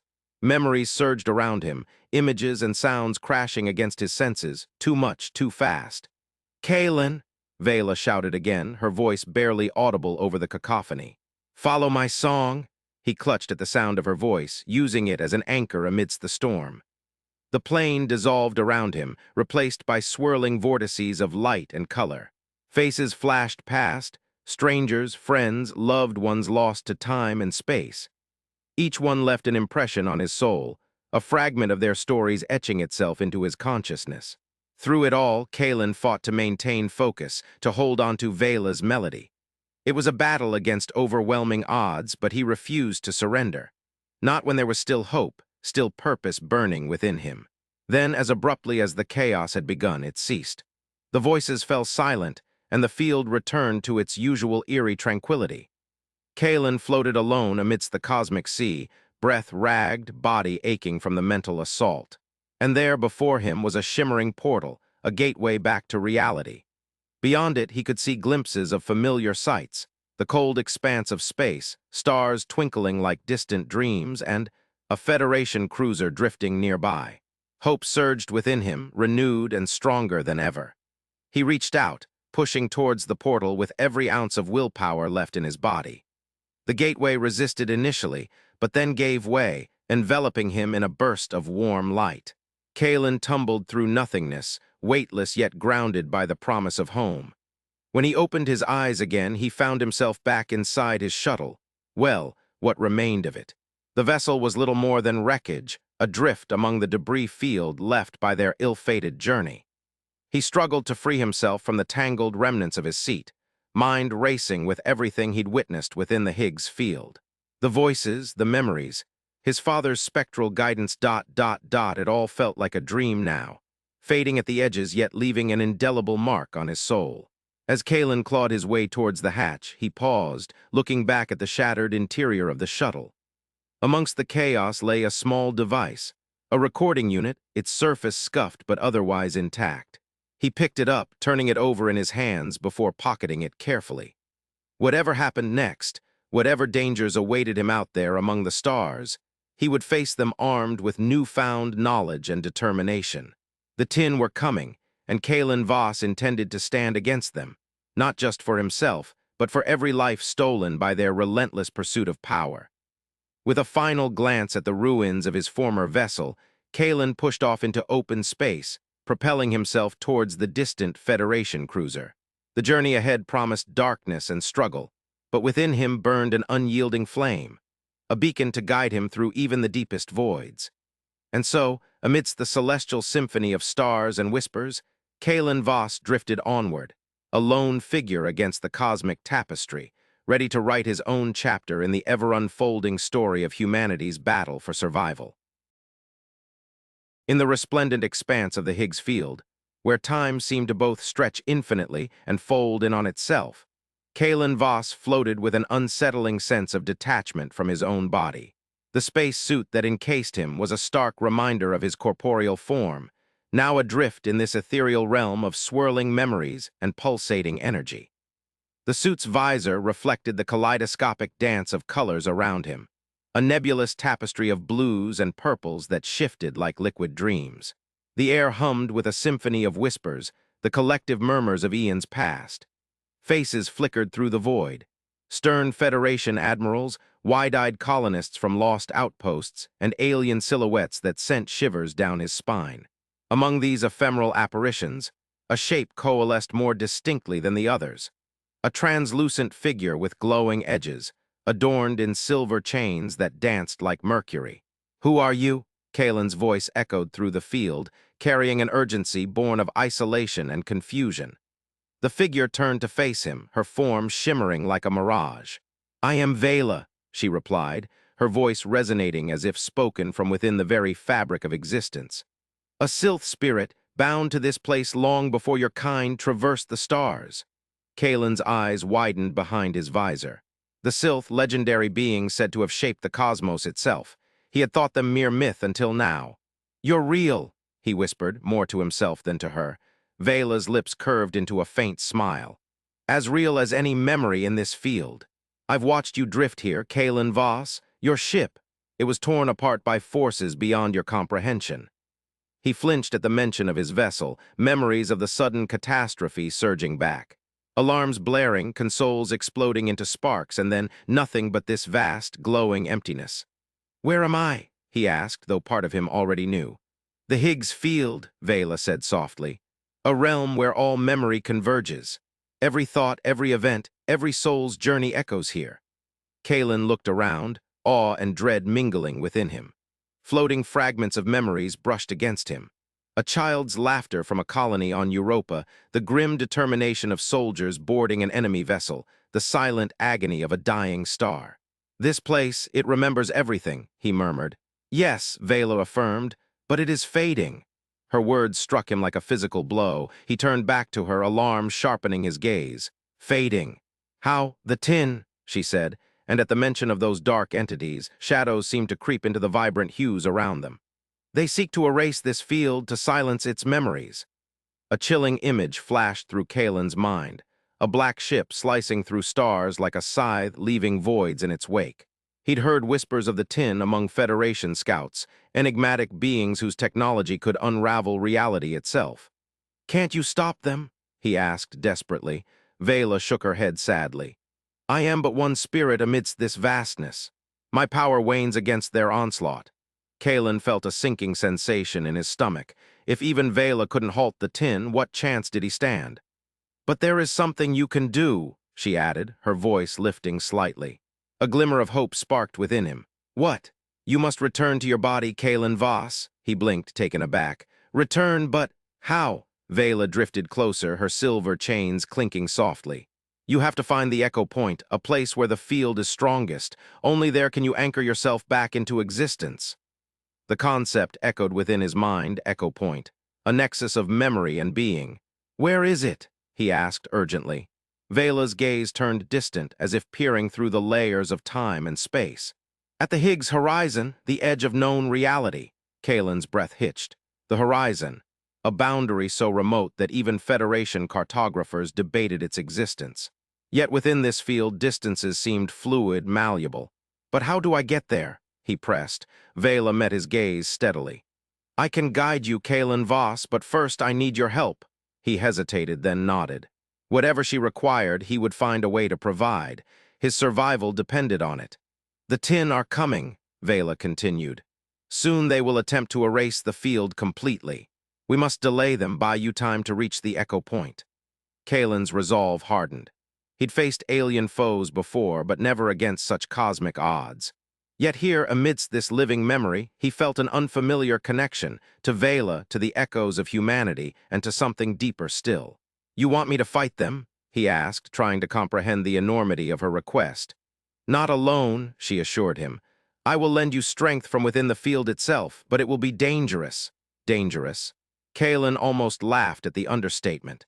Every fiber of his being screamed against venturing deeper into this alien realm, yet he knew there was no other choice. His life hung in the balance, literally. Tell me what to do, he said resolutely. Vela nodded solemnly and raised her hands. The silver chains unfurled like tendrils reaching out towards him. They wrapped around his suit, seeping through the material until he felt them pulsing against his skin. An influx of energy coursed through him, raw and untamed, a current of pure memory. These bonds will link us, Vela explained. Through them I can channel my power into you. Kaelen gasped as visions flooded his mind. Scenes from Vela's past intermingling with his own memories. He saw stars being born and civilizations crumbling under celestial tides. It was overwhelming, a deluge of existence threatening to drown him. Easy, Vela soothed, her voice cutting through the chaos. Focus on my voice, Kaelen. He clung to that thread, grounding himself amidst the tempest. Gradually, clarity returned. The visions receded to a manageable hum in his consciousness. Better, she asked gently. He managed a nod, though his body trembled with residual energy. There, she said approvingly. Now we must prepare for the tin's arrival. Kaelen braced himself, steeling his resolve against whatever lay ahead. He could feel Vela's presence within him now, a steady anchor amidst the swirling memories. Will they know I'm here? He asked, glancing warily around the field. No, she replied. Your form is hidden within the field's tapestry. But when they come to erase, their influence will ripple through everything. Kaelen swallowed hard. The thought of those dark entities tainting this vast, living archive filled him with revulsion. How do we stop them? He asked again, seeking concrete action amidst his anxiety. We won't defeat them outright, Vela clarified, but we can disrupt their patterns, create enough interference to delay their purge. A plan began to form in Kaelen's mind, a desperate gambit born of necessity. He'd need to draw on every ounce of skill honed during years of service in the Federation fleet. I'll need something from you, he told Vela, a way to manipulate these memories, bend them to my will. Vela considered him thoughtfully before nodding. I can grant you limited control over localized echoes, but be wary, such manipulation requires finesse lest you cause more harm than good. Kaelen understood the risks, yet there was no other path forward. Show me, he urged. She gestured towards a nearby fragment of memory, a serene landscape with twin suns setting over golden plains. As Kaelen focused on it, Vela whispered instructions into his mind. He reached out tentatively, feeling for the edges of that echo. It shimmered under his touch, yielding like liquid crystal. With Vela's guidance, he coaxed the memory into shifting forms. Mountains rising where valleys lay, rivers carving new paths through unfamiliar terrain. A sense of wonder filled him at this power over reality itself. But beneath it lurked unease. What if he lost control? You're doing well, Vela encouraged, sensing his apprehension. Remember, these are but echoes, they hold no true substance. Kaelen took a deep breath and pushed aside his doubts. He needed this ability to face the tin.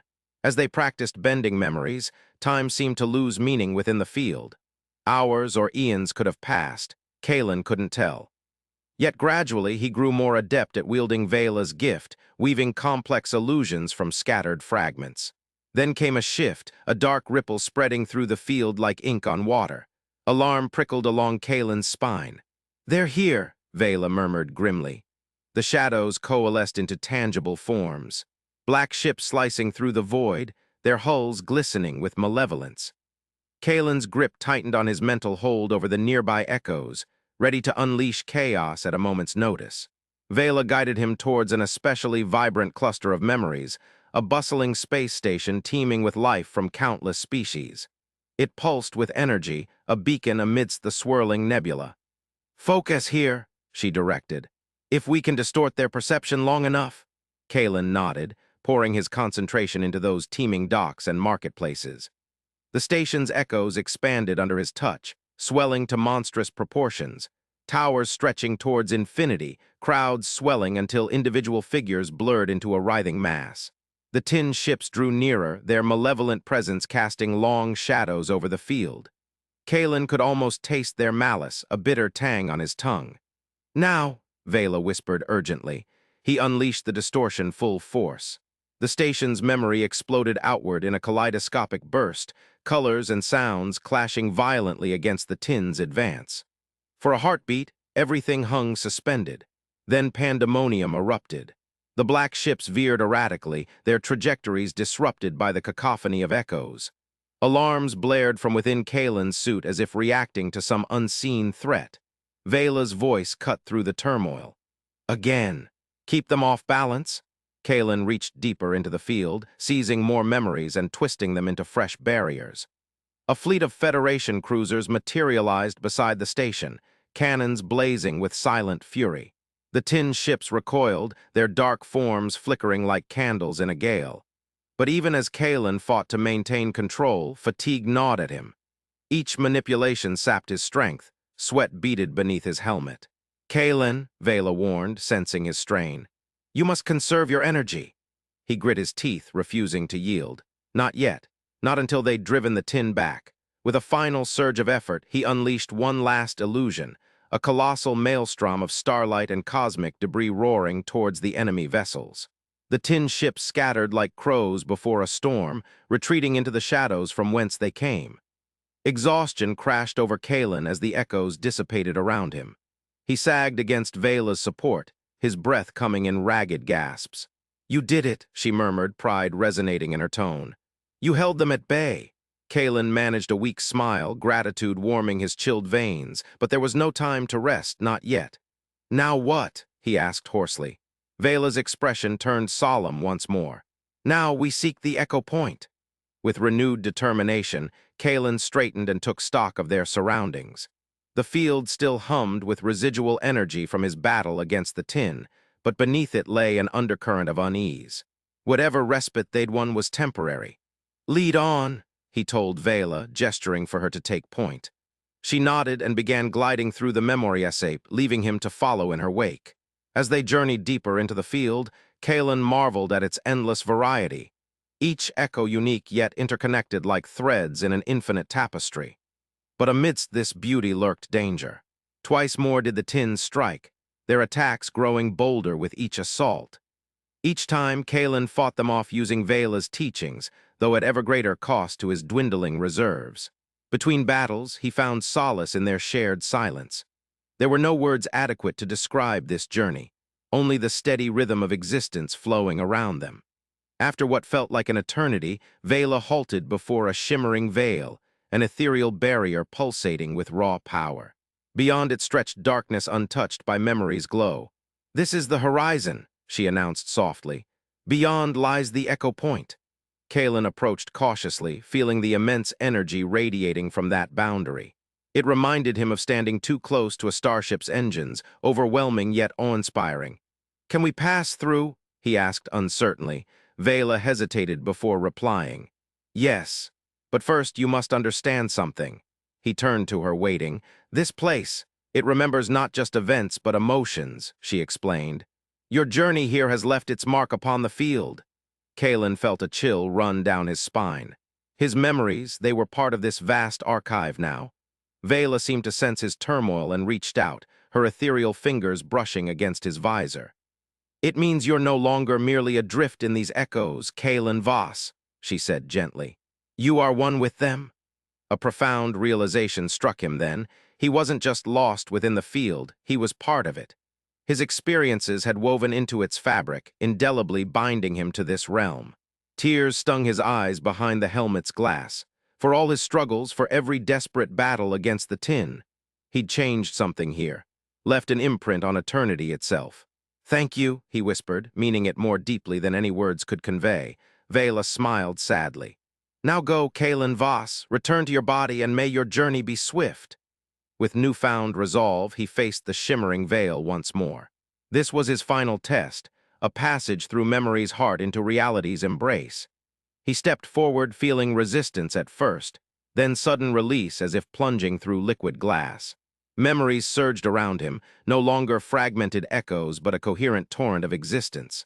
And there, amidst that rushing stream, he saw it, the Echo Point. A brilliant nexus where all paths converged, pulsing with pure potentiality. Reaching out, Kaelen touched the light.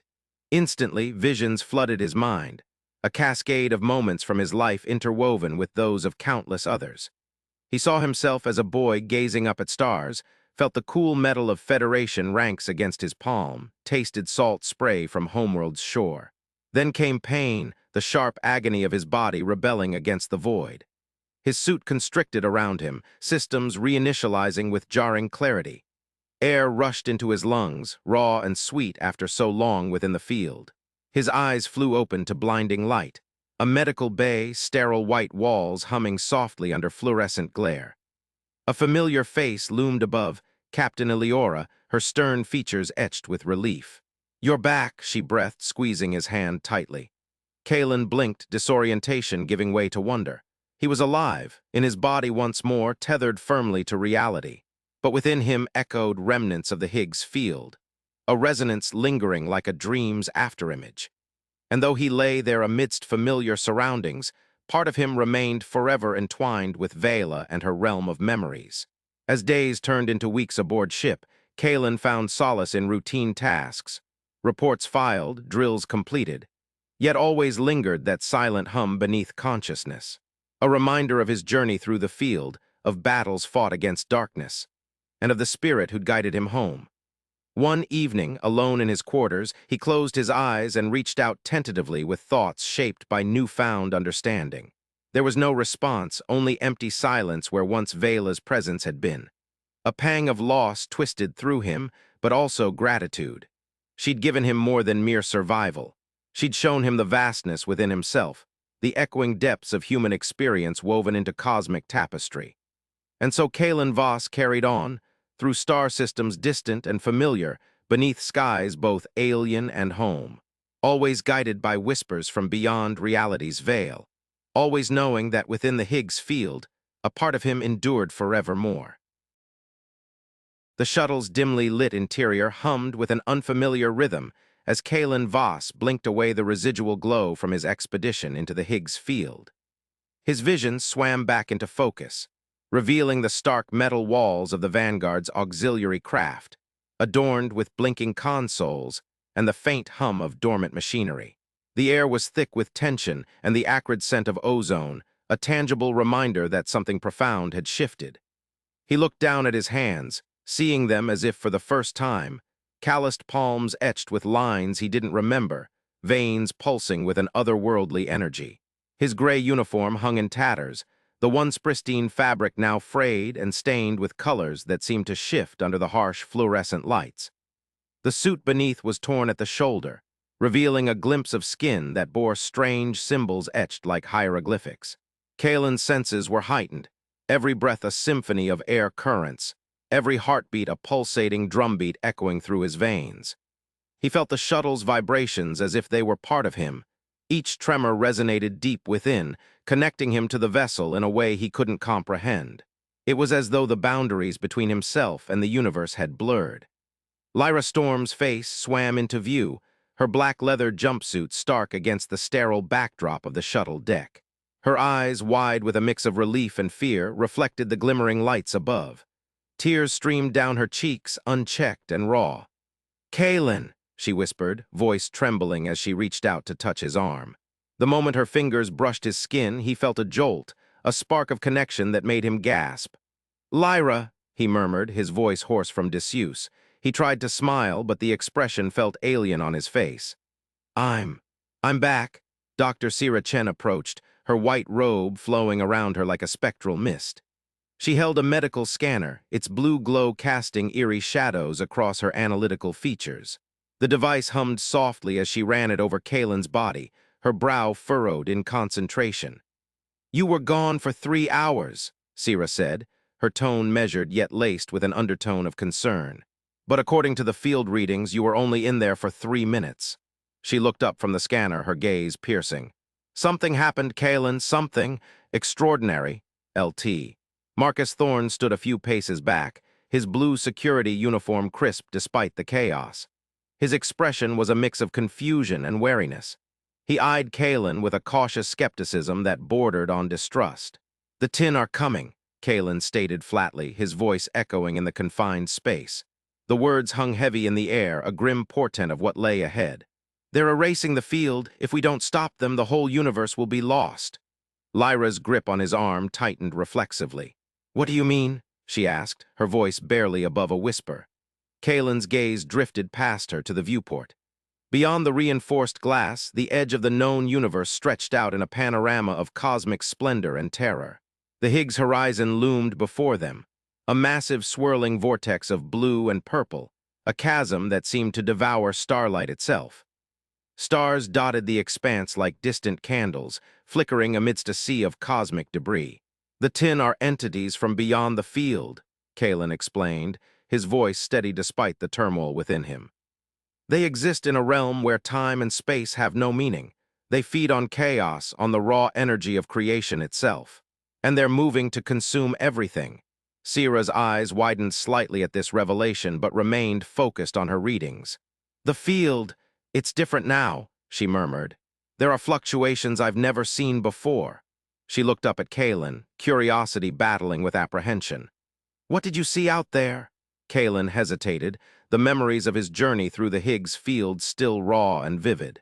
He felt a strange resistance within him, an urge to protect what he had experienced to keep it sacred. But Lyra's gaze was imploring, Sira's analytical mind relentless, and Thorn's silence heavy with expectation. "I saw landscapes that defied logic," Kaelen began, his voice distant as if recalling a dream. "Mountains of pure energy, oceans of light, and there were beings not like us. They communicated without words through patterns of light and shadow." He paused, searching for the right words. I think they tried to warn me about the tin." Lyra's breath hitched audibly. "Warn you how?" "That the tin are a plague," Kaelen said grimly. "They erase not just matter, but the very fabric of reality. If they succeed, there will be nothing left. No stars, no planets, no life." Sira lowered her scanner, her expression grave. "This changes everything," she whispered. Thorn stepped forward, his voice cutting through the tension like a knife. "We need to make a decision. Do we run, or do we fight?" Kaelen turned to face him, feeling the weight of their gazes. "Running won't help. The tin will follow us wherever we go. They exist outside our dimensions. Time means nothing to them." Lyra shook her head, despair etched on her features. "But how can we fight something like that? We don't even understand it fully." "We have the field," Kaelen replied, his conviction growing with each word.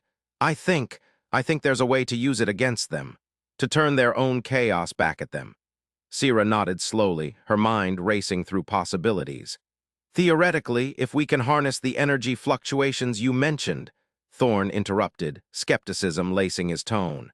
"Theoretical doesn't cut it in this situation. We need a plan, a concrete strategy." Kaelen looked out at the swirling abyss beyond the viewport again, feeling an inexplicable pull towards it. He understood now, the field wasn't just a place. It was a force, a living entity with its own will and purpose, and he was somehow connected to it. "Our first step is to understand more about these beings I encountered," Kaelen said, turning back to the crew. "They might hold the key to defeating the tin." Lyra looked at him with renewed determination. "I'll assist in any way I can. We need every bit of information we can gather." Sira nodded agreement. "I'll coordinate with engineering. If there's a way to channel the field's energy, they'll find it." Her eyes gleamed with a mix of fear and excitement. A scientist on the brink of discovery amidst impending doom. Thorn crossed his arms over his chest, still unconvinced but acknowledging the gravity of their situation. "I'll rally security. If this goes down, we need to be ready for any eventuality." Kaelen felt a surge of gratitude towards his crew, towards Lyra's unwavering support, Sira's analytical prowess, and Thorn's steadfast determination. Despite the odds stacked against them, they stood united. As they dispersed to their respective tasks, Kaelen lingered near the viewport, staring into the cosmic chaos before him. The Higgs Horizon seemed to pulse in rhythm with his heartbeat, its swirling colors a mesmerizing dance of energy and mystery. He reached out tentatively towards the glass, feeling an almost physical connection to the vortex beyond. The symbols etched on his skin began to glow softly, resonating with the field's pulsations. It was as if he could reach through space itself, touch the very essence of creation. In that moment, Kaelen realized the depth of his transformation. He was no longer just a Voyager. He was an instrument of the field, a conduit for its power. And with this newfound connection came responsibility, one he couldn't shirk away from. He took a deep breath, steeling himself for what lay ahead. The tin posed an existential threat unlike any they'd faced before. But within him stirred a determination forged in the crucible of cosmic chaos, a resolve to protect not just his crew, but the very existence of their universe. The shuttle hummed around him, a steady heartbeat echoing through its metallic veins. Beyond the viewport, stars twinkled defiantly against the swirling darkness, symbols of hope amidst the encroaching night. Kaelen Voss stood at the precipice, ready to face whatever awaited them on the edge of the known universe. The hours that followed were a flurry of activity, Lyra coordinating data analysis from her console, Sira deep in conversation with engineering over comms, Thorn briefing security teams with grim efficiency. Kaelen moved through it all like a specter, his presence both reassuring and unsettling to those around him.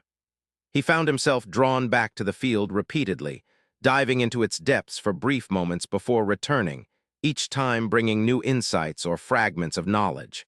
The crew watched in awe as he emerged from these excursions, his eyes glowing with stardust, his skin bearing fresh symbols that pulsed with energy. "We need more data on these beings," Lyra said one evening as they gathered around a holomap projecting the Higgs Field's fluctuations. "If Kaelen can communicate with them again—" "They aren't like us," Kaelen interjected gently. "They don't communicate in words or even thoughts. It's more visceral." He struggled to find the right description. "Like understanding through feelings, impressions." Sierra leaned forward, intrigued. "That could explain why you were gone for so long by our standards. Time might not flow linearly there." Thorne grunted, rubbing his temples wearily. "Whatever it is, we need results fast. Our window to act is shrinking." He looked at Kaelen pointedly. "Can you do this? Communicate with them again?" Kaelen met his gaze steadily. "I have no choice but to try." The next day brought a breakthrough. Engineering reported success in stabilizing the energy fluctuations within the field, creating a temporary nexus point where communication might be possible. Kaelen stood before this nexus, a shimmering portal hovering above a console. He reached out tentatively, feeling a familiar resonance humming through his fingertips. Closing his eyes, he let himself sink into that resonance, allowing the field to guide him. When he opened them again, he was standing in an ethereal landscape. Crystals of pure energy stretching towards infinite skies, rivers of liquid starlight flowing beneath his feet. The beings were there too, their forms shifting like smoke, eyes pools of cosmic wisdom. Kaelen extended a mental hand, reaching out with all the empathy and urgency he could muster. Images flooded his mind, scenes of devastation wrought by the tin's passage, galaxies reduced to ashes, stars extinguished one by one. A wave of sorrow washed over him, coupled with an unyielding resolve. The beings communicated their knowledge, showing Kaelen how to harness the field's power against the encroaching darkness. It wasn't just about raw energy. It was about intent, about channeling the will of creation itself. Back in reality, Kaelen staggered away from the console, gasping for breath as if emerging from water. Lyra rushed to his side, steadying him with a concerned grip on his arm. "Kaelen, what did you see?" He looked at her, eyes wide with revelation. "I saw everything, and I know what we need to do." The crew gathered around him eagerly as he shared the being's knowledge, how to focus the field's energy into coherent beams capable of disrupting the tin's chaotic influence. It required precision and immense power, but they had both. Over the following days, tension mounted aboard the Vanguard. Engineering worked tirelessly to adapt their systems for Kaelen's newfound abilities, while security prepared defenses against any unforeseen threats. The crew moved with a purposeful intensity, bound together by shared resolve. One night, as Kaelen stood alone on the shuttle deck staring out at the Higgs Horizon, Lyra joined him silently. She leaned against his side, her warmth comforting amidst the cold expanse of space beyond. "Scared?" she asked softly. Kaelen hesitated before nodding. "More than I've ever been." Lyra squeezed his hand tightly. "So am I. But we're not alone in this." She looked up at him, determination burning in her eyes. "Together we can face anything." He smiled weakly, grateful for her presence. Together they stood, gazing into the abyss, their reflections mirrored in the glass, a small beacon of hope amidst the encroaching darkness. Finally, after what felt like an eternity of preparation, Kaelen found himself once more before the Nexus portal. This time there was no hesitation. He stepped through without a backward glance, entering the field with newfound confidence. The landscape shifted around him. Crystals morphed into towering structures of light, rivers coalesced into currents of pure intent. The beings awaited him, their forms solidifying slightly as if recognizing his purpose. Kaelen reached out again, pouring his gratitude and determination into the connection. Together they wove a pattern of energy, a complex tapestry designed to counter the tin's chaos. It hummed through his veins, resonating with every fiber of his being until he felt like an extension of the field itself. Back aboard the Vanguard, the crew watched in awe as consoles flickered alive with raw data streams pouring from the Nexus. Engineering channels pulsed with energy, stabilizing under Lyra's expert guidance. Sierra coordinated seamlessly with her team, ensuring every system aligned perfectly. And then came the moment, their first strike against the tin. A beam of pure white light lanced out from the Vanguard, cutting through space towards the swirling darkness beyond. It met resistance, a writhing mass of shadowy tendrils reaching back, yet persisted, carving a path through the chaos. Kaelen felt every jolt and surge as if it were his own body fighting against an invisible foe. Sweat beaded on his forehead, veins pulsed visibly beneath his skin. Yet he held firm, pouring more energy into the beam, drawing strength from the field's depths. The battle raged for what seemed like hours, beams clashing against tendrils of darkness, explosions of light illuminating voids once shrouded in shadow. The Vanguard shook violently under the onslaught, but its systems held fast, buoyed by the crew's collective will. Then, suddenly, there was a shift, a ripple through the chaos as if something immense had turned away from their path. The tendrils receded slightly, retreating back into the darkness. Kaelen stumbled back from the console, breath ragged but triumphant. "We did it," he gasped. Lyra caught him before he fell, her voice trembling with relief and exhaustion. "You did it," Sierra joined them, eyes wide with disbelief. "The readings, they're stabilizing." She looked at Kaelen with newfound respect. "Whatever you tapped into, it's working." Thorne approached, his expression grave yet relieved. "We've bought ourselves some time," he said, "but this isn't over." Kaelen nodded wearily but resolutely. "No, but now we know it can be done." He looked out at the Higgs Horizon once more, feeling a renewed connection to its depths. The field hummed softly in his veins, a constant reminder of both the danger and the power within. In those fleeting moments of respite, Kaelen found solace in quiet reflection. He had changed irrevocably, his body marked by symbols of cosmic origin, his mind expanded beyond human comprehension. Yet amidst this transformation, one truth remained steadfast. He was part of something greater than himself, a universe bound together by threads of light and shadow. And so began a new chapter for Kaelen Voss and the crew of the Vanguard, one fraught with uncertainty yet imbued with hope. For on the edge of the known universe, they stood not just as defenders, but as harbingers of light amidst encroaching darkness, a beacon of resistance against an ancient enemy. As stars twinkled defiantly beyond their viewport and engines hummed steadfastly beneath their feet, Kaelen knew, whatever lay ahead, they would face it together. For in unity lay their strength, and in the field their salvation. In the velvet expanse of space, where stars winked like distant whispers, the Vanguard cruised with an unassuming hum. The vastness of the cosmos stretched out before them, a canvas of infinite possibilities and unseen threats. Kaelen Voss stood at the forward observation deck, his gray uniform blending with the muted tones of the ship's interior. His gaze was fixed on the sprawling nebula ahead, the Higgs Horizon, a cosmic phenomenon that shimmered like a mirage of blue and purple tendrils against the blackness. The sudden alarm blared through the deck, jarring Kaelen from his contemplation. Red lights flickered to life, casting eerie shadows across the polished metal surfaces. He turned swiftly, his heart pounding as he rushed towards the bridge. The crew moved with synchronized urgency, their footsteps echoing in the corridors.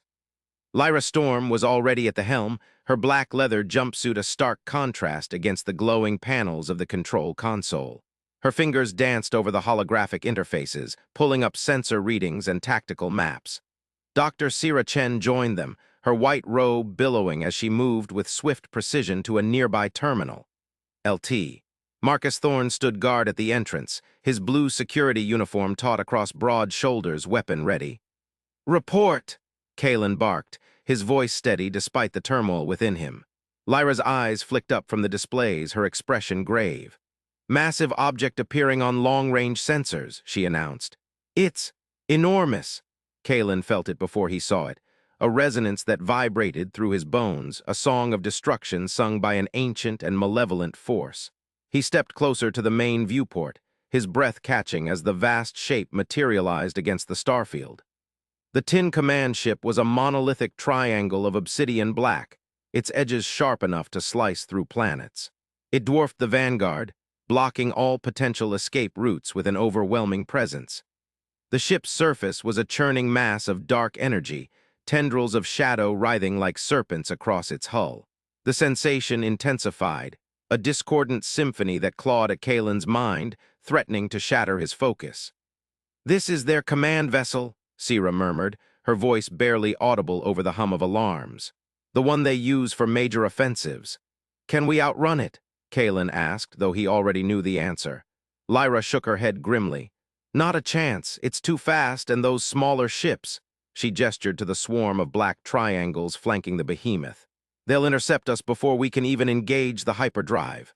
Kaelen turned to Sira, seeking a solution in her calm demeanor. "Options?" Sira hesitated, her eyes reflecting the chaotic dance of data on her console. "If we go with the Federation's firepower, it might buy us time, but it won't be enough to take down that thing." Lyra leaned back in her chair, a determined glint in her eyes. "There is another way." Her fingers traced patterns on the control panel before she spun around to face the group. "We can use the stolen star, my Nyx fighter. I can get us to the Higgs Horizon." Kaelen raised an eyebrow. "The Higgs Horizon? That's Tin territory, Lyra." Lyra shrugged, a smirk playing on her lips. "Exactly. They won't expect us to dive headfirst into their domain." Sira crossed her arms, considering the proposal. "If we go there, we'll be right where they want us." Her gaze shifted to Kaelen, who felt the weight of her scrutiny. "But if Kaelen can interact with the field, maybe he can disrupt their plans from within." Kaelen's mind raced as he pieced together the implications. The Higgs Horizon was a nexus of cosmic energy, a place where the boundaries between realities blurred.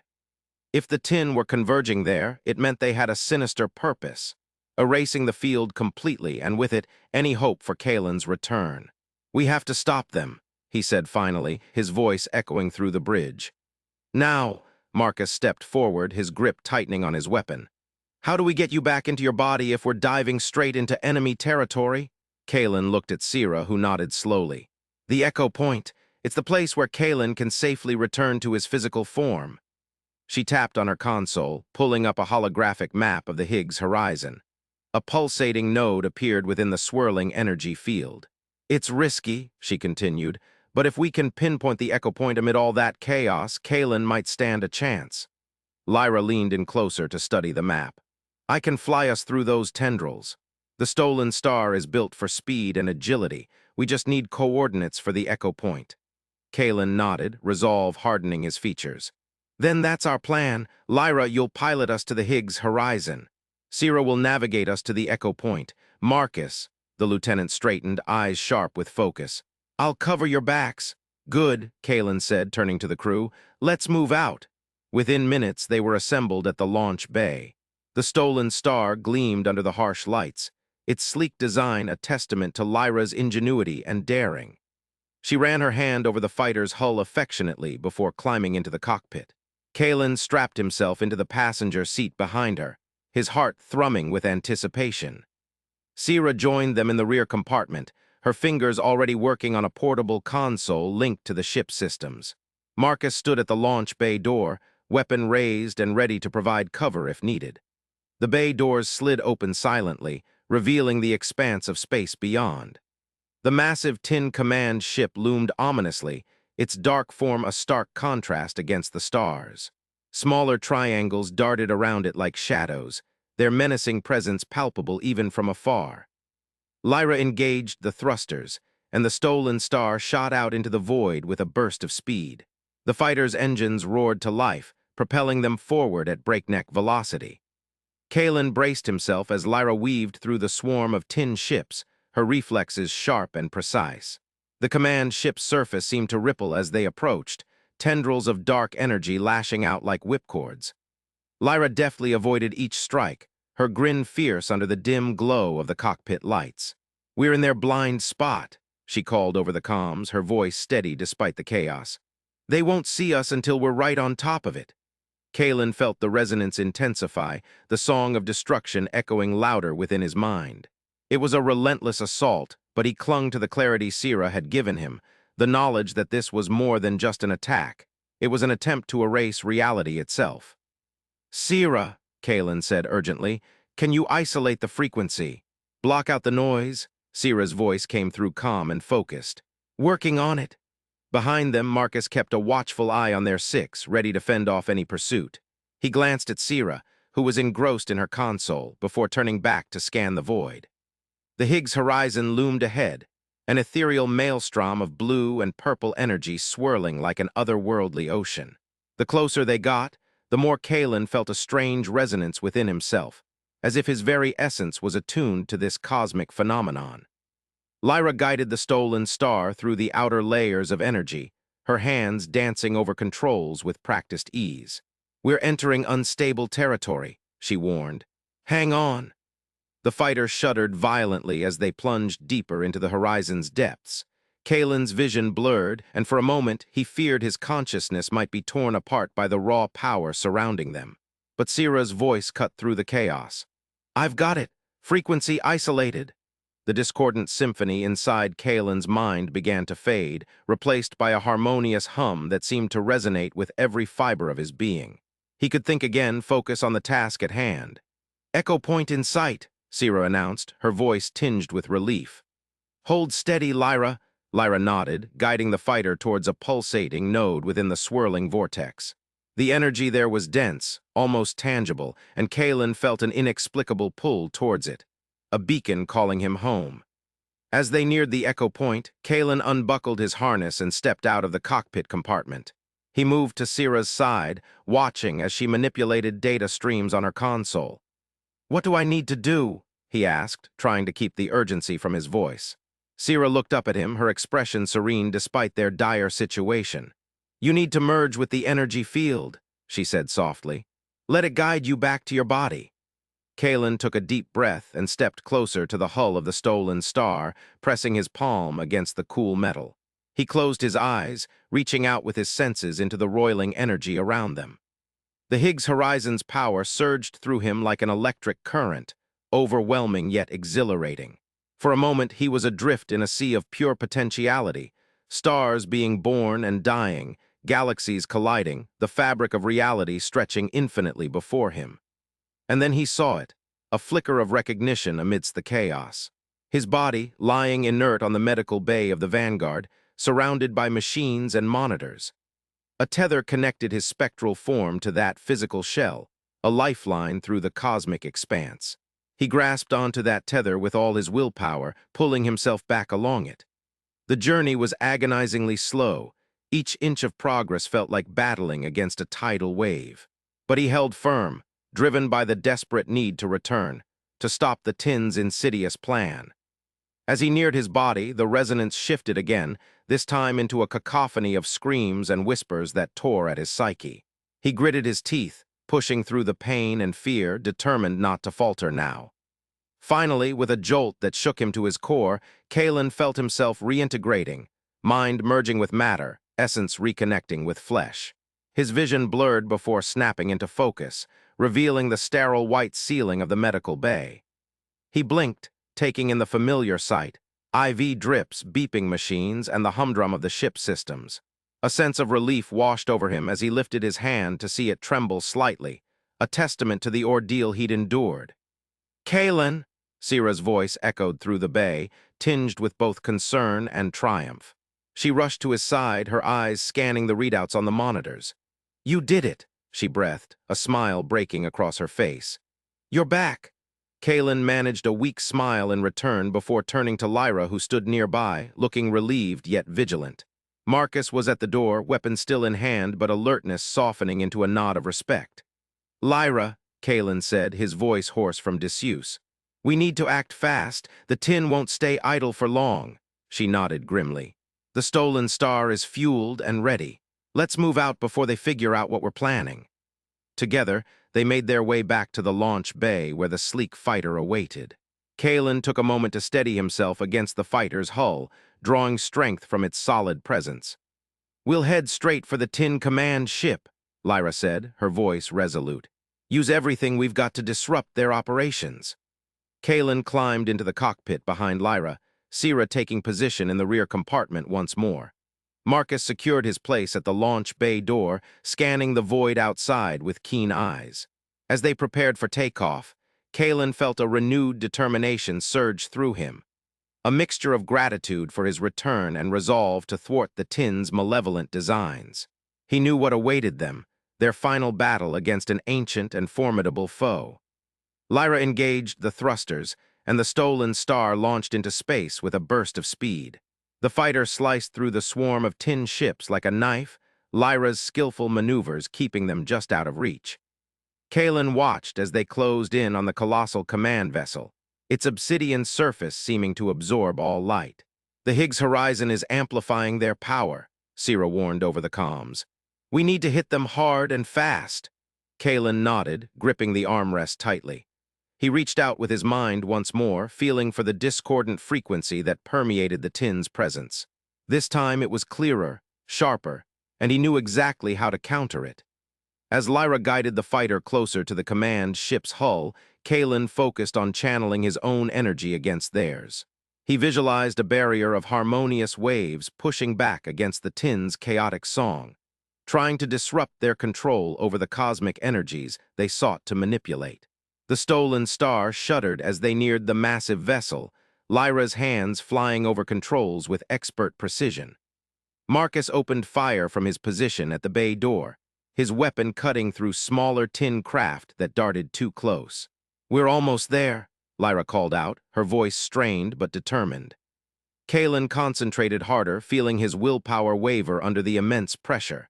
He gritted his teeth, pushing back against the darkness with every ounce of strength he possessed. Then suddenly, a deafening crack echoed through space. The tin command ship's surface ruptured in several places, tendrils of shadow recoiling as if burned by an invisible flame. A series of explosions rocked its hull, sending shockwaves rippling outwards. Lyra whooped triumphantly from the cockpit, weaving the fighter deftly away from the chaos. "We did it!" she shouted. "They're retreating." Kaelen leaned back in his seat, exhaustion washing over him like a tide. He looked at Sira, who met his gaze with a mixture of awe and relief. "We stopped them," he murmured softly, almost to himself. Sira smiled faintly. "For now." Lyra banked the stolen star away from the dwindling tin forces, heading back towards the Vanguard. As they approached, Marcus signaled for their safe return, closing the launch bay doors behind them with a hiss of pressurized air. Inside the fighter, Kaelen unbuckled his harness slowly, every movement an effort. He stepped out onto the launch pad, meeting Sira's worried gaze as she descended from the rear compartment. "You did more than anyone could have asked," she said gently. "Rest now." Kaelen nodded gratefully before turning to Lyra and Marcus, who stood nearby with expressions of respect and admiration. "We'll need to regroup," Kaelen began, his voice steady despite his weariness. "Assess any damage and prepare for what comes next." He looked back at the stolen star, a sense of pride swelling within him. It had been more than just a vessel. It had been their lifeline through chaos. As they walked away from the launch bay, Kaelen felt a profound connection to his crew, the bond forged in battle and triumph. Together, they would face whatever challenges lay ahead, united against the darkness that threatened to engulf them all. The Vanguard hummed with renewed energy as the crew set about their tasks, each knowing their role in this grand tapestry of survival. Kaelen watched from the observation deck as Lyra and Marcus coordinated repairs and strategic planning. Sira joined him, her presence a comforting reminder of their shared journey. "You saved us today," she said quietly. Kaelen turned to her, meeting her gaze with gratitude. "We did it together." The stars beyond stretched out in endless expanse, both terrifying and awe-inspiring. Yet amidst that vastness, Kaelen found solace, knowing that within the Vanguard, a beacon of hope endured. Their battle against the tin was far from over, but for now they stood victorious. And as long as there was breath in their lungs and fire in their hearts, they would continue to fight, to protect not just themselves, but the very fabric of reality itself. In the cold vastness of space, the Zephyria, a ship battered by time and trials, drifted towards an anomaly that defied the known laws of the cosmos. The crew huddled around the main view screen, their faces illuminated by the eerie glow of stars and the looming enigma ahead. Kaelen Voss, his gray uniform wrinkled from prolonged wear, stared at the monstrosity with eyes wide open in disbelief. "Is that?"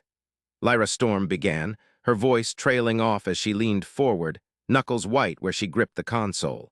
Her black leather jumpsuit creaked slightly under the strain of her tension.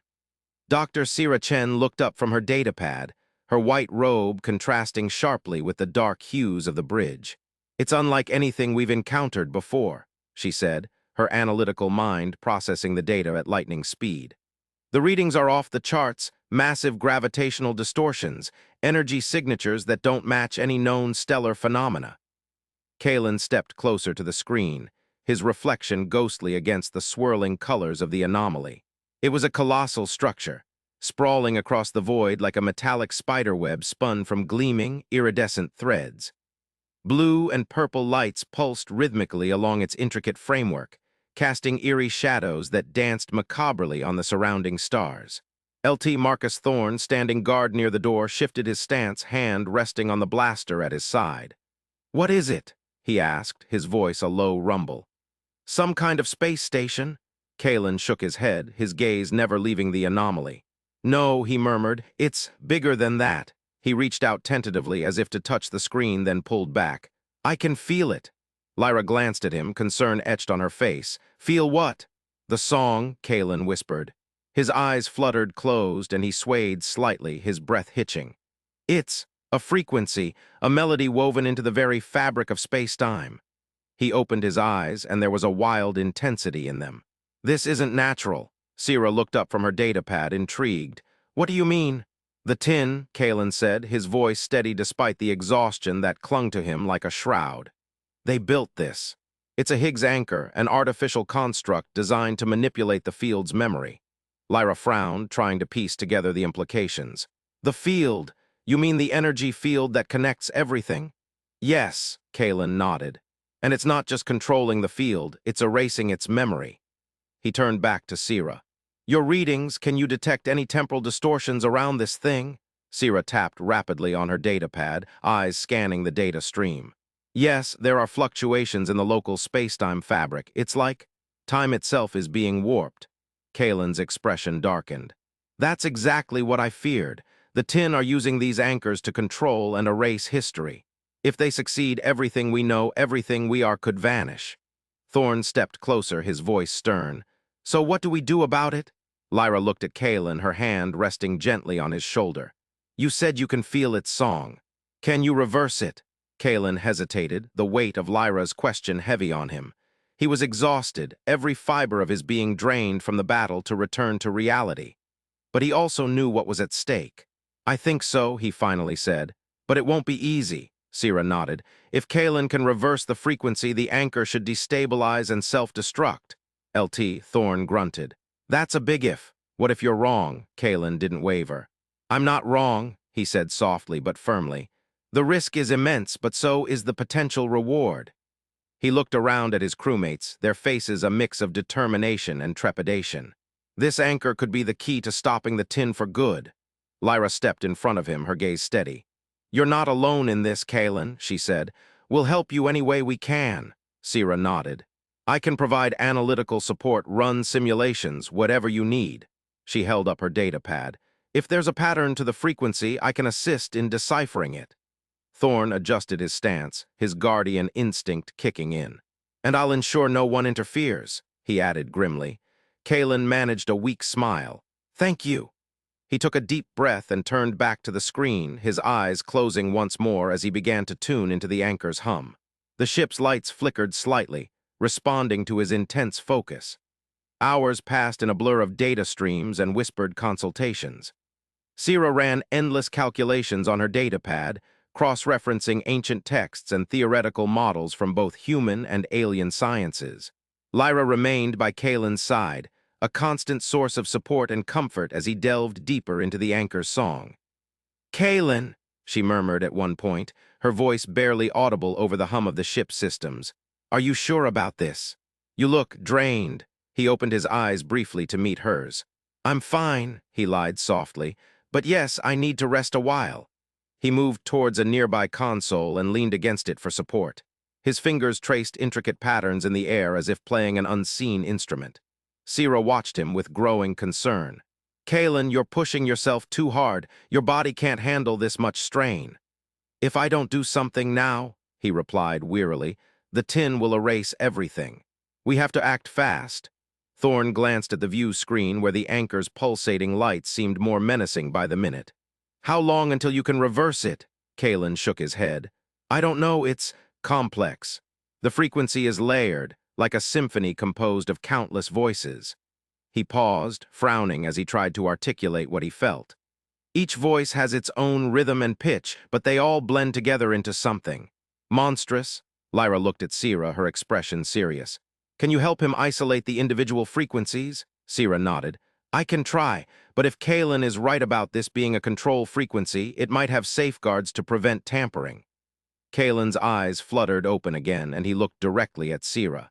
You're right, that's why I need you both, Lyra's strength and your intellect. Together, we can outsmart whatever defenses they've put in place. Thorne stepped closer to the view screen, his gaze fixed on the approaching tin ships. We don't have much time, he warned. They're getting closer. Kaelen nodded grimly but didn't turn away from his task. Then we work faster. He closed his eyes once more and delved deeper into the anchor's song. Hours turned into days as they worked relentlessly, driven by a mix of desperation and determination. Kaelen would periodically collapse in exhaustion, only to be roused again by Lyra's gentle touch or Sierra's urgent whispers. The crew functioned on autopilot, their bodies fueled by adrenaline and the sheer force of will. On what felt like the 100th attempt, Kaelen's fingers stopped midair. He looked at Lyra with an intensity she'd never seen before. I've got it, he whispered hoarsely. The core frequency, I can hear it now. Lyra's heart pounded in her chest as she watched him. Sierra rushed to his side, datapad in hand, ready to record every detail. I need your strength, Kaelen said to Lyra, his voice barely audible. She nodded and stepped closer, placing her hands on his shoulders. Her touch seemed to ground him, lending him the fortitude he needed. Kaelen took a deep breath and began to manipulate the frequency. His fingers danced in intricate patterns through the air, each movement precise and deliberate. The anchor's glow intensified, colors swirling chaotically as if responding to his actions. The ship trembled slightly, and alarms blared ominously from various consoles. Sierra monitored the data, her eyes wide with a mix of awe and terror. The frequency is destabilizing, she shouted over the noise. But it's not enough. Kaelen grit his teeth, sweat beading on his forehead. He reached deeper into the anchor's song, wrestling with its layers as if engaged in a brutal mental duel. Lyra's grip tightened on his shoulders, her voice steady and calming despite the chaos around them. You can do this, she murmured. I'm here. Thorne stood guard, blaster at the ready, as tin ships drew ever closer. The tension was palpable, each moment stretching into an eternity. Suddenly, Kaelen's movements faltered. He staggered back, gasping for breath, his face pale. It's too strong, he rasped. I can't. Lyra caught him before he could fall, her eyes filled with worry. Kaelen, you need to rest. I don't have time, he snapped, frustration and despair warring in his voice. Sierra stepped forward, her expression resolute. You're doing it wrong, she said firmly but gently. You're trying to brute force the frequency. Instead of fighting it head-on, you need to counter it, find its opposite. Kaelen looked at her through bleary eyes, a glimmer of understanding dawning in his gaze. Its opposite, he echoed softly. Lyra nodded encouragingly. Yes, Sierra's right. Find the harmony that will cancel it out. Kaelen took another deep breath and focused once more on the anchor's song. This time, rather than battling against its layers, he sought to understand them, to resonate with their underlying rhythms. His fingers moved slower but with greater precision, weaving a new melody that mirrored the anchor's but inverted in tone. The ship trembled again, alarms blaring louder as the anchor's glow fluctuated wildly. The colors shifted from blue and purple to hues of red and black, an ominous sign of the impending collapse. Tin ships hesitated at the edge of their detection range, sensing the disturbance but wary of approaching too closely. Lyra watched Kaelen with bated breath, her heart pounding in her chest. She felt every tremor through his body as he pushed himself to the brink. Sierra monitored the readings intently, calling out updates as the frequency began to destabilize. It's working, she shouted over the chaos. The anchor is responding.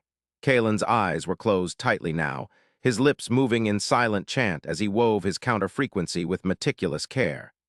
The air around them seemed to hum with energy, the ship's systems straining under the immense force unleashed. Then suddenly everything went still. The alarms fell silent, and the anchor's glow faded to a dull, flickering pulse. Kaelen opened his eyes, looking both exhausted and relieved. He sagged against Lyra, who supported him with gentle strength. Sira checked her datapad one last time before letting out a shaky breath of relief. "It's done," she announced. "The frequency has been reversed. The anchor is destabilizing." Lyra looked at Kaelen with pride and concern mingled in her eyes. "You did it," she whispered. Thorne lowered his blaster, a rare smile on his face. "Well done, everyone." Kaelen managed a weak grin but said nothing as he leaned heavily against Lyra. The anchor began to shimmer, its metallic framework warping and twisting before their eyes. Then, with a final, deafening roar that shook the very hull of the Zephyria, it exploded into a burst of light. The shockwave sent the ship careening through space, but it held firm under Thorne's expert navigation. When they finally stabilized, the crew looked out at the void once more, searching for any sign of the anchor or the tin ships that had approached with malevolent intent. But all was quiet, too quiet. The only remnant of the anchor was a cloud of debris drifting slowly through space, lit eerily by distant stars. Lyra guided Kaelen to a nearby seat, her expression softening as she brushed a lock of hair from his forehead. "Rest now," she urged gently. "You've earned it." Kaelen nodded wearily but managed a small smile. "We did it," he murmured before drifting into sleep. As the crew settled down to tend to their tasks, Lyra couldn't help but feel a profound sense of accomplishment mixed with relief. They had faced an unimaginable foe and emerged victorious, at least for now. Sira approached her, datapad in hand. "He'll be fine," she reassured softly. "His body just needs time to recover." Lyra nodded, grateful for Sira's support. "Thank you," she said sincerely, "for everything." Sira smiled briefly before turning back to her work. Lyra watched Kaelen sleep, his chest rising and falling steadily. She knew they had won a crucial battle, but the war against the tin was far from over. As the Zephyria cruised through the cosmos, its crew rested, each lost in their thoughts and dreams, of victories hard-won and challenges yet to come. The stars twinkled indifferently around them, witnesses to their struggle and silent guardians of the vast unknown that lay ahead. In the cold vacuum of space, the Unyielding, a ship of steel and determination, hung against the backdrop of an endless night speckled with distant stars. The bridge was a symphony of controlled chaos, consoles blinking with urgent alerts and crew members barking orders into comms. At the heart of it all stood Kaelen Voss, his gray uniform stark against the vibrant displays, eyes closed, hands outstretched as if grasping at invisible threads. Kaelen's brow furrowed in concentration, his breath misting in the frigid air despite the environmental suits humming softly around him. He had begun the reversal sequence, delving into the arcane frequencies that bound the Higgs anchor to its deadly purpose. The anchor, a colossal structure of twisted metal and throbbing energy, floated ominously nearby, casting an eerie glow over the Unyielding's hull. It pulsed with a rhythm that was not quite music, more like a cold, dead song echoing through the void. "Kaelen," Dr. Sira Chen's voice cut through his focus, her white robe billowing gently despite the lack of wind. "Are you sure about this? The readings are unusual." Sira's analytical mind was a beacon in the storm, but Kaelen couldn't afford to be distracted. Not now, not when every second counted. He nodded slightly, his hands trembling as he felt the anchor's frequency resonating within him. It was a harsh, discordant melody designed to keep reality itself from unraveling. To reverse it, he had to sing back, harmonize with that dreadful tune, and twist it into something new. Lyra Storm paced nearby, her black leather jumpsuit creaking softly with each step. Her eyes darted between Kaelen and the anchor, worry etched deep into her features. "You're destabilizing it," she exclaimed, pointing at the glowing orb. The anchor's light flickered in response, pulses of energy rippling across its surface. Kaelen gritted his teeth, pushing harder against the frequency. His voice emerged as a low hum, barely audible over the bridge's cacophony. It was a song born of desperation and willpower, each note a battle cry against the anchor's relentless drone. Blood trickled from his nose, painting crimson trails down his chin, but he didn't falter. The anchor's glow intensified, casting long shadows across the deck. "LT, Marcus Thorne watched from his station, blue security uniform blending with the console's lights. His eyes narrowed as he tracked the tin ships swarming like metallic locusts around them. "Incoming fire!" he shouted, slamming a fist onto the comm panel. Shield generators whined to life, deflecting bolts of energy that streaked past like deadly comets. Kaelen felt the shockwaves through his connection to the anchor. Pain lanced through him, but he held fast, pouring more strength into his countersong. The anchor began to crack, fissures of pure energy snaking across its surface. Each fracture sent shockwaves reverberating through space, buffeting the unyielding like a storm-tossed ship. Lyra's voice rose above the din, desperate and urgent. "Hurry up, Kaelen. The tin won't wait much longer." He couldn't reply, his focus entirely consumed by the battle raging within him. The anchor was fighting back, its song turning into a deafening roar that threatened to consume him whole. But he pushed harder still, driven by Lyra's plea and the knowledge that failure meant oblivion for them all. Sierra leaned over her console, fingers dancing across holographic interfaces. "Energy readings are off the charts," she warned. "If this keeps up, Kaelen, you have to finish it." The anchor shuddered violently, its cracks widening into chasms of raw power. Energy cascaded from the fissures, tendrils of blue-white fire licking outwards, carving arcs through space. The unyielding shields groaned under the onslaught, sparks flying as systems strained to hold. Kaelen cried out, his voice raw and hoarse against the anchor's cacophony. Blood flowed freely now, dripping onto the deck in steady beats. He could feel the end nearing, not just for him, but for everything caught in this cosmic maelstrom. Suddenly, one of the tin ships veered too close, its trajectory erratic under the influence of rogue energy currents. A blast from its cannons missed the unyielding but struck another tin vessel, setting off a chain reaction. Ships exploded like blooms of deadly fireworks, debris scattering across the battlefield. Through it all, Kaelen held on, his song weaving through chaos. The anchor convulsed around him, energy surging wild and unpredictable. And then, with a final, ear-splitting scream, he drove his will into that dreadful frequency one last time. The explosion was cataclysmic. A sunburst of light and fury tore the Higgs anchor apart from within, shattering it into a million fragments of searing plasma. The unyielding rocked violently, shields flickering perilously close to failure. Crew members braced against consoles, eyes wide with terror and awe. Lyra watched in horror as Kaelen was engulfed by the blast, his silhouette swallowed whole by the inferno. "Kaelen," she screamed, hands reaching out futilely towards the raging storm. Sierra's voice cut through Lyra's panic, sharp and commanding. "Evade! Get us clear of that debris field!" Thorne barked orders into his comm, steering the unyielding on an evasive course through the flaming wreckage. The ship groaned under the stress, but held together, skimming past burning hulls and molten shrapnel. The crew watched in stunned silence as the anchor's remnants dispersed, energy dissipating into space like a dying star. When at last the turmoil subsided, all that remained was a field of drifting debris and fading light, and no sign of Kaelen Voss. Lyra stood frozen, eyes fixed on the void where he'd been consumed. Her breath hitched in her throat, chest tight with unspoken fear. Beside her, Sierra worked frantically at her console, fingers flying over controls as she scanned for any trace of life signs amidst the chaos. "Anything?" Lyra asked, voice barely above a whisper. Sierra shook her head grimly. "Nothing, it's like he vanished." Thorne approached them cautiously, concern etched deeply into his features. "We need to get out of here," he said softly. "The tin are regrouping. We can't afford another engagement right now." Lyra nodded numbly, turning away from the vista of destruction. She knew he was right. Survival meant prioritizing their escape. But every instinct screamed at her to turn back, to search for Kaelen among the ruins. As they withdrew, Lyra couldn't shake the image of him standing there, hands outstretched against the anchor's malevolent power. Had he succeeded? Was the reversal complete? Or had he simply been another casualty in this never-ending war?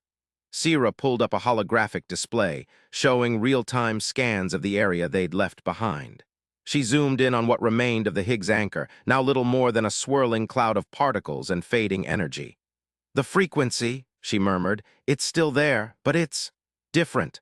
Lyra leaned closer, studying the wavering patterns. It was true, whatever Kaelen had done, he'd altered something fundamental within that deadly song. Thorn looked over their shoulders, brow furrowed. Different how? Less hostile, Sira replied slowly. More. Harmonious. She glanced up at Lyra, uncertainty flickering across her face. Whatever happened out there, Kaelen changed the anchor's resonance, if we can figure out how he did it. Lyra straightened, resolve hardening within her. We will, she vowed, and when we do, we'll find him. But as they sped away from the wreckage, leaving behind only emptiness and echoes of destruction, Lyra couldn't suppress a gnawing doubt. Kaelen had been inside that explosion.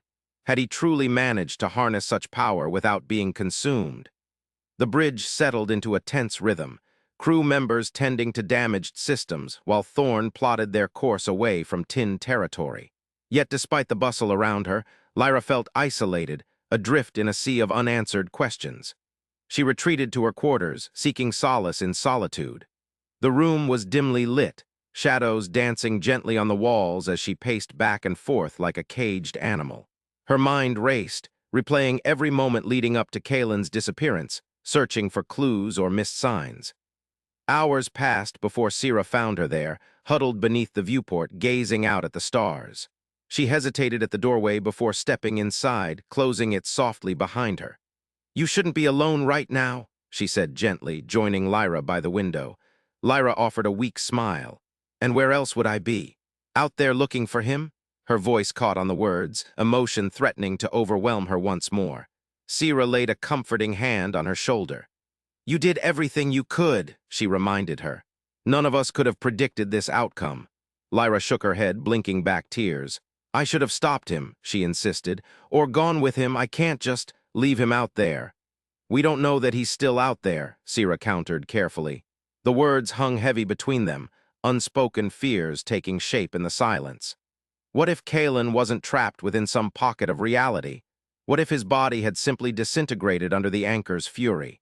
Lyra turned away from the window, resolve steeling her features once more. I won't believe that, she declared. Not until I see proof. Sira nodded, respect gleaming in her eyes. Then we find another way to search for him, she agreed. But first you need rest. You're no good to anyone if you collapse from exhaustion. Reluctantly, Lyra allowed Sira to guide her towards the bedchamber adjacent. The room was sparsely furnished, utilitarian but clean. As she sank onto the mattress, Lyra felt a wave of fatigue wash over her, bone-deep and overwhelming. Sira tucked a blanket around her shoulders, offering a small smile. I'll wake you if anything changes, she promised. Lyra grasped her hand tightly, desperation lacing her voice. Find him, Sira, please. Tears welled in Sira's eyes as she squeezed back gently. We will, she whispered fiercely. I swear it. In the quiet darkness of her room, Lyra drifted into fitful sleep, dreams haunted by visions of Kaelen standing against the anchor's light, his song echoing through endless voids. When morning came, or what passed for it aboard a starship far from any sun, she awoke with newfound determination. She dressed quickly, pulling on her jumpsuit before heading straight back to the bridge. Crew members eyed her warily as she strode past, but no one dared question her purpose. At her station, Lyra began poring over data streams and sensor logs, hunting for any clue that might lead them closer to Kaelen. Sira joined her shortly after, bearing steaming mugs of Stim Cafe.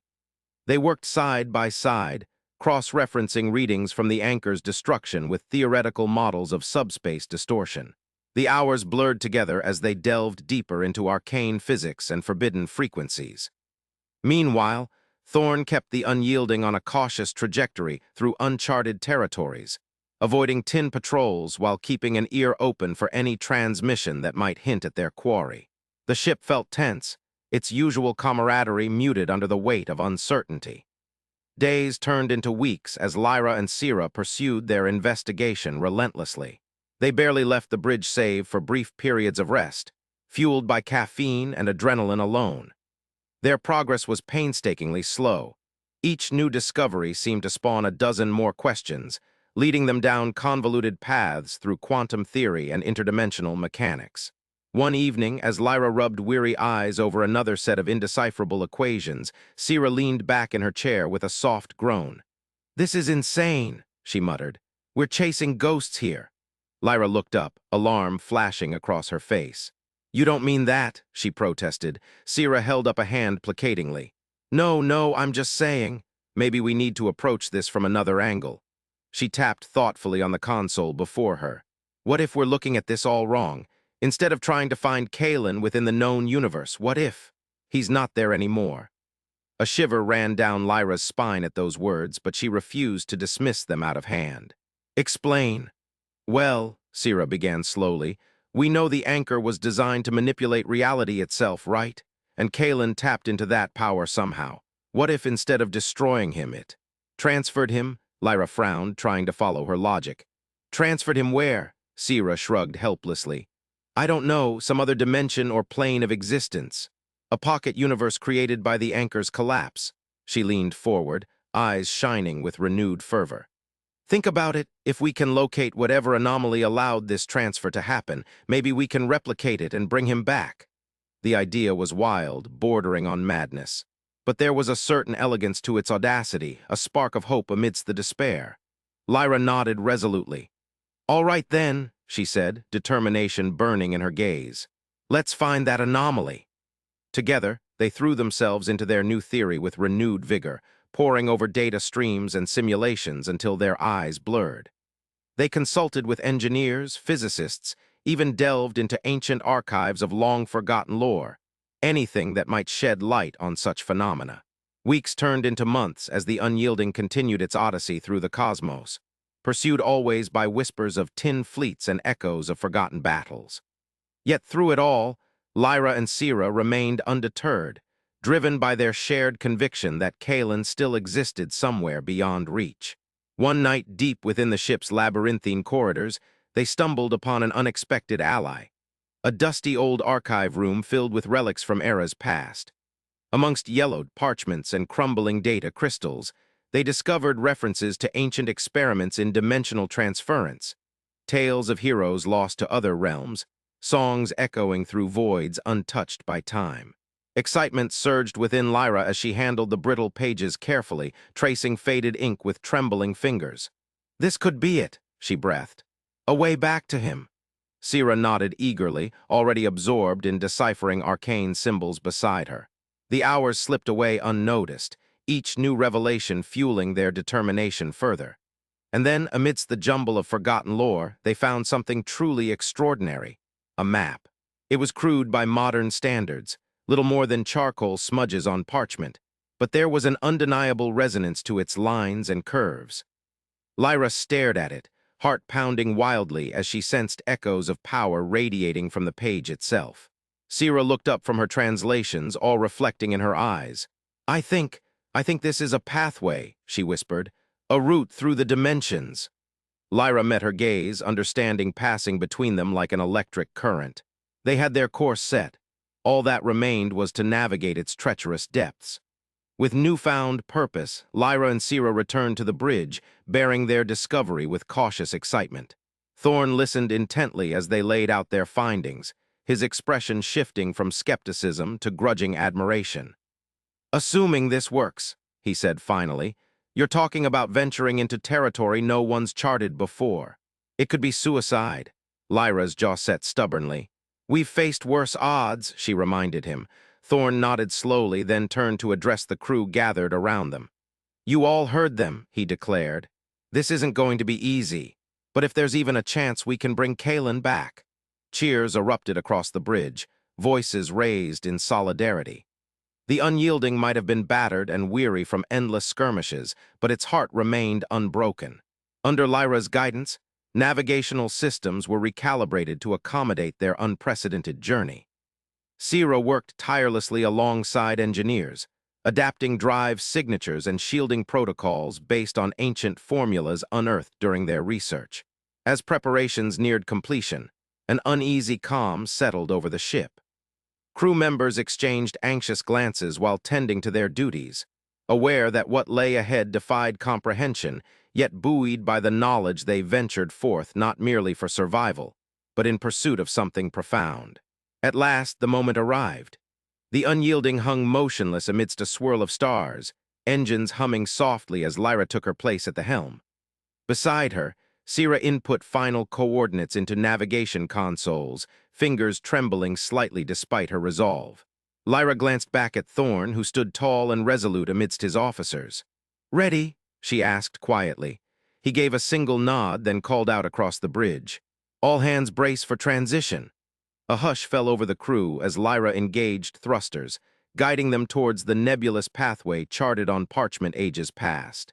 The ship shuddered slightly under her touch, resistance palpable against controls as unseen forces sought to repel their intrusion. Then, without warning, everything changed.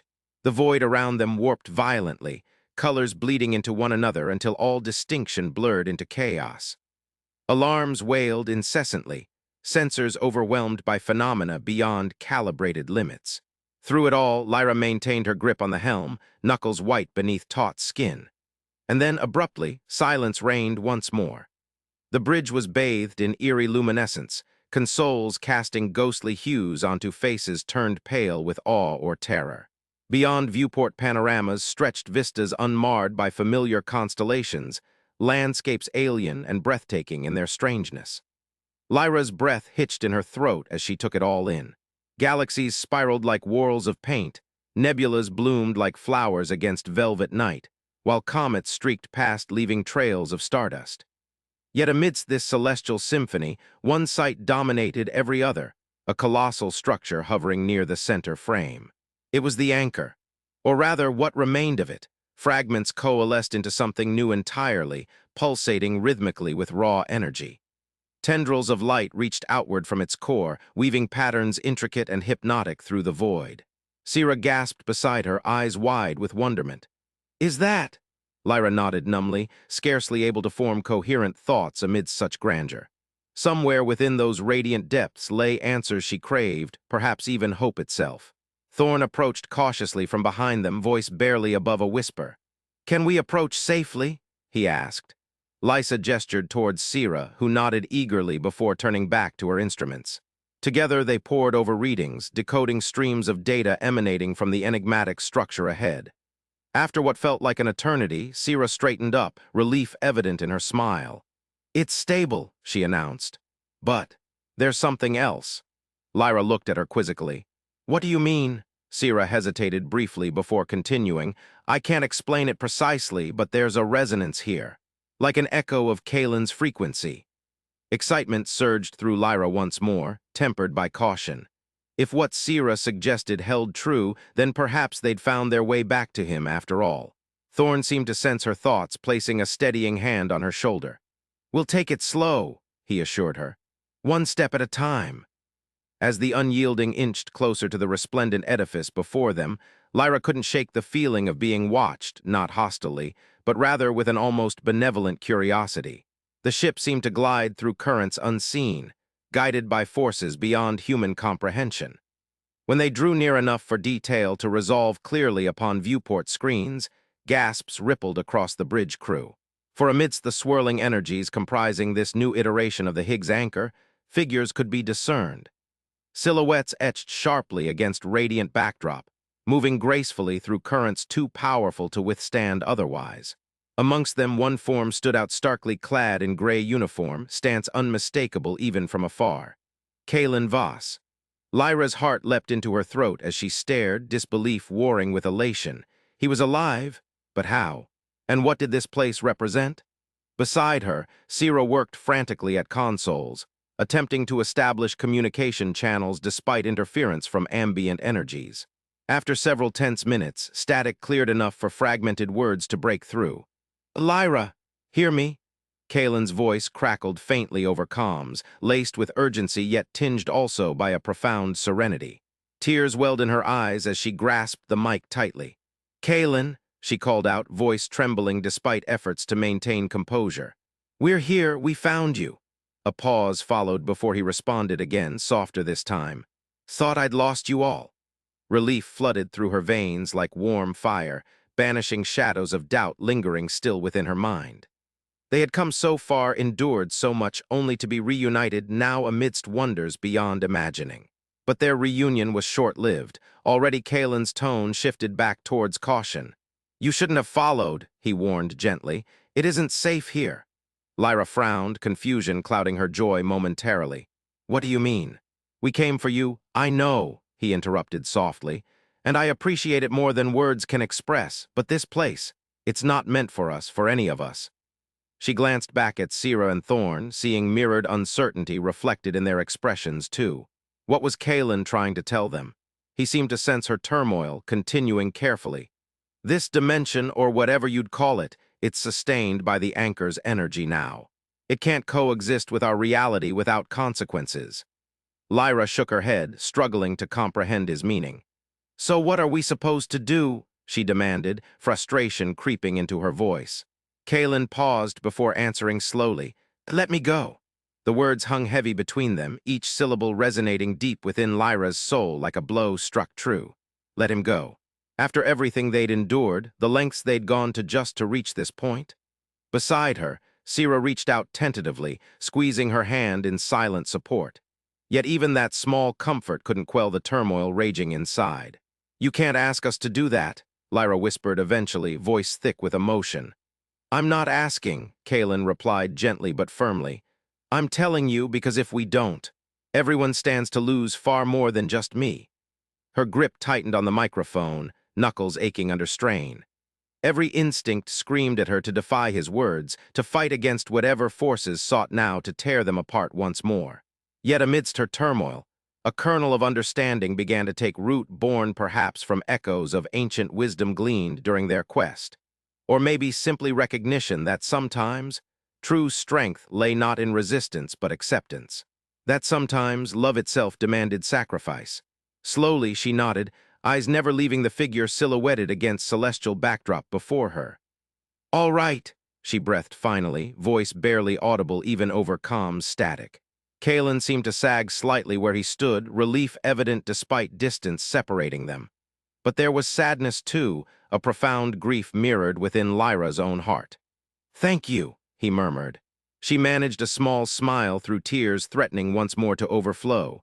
For what it's worth, she said softly, I think you were right about this all along. A faint chuckle echoed back at her, tinged now with bittersweet affection. About what? He teased gently. Everything, Lyra admitted, laughing despite herself through gathering sobs. The anchor, the frequencies, even coming here today. For a moment longer they lingered thusly, bound together across chasms vast and insurmountable, sharing laughter tinged with sorrow, love tempered by loss. Then all too soon Kaelen straightened once more, resolve hardening his features. I have to go now, he said quietly. But remember this, no matter where you are or what happens next. I'm always with you. Her heart ached at those final words, yet she nodded resolutely, blinking back tears blurring vision already clouded by distance. I know, she whispered. He smiled then, warm and reassuring despite circumstances surrounding them both, before turning away towards radiant depths awaiting him beyond reach. Lyra watched as he moved gracefully amongst swirling energies, form gradually fading into ambient luminescence until naught remained but echoes of his presence lingering still within her soul. When at last even those traces dissolved entirely, she lowered the microphone, fingers trembling slightly from strain exerted upon them thus far. Silence reigned aboard the Unyielding once more, a hushed reverence settling over crew members gathered round viewport panoramas, each lost within private reflections stirred by events witnessed here today. Thorne approached cautiously from behind her, placing one steady hand upon Lyra's shoulder. She leaned into his touch gratefully, finding solace amidst shared sorrow. Did he? Sierra began hesitantly, glancing between them both before trailing off uncertainly. Lyra nodded slowly, offering what she hoped passed for reassurance despite turmoil raging still within her breast. Yes, she confirmed softly. He's gone. Sierra bit lip anxiously, tears glistening unchecked down cheeks flushed pink by exertion endured thus far. But she held firm too resolute amidst grief threatening otherwise to overwhelm them all. Then we honor his sacrifice, she declared firmly, voice steady despite emotions evident therein, by returning home. Home. The word resonated deep within Lyra's heart, evoking memories both bittersweet and cherished. Echoes of laughter shared among friends now scattered far and wide across cosmos vast. Echoes too of battles fought side by side against tyranny personified, each triumph hard-won yet never forgotten. And underlying all else, love pure and unyielding amidst trials faced together thus far. She looked back at Sira, then Thorn beside her, finding within their gazes reflections of own resolve mirrored back once more. Together, they would navigate treacherous currents still lying ahead, guided by faith forged strong through fires tempered here today. Home, Lyra echoed softly, determination hardening features softened briefly earlier by sorrow's sting. We go home. And so began journey anew, not merely voyage physical through starfields untrodden previously, but pilgrimage spiritual too. Quest for redemption amidst ruins left behind. Search for meaning amidst chaos wrought. Endeavor above all else to uphold legacy left behind by one whose sacrifice ensured future brighter still awaited those who dared dream boldly enough. As unyielding turned slowly away from radiant edifice looming large against cosmic tapestry before them, Lyra cast final glance back towards horizon fading gradually now into starlit void. There, amidst swirling energies pulsating gently still with life renewed anew, she thought perhaps she glimpsed faint outline of figure standing tall amidst celestial dance arm outstretched, as if bidding farewell one last time. She raised own hand tentatively towards phantom vision, heart swelling almost painfully within chest, constrained suddenly too tightly by emotion surging forth unbidden once more. And though tears threatened again to obscure sight clouded already by distance separating them now forevermore, Lyra held steady still. Steadfast guardian of hope burning bright against darkness looming ever nearer horizons yet unseen. For she knew then, as surely as stars wheeled ceaselessly overhead, that no matter trials lay ahead, nor depths plumbed amidst quests undertaken henceforth, Kaelen Voss would walk beside her always, his song echoing softly through voids vast and endless, his spirit guiding steadfast through storms yet to come. And so, with hearts both heavy-laden yet lightened too by love's enduring flame, crew aboard unyielding set course, once more towards distant shores unseen, borne aloft upon wings forged from dreams woven tight around memories cherished close. Their voyage continued apace amidst cosmos ever-changing, ever constant, each star a beacon guiding wayward travelers homeward bound across seas celestial unfathomed deep.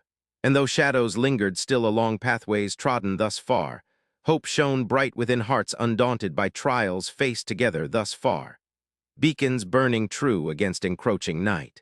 For in end, what mattered most was not grandeur of deeds accomplished, nor victories hard-won amidst battles fought, but rather love enduring eternal flame illuminating path, ahead regardless storms brewing dark on horizons distant still. And so they sailed onwards into starlit night, unyielding and her crew, pioneers bold upon seas untrodden previously, seekers after truth hidden deep within mysteries yet unsolved, guided ever by echoes of songs sung once long ago amidst chaos wrought, inspired always by courage shown forth in moments dire when all seemed lost save faith itself. Their journey lay ahead, vast expanse awaiting exploration bold, discoveries awaited round each cosmic bend. Yet amidst uncertainties looming large before them still, one truth remained constant. Together they would face whatever challenges dawn brought forth anew. For in hearts entwined by bonds forged strong through trials endured already, hope burned brightly still, beacon shining sure against encroaching night, guiding wayfarers homeward bound across seas celestial vast. And though distances separating them now seemed insurmountable indeed, love's enduring flame would bridge chasms wide and deep alike, binding souls together forevermore amidst stars above. Thus did Lyra Storm, Sira Chen, Marcus Thorn, and all those who sailed with unyielding venture forth into realms unknown yet dreamt of oft in whispers soft, neath starlit skies. Their odyssey continued apace, hearts alight with purpose born anew amidst echoes of song, still resonating softly through voids untouched by time. For even as Kaelen Voss faded gradually from sight, his spirit endured woven tight around each thread comprising tapestry vast that was their shared destiny. And so they sailed onwards, ever onward, intrepid explorers charting courses bold through starfields shimmering bright with promise yet unrealized. In time, perhaps, answers would be found amidst ruins left behind, truths uncovered hidden deep within shadows cast by anchors shattered long ago. But for now, Suffice it simply that journey continued, driven ever forward by love's unyielding tide, guided steadfast through darkness looming large ahead by echoes of songs sung once amidst chaos wrought. And thus did Chapter 19 conclude. The anchor's song, tale woven tight around threads of courage, hope, and love enduring even amidst trials faced together thus far. For in end, what mattered most was not grandeur of deeds accomplished nor victories hard-won, but rather bonds forged strong through adversity shared, binding souls together forevermore amidst cosmos vast and wondrous still. In the obsidian void of the anchor's memory, Kaelen Voss floated, a solitary figure adrift in an ocean of consciousness that was not his own. The darkness pressed against him like a physical force, but it did not unnerve him as much as the images that darted through the blackness. Faces, strange and familiar, flashed before his eyes. Colonists from long-forgotten settlements, soldiers with eyes burned away by battles he'd never fought, and ships, vast arcs of metal and dreams, sailing through cosmic seas. The air was thick with the hum of 1,000 whispers, echoes of lives lived and lost within this mechanical mind.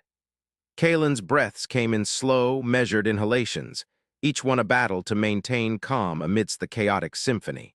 He had been here before in another life, but never like this, not alive, not aware. Then came the voice, cutting through the cacophony as if through fog. "You're in the anchor's memory." Vela's tone was gentle yet insistent, a beacon in the storm. Her presence manifested as a shimmering figure, silver chains trailing behind her like spectral tendrils. Her eyes glowed with an inner light that seemed to pierce the darkness. Kaelen turned towards her, his own voice steady despite the tumult within him. "Vela, how is this possible?" "I am a fragment of the Sylph spirit," she replied, her form flickering like a candle flame in a breeze. "I can guide you through this labyrinth, Kaelen, but you must choose." Kaelen's gaze hardened, his mind racing. Choices, he had made so many, each one carving deeper into the tapestry of his life. He thought of Lyra, her laughter echoing through the void, and Sira, her strength a beacon even in the darkest times. Then there were his friends. Their faces flickered at the edges of his vision, ghostly apparitions urging him on. "What choice?" he asked, though he feared he already knew. Vela drifted closer, her voice dropping to a conspiratorial whisper. "There's a way out, but you'll never see them again, Lyra, Sira, your friends. You'll be alone in the field forever." The words struck him like a physical blow. Alone. The concept gnawed at him, clawing through the layers of resolve he had built over years of hardship and loss. To be cut off from everything he knew, everyone he cared for, it was a sacrifice too vast to comprehend. "You're offering me safety," Kaelen murmured, his voice barely audible even to himself. "But at what cost?" Vela's eyes flickered with something akin to sadness. "Safety is relative, Kaelen. You'll be trapped here, yes, but also protected from the battles yet to come." Kaelen's thoughts raced back to the battle against the tin, their twisted forms and relentless aggression a stark reminder of what awaited him beyond this void. The Higgs War, whatever that meant, loomed on the horizon like a storm cloud ready to unleash its fury. "But I have to see them first," he insisted, his voice gaining strength. "I need to know they're safe."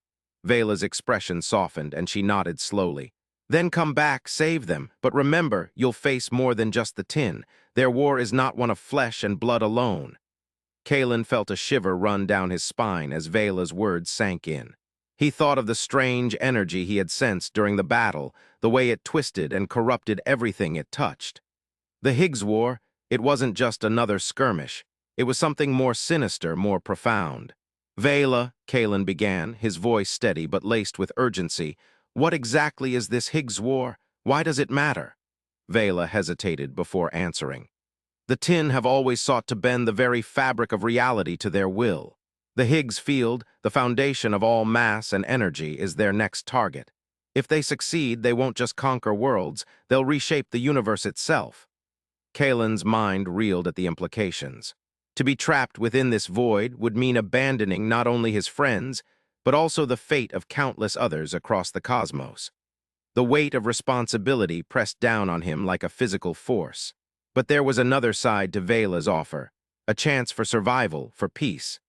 Alone in the field, he would be free from the constant struggle, the endless cycle of conflict and loss. It was tempting to slip away into the oblivion of solitude where nothing could hurt him again. Yet Kaelen knew himself too well. He had never been one to shy away from a fight, even when the odds were stacked against him. The idea of hiding while others faced the brunt of the tin's wrath gnawed at his conscience like a poisonous worm. "Tell me," he said, his voice barely above a whisper, "if I go back, what will happen?" Vela's gaze held a mixture of pride and regret. "You'll face trials beyond your imagination. The tin are not the only threat. There are forces aligning against you that seek to undermine everything you hold dear." Kaelen nodded, his resolve hardening like steel forged in fire. "Then I need to be prepared. Tell me what I must do." Vela's form flickered, her chains writhing around her like serpents. "You'll return to the world of flesh and blood. But first you must confront your own memories, your fears, regrets, triumphs. They are the key to unlocking your full potential." Kaelen took a deep breath, steeling himself for what lay ahead. "Show me," he said. The void around him seemed to shimmer in response, and images flooded his vision. He saw Lyra as she had been when they first met, a young woman with fiery spirit and eyes that held galaxies. Then Sira, her strength unyielding even in the darkest moments, a rock amidst the storm. His friends, Jackson's laughter, Alara's quiet wisdom, they all paraded before him like spectral dancers. But there were darker visions, too. Memories of battles lost and won, faces twisted in agony, ships breaking apart under enemy fire. And through it all, a looming presence, shadows that reached out with tendrils of corruption, seeking to ensnare him. Kaelen fought against the tide of emotions surging within him. He clung to the memory of Lyra's smile, Sira's unyielding determination, and the camaraderie of his friends. They were his anchors, grounding him amidst the chaos. "Vela," he called out, his voice echoing through the void, "I'm ready." Her form materialized before him once more, her eyes filled with a fierce intensity. "Then take this," she said, extending one spectral hand towards him. In her palm lay a shimmering orb, pulsating with raw energy. Kaelen reached out tentatively, his fingers brushing against the cool surface of the orb. It hummed beneath his touch, sending waves of warmth through his body. He closed his hand around it, feeling its power coursing through him like liquid fire. "This is your link to the field," Vela explained. "It will guide you back and grant you access to powers beyond mortal comprehension." Kaelen nodded grimly, holding the orb tightly in his fist. The void seemed to ripple around him, the faces and memories dissolving into a swirling nebula of blue and purple. He felt himself being pulled towards an unseen force, as if gravity itself were shifting beneath his feet. With one last look at Vela, he stepped forward into the maelstrom. The darkness enveloped him, but this time it did not consume, it transformed. Colors burst forth like a supernova, blindingly bright against the blackness. Kaelen felt himself stretching and compressing, as if every atom of his being were being realigned. And then, abruptly, he was falling. The void gave way to reality, and he plummeted through layers of existence until finally, with a jolt, he landed hard on solid ground. His eyes snapped open, and he found himself staring up at the familiar expanse of stars, real, tangible, and achingly beautiful. Kaelen pushed himself upright, his body aching but otherwise unharmed. The anchor loomed before him, its massive form humming with residual energy. He reached out tentatively, placing a hand on its metal surface. It throbbed beneath his touch, pulsing with life, or something akin to it. "You did it," Vela's voice whispered in his mind, her presence still with him but distant now. "You chose the path of duty and honor." Kaelen nodded, turning away from the anchor. The landscape around him was desolate, a barren expanse of rock and dust, but there were signs of life. Distant lights flickering like fireflies against the horizon, the hum of machinery in the air. He started walking, each step purposeful as he made his way towards those distant lights. His mind raced with plans, strategies, and preparations for what lay ahead. The tin would come, and with them their Higgs war, but Kaelen was ready. He had faced worse odds before. This time he carried something more than just resolve. As he walked, the orb in his pocket pulsed gently against his thigh, a steady reminder of Vela's gift. It grounded him, anchored him to the reality he had chosen, one filled with danger and uncertainty, but also hope and purpose. Kaelen thought of Lyra and Sira, their faces etched clearly in his memory. He would see them again, and when he did, he would stand beside them, ready to face whatever horrors awaited. For now, though, there was work to be done. Allies to rally, defenses to fortify, and knowledge to gather. The path ahead was fraught with peril, but Kaelen Voss had never been one to shy away from a fight. He marched on, his silhouette cutting through the starlit night like a beacon of defiance against the encroaching darkness. The choice had been made, life over solitude, duty over safety, and he would see it through to the end, come what may. In the depths of space, unseen and unheard, shadows stirred. The Tin were coming, their armies marshaled for a war unlike any other. But Kaelen Voss stood ready, a lone figure against the tide, armed with courage, determination, and the echoing whispers of those who had guided him through the void. For in the end, it wasn't just about survival or victory. It was about choosing what truly mattered. And for Kaelen Voss, that choice was clear: to stand, to fight, and to protect everything he held dear. The shuttle deck hummed with an unfamiliar energy, a low thrum that seemed to resonate from the very fabric of reality itself. The air was thick with a tension that Kaelen Voss could almost taste, like ozone after a storm. He stepped out of the portal, his boots clanking heavily against the metal grating beneath him. His gray uniform hung in tatters, singed at the edges and coated in a dust that shimmered oddly under the harsh deck lights. The material seemed to cling differently to his body now, almost as if it were reluctant to let go.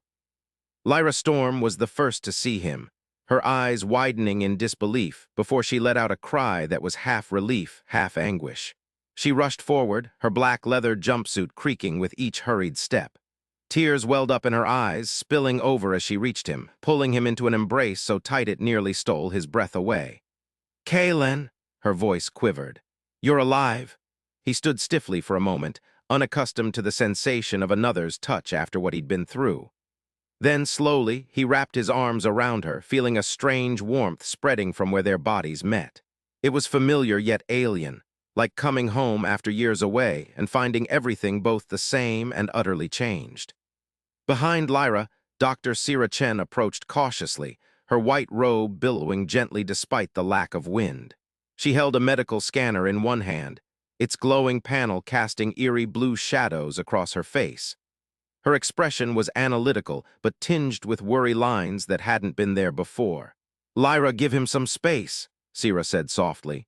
Lyra reluctantly stepped back, though she kept hold of Kaelen's hand as if afraid he might vanish again. Sira activated the scanner, running it over Kaelen from head to toe. The device whirred and beeped, projecting a holographic readout that flickered in midair.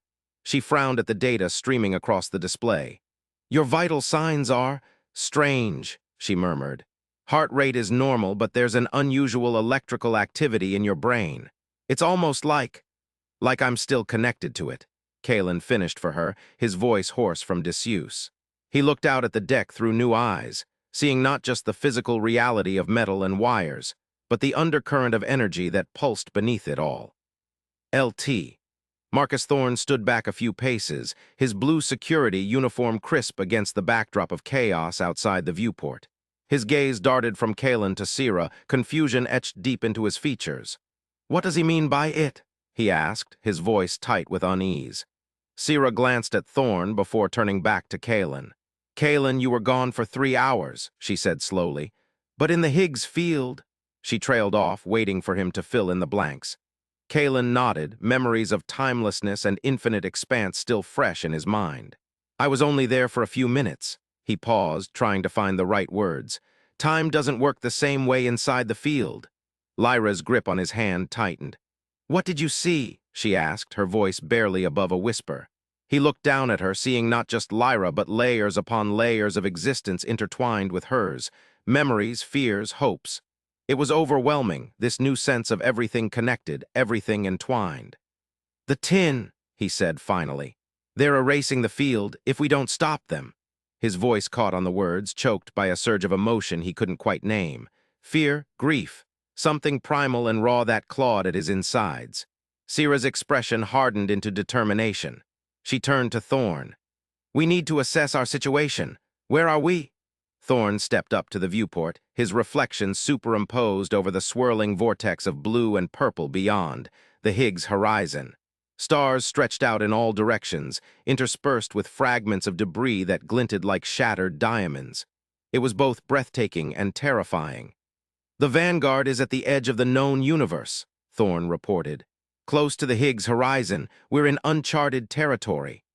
Lyra shuddered beside Kaelen, drawing closer as if seeking solace from his presence. He felt her unease ripple through him like a current. "We need to decide what to do next," Sira said, turning back to Kaelen. "Your report changes everything if the Tin are erasing the field." "They'll consume all reality," he completed, nodding grimly. "The entire universe will be lost." Thorne's jaw clenched visibly. "So we fight them?" Kaelen felt a surge of something akin to power coursing through him, an echo of what he'd experienced within the Higgs Field. But it was tempered by a deep sense of caution. This new connection came with responsibilities, burdens. "I don't know if fighting is enough," he said slowly. "The Tin aren't like anything we've encountered before. They're not physical. They exist on another plane entirely." Sira nodded thoughtfully. "We need more data, if you can tap into this connection again." Kaelen hesitated, remembering the agony and ecstasy of his journey through the field. Could he do it again? Would he want to? "We could try," Lyra suggested hesitantly, looking up at him with hope in her eyes. Thorne crossed his arms, skepticism clear on his face. "And risk losing you both again?" "Risk is part of our mission," Sira countered sharply. "We came here seeking answers about the Higgs Field and the Tin. Now we have a chance to understand them better." Kaelen looked out at the cosmos, feeling that strange resonance deep within him. The stars seemed to pulse in time with his heartbeat, each one a beacon of potential knowledge waiting to be unlocked. "We need more than just understanding," he said finally. "We need a plan, something to counter their erosion of the field." Thorne frowned but didn't argue further. Instead, he turned to Sira. "I'll rally the crew. We'll prep for whatever comes next." Sira nodded approvingly before turning back to Kaelen and Lyra. "You two should rest," she advised gently. "Your body needs time to adjust." Lyra shook her head stubbornly. "I'm not leaving him alone again." Kaelen offered her a small smile, grateful for her steadfastness despite the whirlwind of emotions churning inside him. "All right," Sira conceded, "but try to get some sleep at least." As they moved towards Kaelen's quarters, Lyra stayed close by his side, her presence a comforting anchor amidst the tumultuous sea of change within him. The corridors of the Vanguard seemed both familiar and alien now, each bulkhead humming with unseen energies, each console pulsing softly with life. Once inside his room, Kaelen sank onto the edge of his bunk, feeling exhaustion tug at every fiber of his being. Lyra perched beside him, her hand resting lightly on his arm. "You were gone," she whispered, voice thick with emotion. "I thought—" "I know," he replied softly, covering her hand with his own. The contact felt different now, more profound, more intimate. "Tell me what it was like," she urged, leaning into him. "What you saw."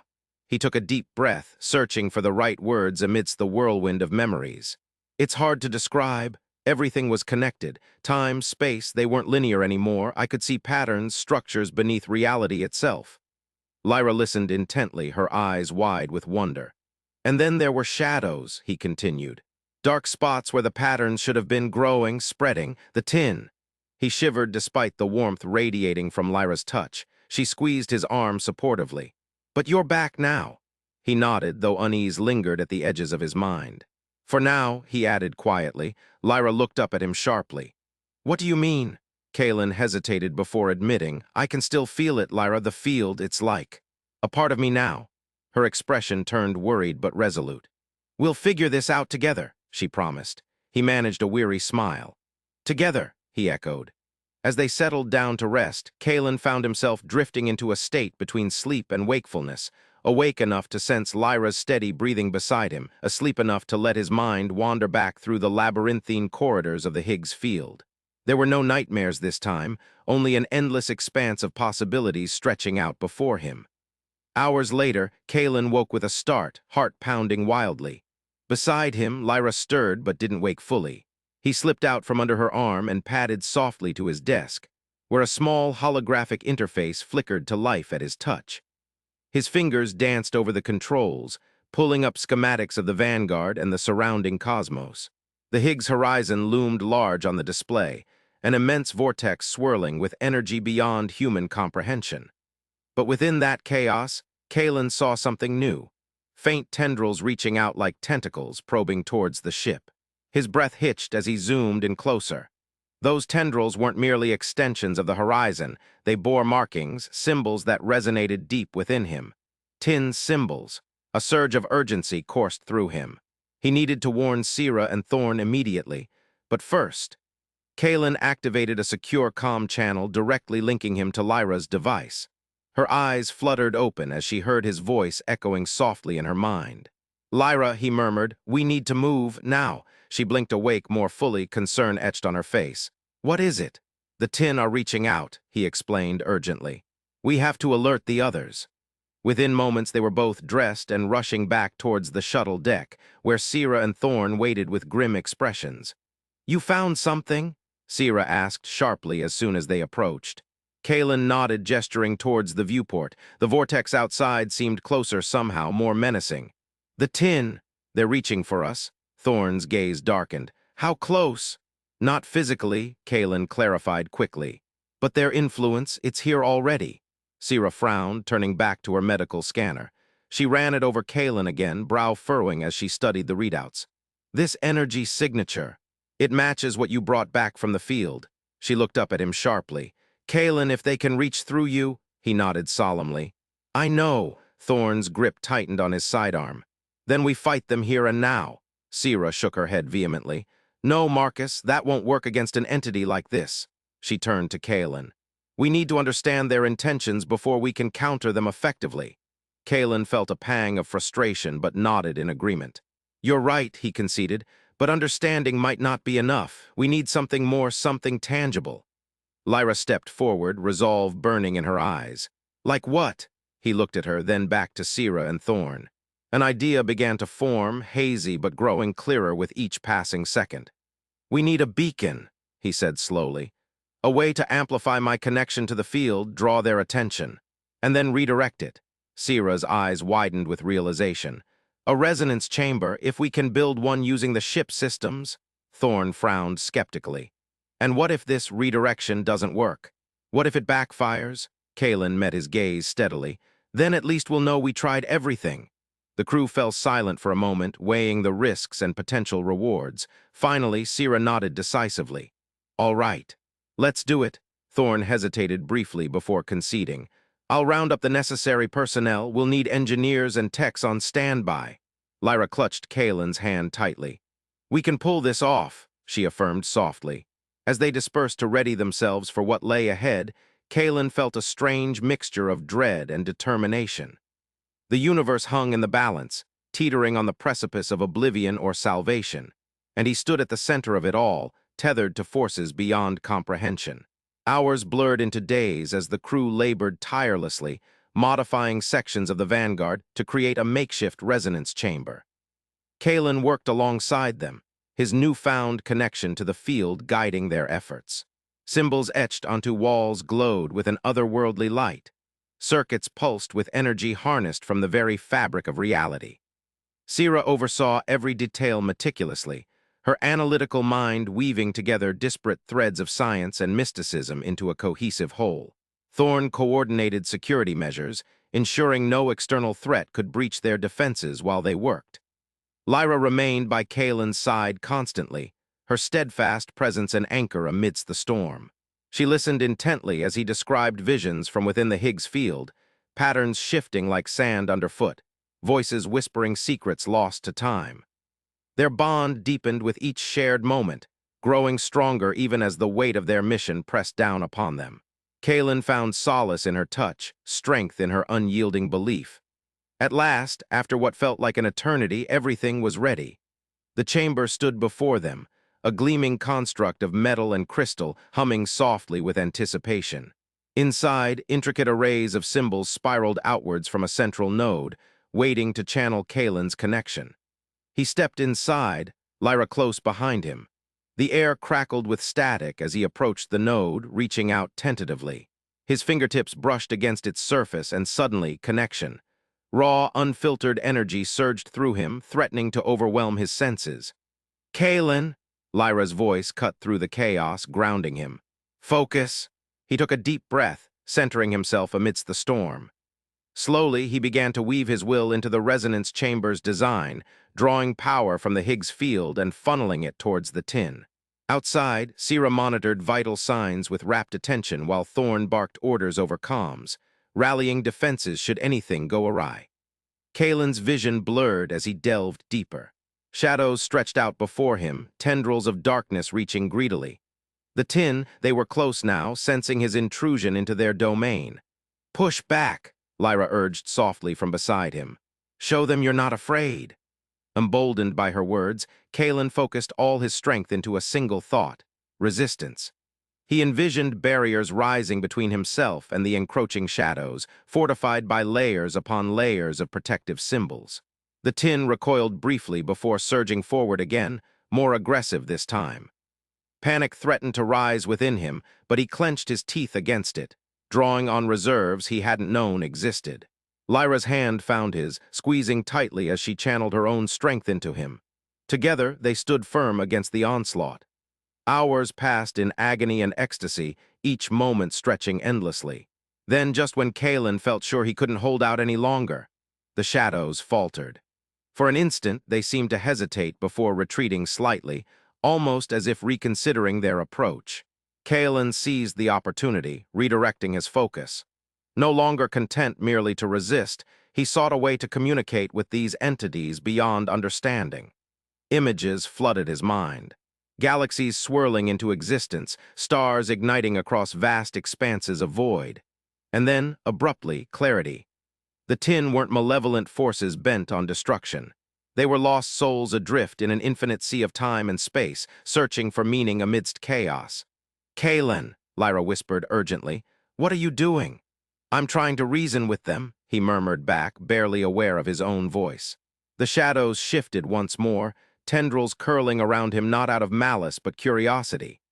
They probed gently at the edges of his consciousness, seeking entrance into his mind. And then, without warning, connection blossomed full force, a symphony of sensations overwhelming every sense. The Higgs field, the tin, all reality coalesced into a single, coherent whole. Kaelen gasped, clutching Lyra's hand convulsively as visions flooded him. Memories not his own, but shared nonetheless. Memories of creation and collapse, of worlds born and worlds swallowed by darkness. The chamber pulsed around them, resonating with energies beyond comprehension. Outside, alarms blared suddenly, but Kaelen barely registered the noise, lost within the swirling vortex of existence. Lyra called out to him again, panic lacing her voice. "Kaelen, you have to pull back." But he wouldn't not while there was still so much left unknown. He reached further, deeper, and found peace amidst turmoil, a calm eye within the storm. The tin receded then, retreating into shadows with a sense of finality that left Kaelen breathless. The chamber fell silent save for the hum of residual energy coursing through its walls. Slowly, cautiously, he withdrew from the field, returning to physical reality with a jolt. His knees buckled beneath him. Lyra caught him before he hit the ground, supporting his weight as she eased them both down gently. "Kaelen," Sira breathed, rushing forward alongside Thorn. "What happened?" He looked up at her through haze-filled eyes, trying to form coherent thoughts amidst the whirlwind of memories still echoing within him. "We understand each other now," he managed finally. "The tin, they're not our enemies." Thorn frowned skeptically but held his tongue as Sira pressed a scanner against Kaelen's temple, frowning at the readouts. "You're stable," she murmured, relief evident in her voice. "But barely." Lyra helped him to his feet, steadying him until he could stand unaided. Outside the chamber, the crew awaited anxiously, faces etched with worry and exhaustion. "What now?" Thorn asked gruffly. Kaelen took a deep breath, considering all they'd learned during those endless moments within the Higgs field. The tin weren't destroyers but wanderers, searching for answers amidst cosmic chaos. "We need to help them," he said softly. "Guide them back from the brink." Sira nodded thoughtfully. "And how do we do that?" "We build," Lyra interjected, her voice steady despite lingering traces of fear. "We create something new, a beacon to light their way." Kaelen smiled at her, gratitude swelling within him. Together, they turned back towards the rest of their crew, ready to face whatever challenges lay ahead. The Vanguard stood poised on the precipice of discovery, guided by courage and determination, anchored in unity amidst vast unknowns. And as Kaelen looked out at the swirling vortex beyond the viewport, he knew. They were no longer merely explorers, but architects shaping destiny itself. For in the edge of the known universe, amid stars and shadows intertwined, a new dawn awaited, born from darkness, illuminated by hope. Chapter 22. The tin strike the Vanguard trembled as if seized by an invisible giant's hand, its metal frame groaning under the sudden, inexplicable strain. Kaelen Voss gripped the console in front of him, knuckles white, eyes wide with a mix of shock and foreboding. He had felt it, a pulsating hum resonating through his bones, not heard but sensed, like the distant thunder of a cosmic storm. This was no ordinary disturbance. It bore the signature of an ancient, malevolent force. "Kaelen, what is it?" Lyra Storm's voice cut through the abrupt tension, her eyes darting from him to the viewscreen. She stood at her station, hands poised over the controls of the Vanguard, ready for any command or sudden maneuver.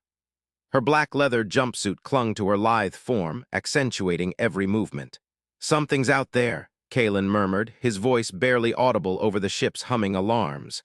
"I can feel it." Presence. Dr. Sira Chen, clad in her pristine white robe, moved with swift precision towards a diagnostic panel. Her fingers danced over the controls, pulling up readings that flickered across multiple screens. She studied them intently before turning back to Kaelen and Lyra. "It's the tin," she said grimly. "Their command ship. It's enormous." Kaelen nodded, though his gaze remained fixed on the void beyond their portholes. The words tin and command ship echoed through him, awakening primal fears etched in the genetic memory of his kind. The viewscreen flickered to life, revealing a sight that stole the breath from every lung aboard the Vanguard. A colossal black triangle loomed against the starfield, its edges as sharp as a blade and seemingly devoid of light. The behemoth dwarfed even the largest Federation dreadnoughts Kaelen had ever seen. Its surface was matte black, swallowing all reflection, save for faint, pulsating veins of crimson that throbbed like a malevolent heartbeat. This was the tin command ship, a harbinger of annihilation. LT. Marcus Thorne, his blue security uniform stark against the chaos, hurried to position himself at a defensive post near the bridge's entrance. His rifle hummed to life in his hands, ready for any breach. "We're pinned," he growled. "No way out." Lyra looked back at Kaelen, her expression determined. "Not necessarily." She gestured towards the rear of the ship where a sleek black fighter was docked. The stolen star, her Nyx-class craft, gleamed under the harsh artificial lights. "We can use my Nyx," she said, turning to face Kaelen and Sira fully. "I can get us to the Higgs Horizon." Sira's eyebrows shot up. "Lyra, if we go there—" Kaelen cut her off with a sharp nod. He felt it again, the pulsating song of destruction emanating from that monstrous vessel. It was like a symphony of chaos played on cosmic strings. "The tin are coming to the Higgs Horizon to erase the field completely," Kaelen said, his voice steady despite the turmoil within him. "We have to stop them now." Sira's eyes widened as she processed the implications. "If that's true, and I believe it is, they mean to obliterate everything tethered to the field." She paused, her expression grave. "The Federation's firepower won't stand a chance against this. Abomination." Lyra nodded, her fingers already dancing over her console as she began plotting a course. "Then we fight smart. The Nyx is fast and agile. We can slip through their defenses and reach the horizon before they do." Kaelen's mind raced with calculations and contingencies. He had seen enough battle plans fail under similar circumstances, but Lyra's plan had an audacity that might just work. "What about the Echo Point?" Kaelen asked, turning to Sira. "I need to return to my body safely before we can confront them directly." Sira pulled up a holographic map of their surroundings, overlaying it with complex algorithms and astrophysical data. Her fingers traced lines and nodes through the digital matrix. "There," she pointed at a pulsating blue dot nestled within an intricate web of cosmic currents. "It's here, near the edge of tin territory, but still within our reach." Kaelen studied the map, committing it to memory as Lyra continued her preparations for departure. He felt a deepening resolve they would navigate this perilous path together. "Marcus," Kaelen called out, and Thorne turned, his expression grim yet ready. "Get a squad prepared for ground support." We may need to breach the tin ship once we find our way in. Thorne nodded, already barking orders into his comm device as he moved swiftly towards the armory.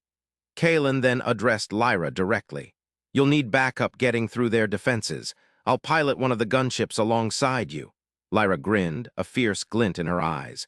With pleasure, Commander, let's show them what we're made of. Within minutes, chaos turned into precise choreography as each member of the crew executed their roles with practiced efficiency. The Vanguard's engines roared to life, and its defensive systems hummed with readiness. Lyra's voice came over the comms, crisp and clear despite the whirring machines around them. Stolen Star ready for launch. Kaelen acknowledged her transmission as he strapped into his gunship cockpit. The tiny vessel felt more like an extension of himself than a mere machine. It had served him well through countless skirmishes. Launching now, Lyra's voice echoed again, and Kaelen saw the Black Nyx fighter streak past his viewport, darting towards the massed ranks of tin vessels. He followed close behind, his gunship's thrusters igniting in a blaze of blue-white fire. The Higgs Horizon loomed before them, a shimmering expanse where reality seemed to fold upon itself, bathed in ethereal blues and purples. Around it, scores of smaller tin craft swarmed like black locusts, their triangular silhouettes stark against the cosmos. Lyra's Nyx sliced through the void with agility unmatched by any Federation vessel, weaving between enemy ships while Kaelen's gunship provided covering fire. He targeted the tin craft nearest to them, his plasma cannons leaving trails of superheated gas in their wake as each shot found its mark. Almost there, Lyra reported breathlessly over comms. Kaelen, you're clearing a path like a dream. He grunted acknowledgement, focusing all his senses on the task at hand. The command ship loomed ever closer, its crimson veins pulsing more intensely now that they were near.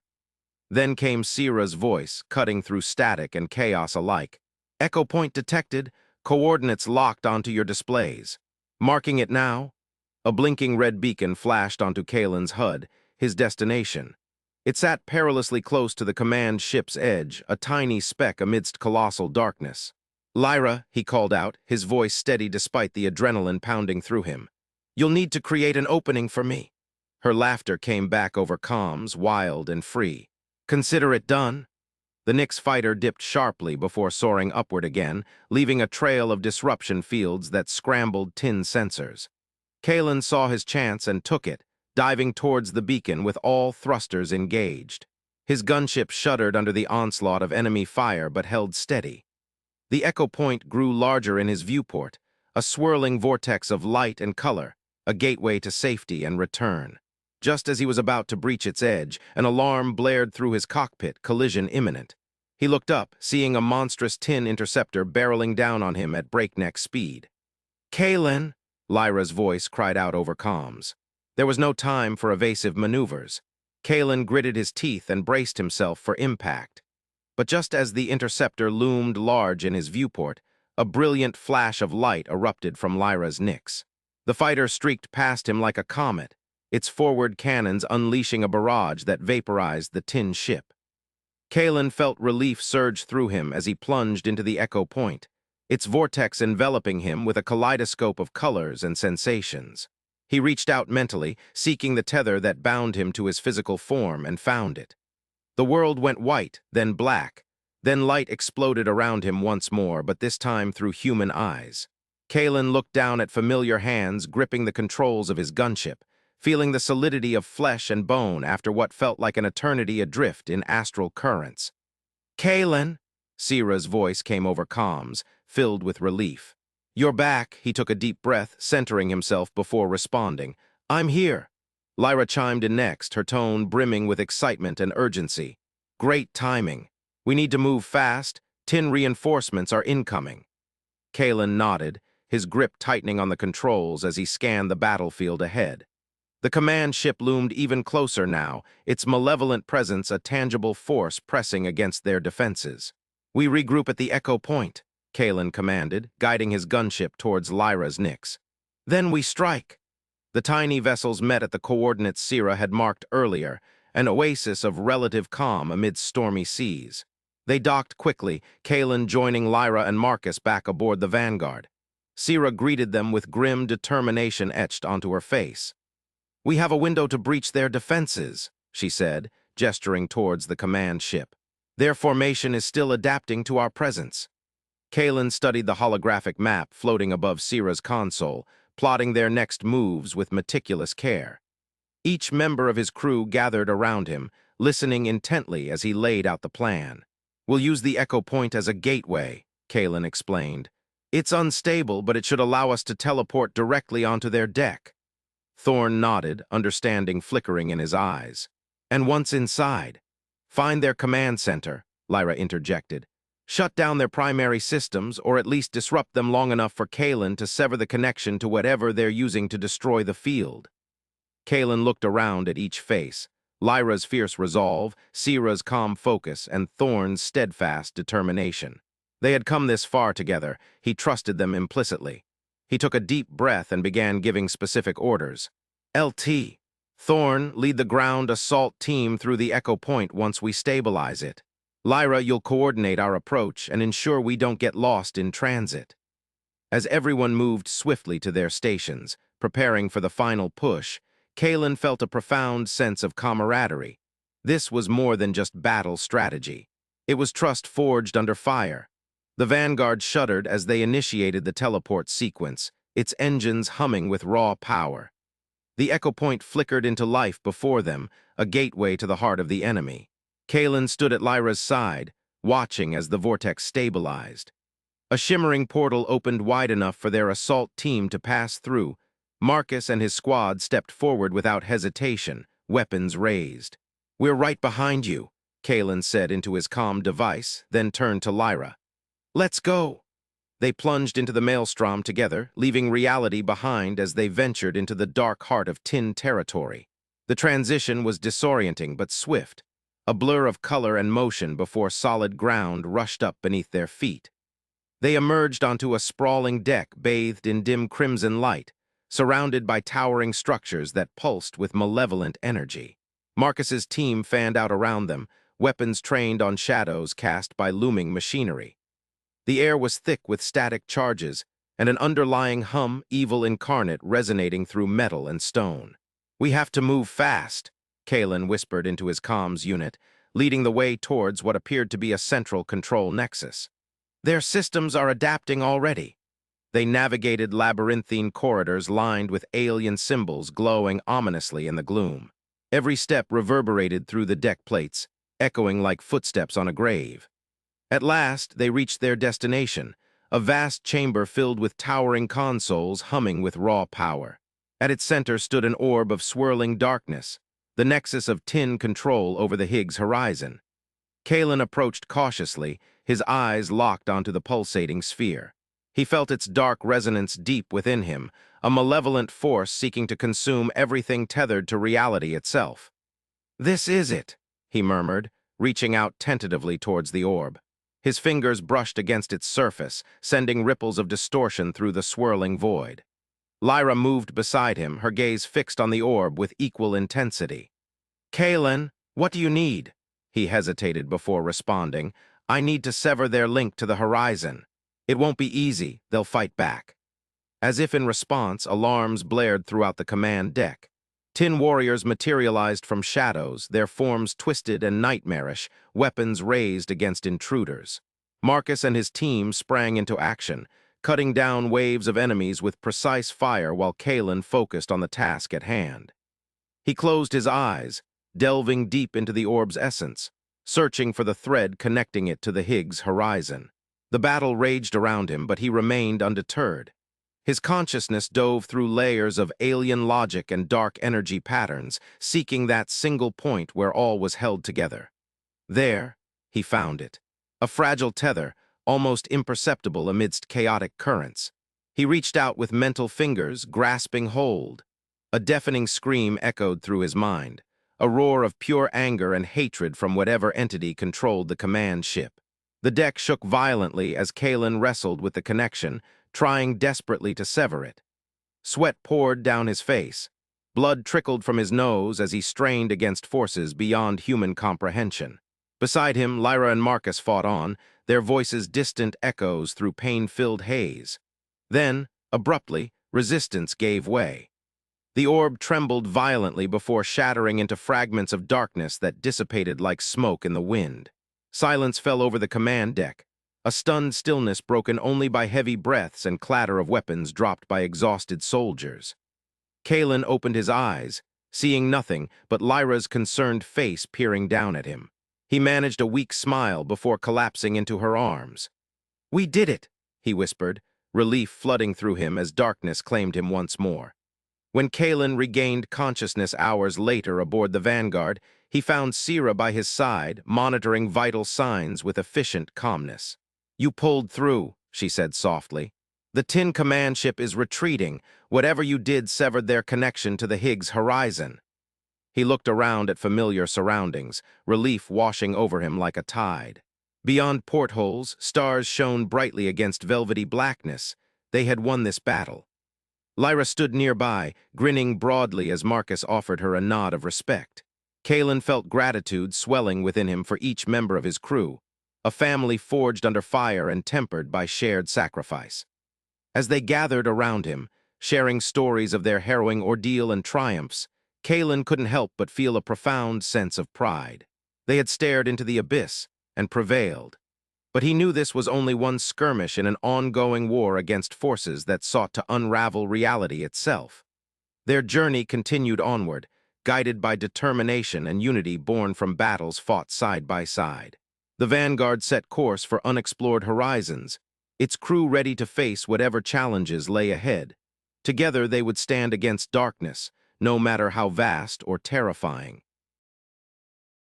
In the pulsating heart of chaos, where the cold void of space met the inferno of battle, Lyra Storm gripped the controls of her Nyx fighter, the stolen star, with a ferocity that matched the storm in her namesake.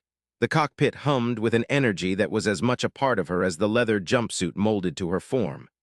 Beside her, Kaelen Voss, clad in his gray uniform, stared out into the cosmic maelstrom, eyes wide but focused, sensing something far beyond the visible spectacle.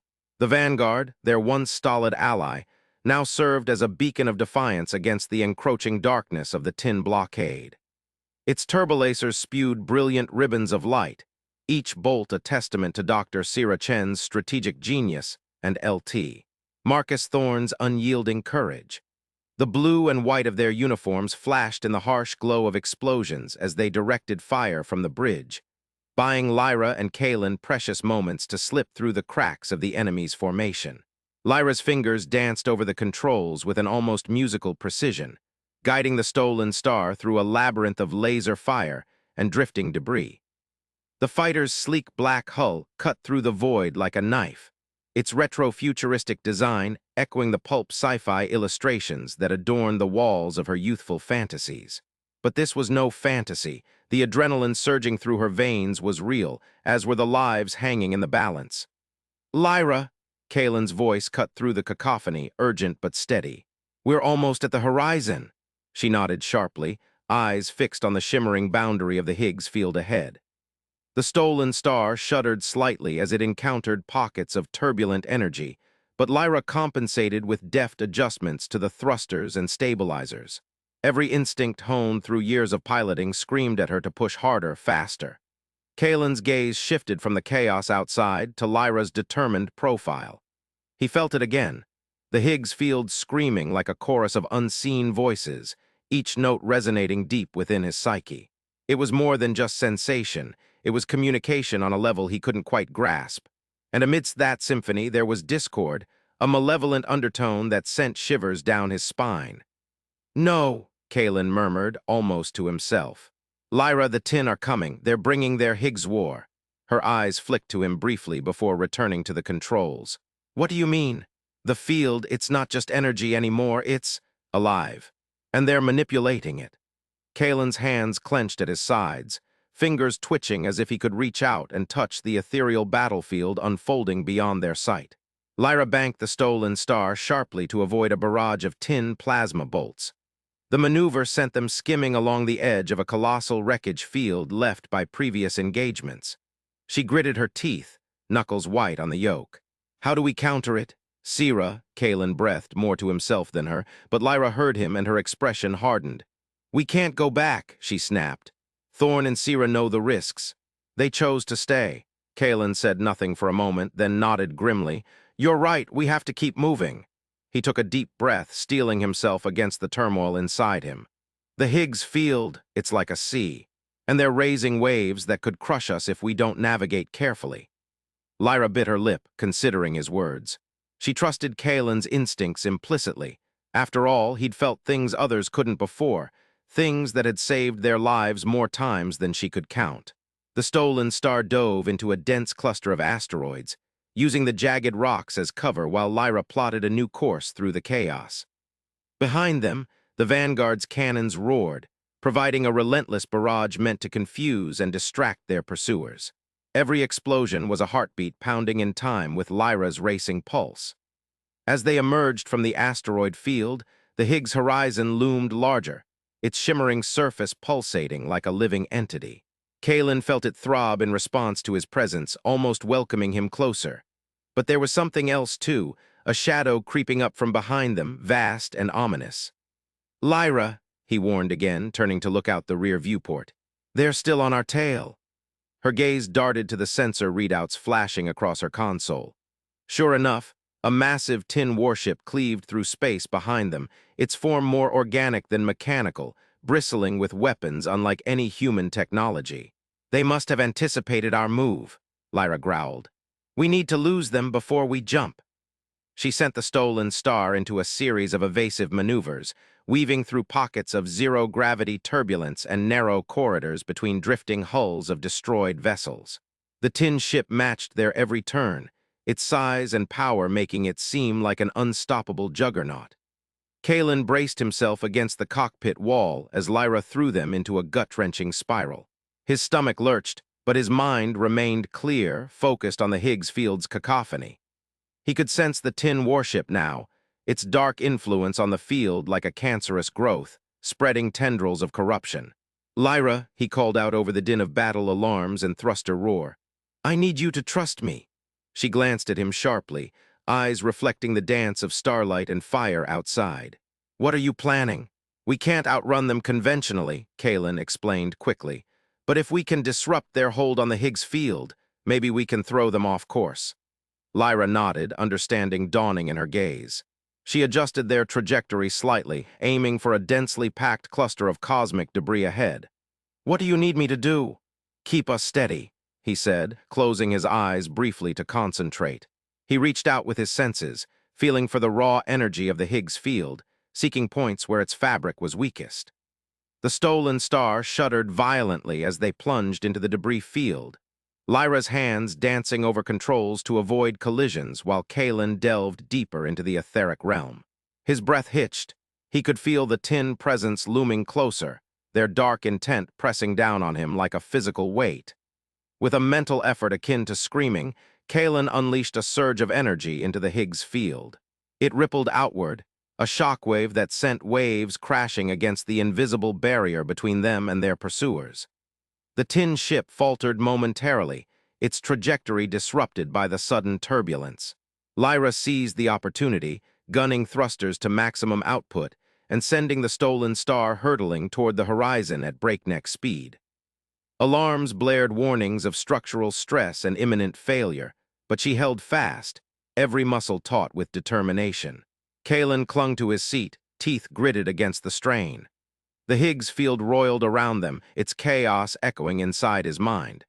He could sense the tin warship recovering, its malevolent presence surging forward once more. But they were closer now, so close he could taste the electric tang of the horizon on the air. Lyra, his voice cracked like a whip. We're almost there. She didn't respond, her focus entirely on navigating the treacherous path ahead. The stolen star bucked and weaved through final layers of interference, Lyra's fingers flying over controls with preternatural agility. And then, suddenly, they were enveloped in a blaze of pure white light. The Higgs Field swallowed them whole, its raw power coursing through every fiber of their being. Time and space distorted around them, stretching into infinity before snapping back into focus. When vision returned, it was to the stark contrast of cold void against distant stars, no sign of pursuit or blockade behind them. Only the stolen star's instruments confirmed what Kaelen already knew. They had made the jump, but their respite would be short-lived. Lyra let out a shaky breath, hands finally relaxing on the controls. She turned to face Kaelen, exhaustion etched deep into her features. "We did it," she whispered, but Kaelen's expression remained grave. "For now," he replied softly. "The tin won't give up so easily." His gaze drifted back to the void outside, searching for any hint of their pursuers. Though the immediate threat seemed vanquished, he knew better than to let guard down entirely. The Higgs Field hummed around them, its song now tinged with an underlying melancholy, a reminder of battles yet to come.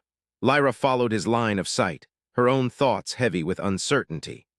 They had escaped one peril only to plunge headlong into another, an endless dance through the cosmos where survival meant outsmarting not just enemies, but the very fabric of reality itself. She reached over, squeezing Kaelen's shoulder gently. "We'll figure it out," she murmured, "together." He managed a small smile in response, drawing strength from her touch. Together indeed, their bond forged in fire and tempered by countless trials. Whatever lay ahead, they would face it side by side. Yet even as hope flickered within him, Kaelen couldn't shake the gnawing sense of loss that lingered at the edges of his consciousness. Sierra and Thorn, left behind amidst the chaos, their fates uncertain. The choice had been made out of necessity, but it weighed heavily on him nonetheless. A pang of guilt surfaced briefly before he pushed it down, focusing instead on the task at hand. There would be time for reflection later. For now, survival demanded every ounce of focus and resolve they could muster. Lyra's eyes scanned the instrument panels, plotting their next moves through uncharted starscapes. "We need to find somewhere safe," she said aloud, more to herself than him. "A place to regroup and plan our next steps." Kaelen nodded slowly, turning his attention inward once more. The Higgs Field symphony resonated through him, guiding thoughts towards distant echoes of familiar frequencies, the lingering impressions left by Sierra's experiments back on the Vanguard. He closed his eyes, reaching out tentatively with his senses. If they could tap into those resonances, if he could learn to harness this newfound ability. A faint hum began to build within him, harmonizing with the cosmic chorus beyond their hull. It was tentative at first, barely discernible against the cacophony of battle's aftermath. But it grew stronger, more insistent, the voice of a universe waiting to be understood. Lyra noticed his stillness, concern flashing across her features. "Kaelen," she ventured softly. He opened his eyes, meeting her gaze with newfound clarity. I think there might be another way," he said slowly, words shaping around ideas still taking form. "A way to turn the Higgs Field against them." Her eyebrows lifted slightly, curiosity piqued. "Go on." Taking a deep breath, Kaelen began to explain, sketching out theories born from intuition and observation, weaving together strands of scientific principle with threads of mystical insight. It was raw, untested ground, but there was logic within the chaos, patterns waiting to be deciphered. As he spoke, Lyra listened intently, her mind racing alongside his. She saw the potential, the dangerous edge they teetered upon, but also the possibility of turning tide in their favor. If anyone could bridge gap between known and unknown, it was Kaelen Voss. Their conversation flowed seamlessly into strategic planning, voices rising occasionally over bursts of static from damaged comm systems. They plotted routes through star charts littered with warnings and rumors, considering allies hidden within nebulas and enemies lurking behind gas giants. Throughout it all, the stolen star cut through darkness like a blade, its trajectory unyielding despite trials faced thus far. Within its compact hull, Lyra and Kaelen forged plans for battles yet unseen, driven by shared purpose and unwavering resolve. But amidst their deliberations, neither could ignore lingering shadows cast by choices made under duress. Sierra's absence hung heavy between them, an unspoken reminder of sacrifices borne along path to salvation. At some point during their journey through silent expanse, Kaelen fell quiet, lost in thought. Lyra glanced over, noticing his distant expression. She reached out again, this time letting hand rest gently atop his. "You did what had to be done," she said softly, voice barely audible above hum of engines. He looked up at her, eyes reflecting stars beyond cockpit glass. "Did I?" he asked quietly. Lyra's grip tightened fractionally. "We both know Sierra wouldn't want you blaming yourself," she replied firmly. "She chose her path as surely as we chose ours." A faint smile tugged at corners of Kaelen's mouth, acknowledgement of truth in her words. Yet guilt remained, gnawing persistent reminder etched deep within psyche. They drifted into silence then, each lost within personal labyrinths of doubt and conviction. The stolen star continued its relentless voyage through cosmic sea, guided by Lyra's steady hand and Kaelen's enigmatic connection to forces unseen. Hours stretched into days as they navigated treacherous currents between star clusters, avoiding known tin strongholds while seeking sanctuary amidst constellations unfamiliar yet potentially sympathetic. All the while, Kaelen delved deeper into mysteries of Higgs Field, honing instincts honed by trial and error until they sharpened into tools capable of carving pathways through chaos. Lyra watched him work, awe mingling with trepidation at transformation unfolding before her eyes. She had always known there was more to Kaelen than met eye, something profound lurking beneath surface. But witnessing evolution firsthand filled her with both wonder and apprehension. As boundaries between man and cosmos blurred further, so too did lines separating pilot from navigator. Together, they danced on edge of abyss, trusting each other implicitly even as uncertainties multiplied around them.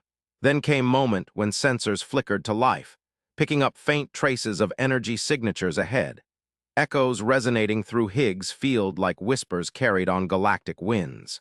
Kaelen's eyes snapped open, attention drawn sharply towards anomaly. "Lyra," he murmured, voice barely above whisper, "there's something out there." She leaned forward, peering intently at readouts flashing across console. After long moments scrutinizing data streams, she nodded slowly. "It's not tin," she confirmed, "but whatever it is, it's powerful." Kaelen rose from seat, moving restlessly about cramped confines of cockpit as if seeking escape velocity from own thoughts. He could feel presence calling out through etheric channels, urgent, insistent demand for acknowledgement. "Whoever they are," he said finally, "they need our help." Lyra raised eyebrows slightly but made no argument. If Kaelen sensed distress call echoing through cosmic void, she trusted him implicitly. Besides, after weeks adrift amidst hostile seas of stars, prospect of encountering anything other than adversaries held undeniable allure. With newfound sense of purpose fueling their engines, Lyra steered stolen star towards enigmatic signal source. Each passing moment brought them closer to unknown entity hidden beyond curtain of night, closer to potential allies or perils yet undiscovered.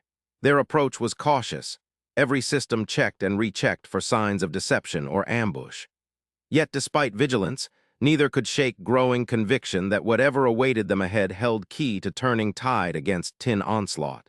Finally, as they breached final barrier separating exploration from revelation, shape emerged from Stygian depths, silhouette stark against backdrop of distant galaxies. It was vessel unlike any encountered before, sleek yet formidable, bristling with weapons unlike those fielded by either humans or their adversaries. Lyra's breath caught in throat as she guided stolen star alongside mysterious craft, fingers hovering over controls ready to execute evasive maneuvers should hostile intent manifest. But no such warning came. Instead, gentle hum emanated from hull of unknown ship, resonance harmonizing perfectly with Kaelen's heightened senses. He stepped closer to viewport, pressing palm against cool glass as if attempting physical connection. Eyes wide with wonderment, he absorbed every nuance radiating outward, feeling not threat but curiosity mingled with relief akin own emotions swirling within chest.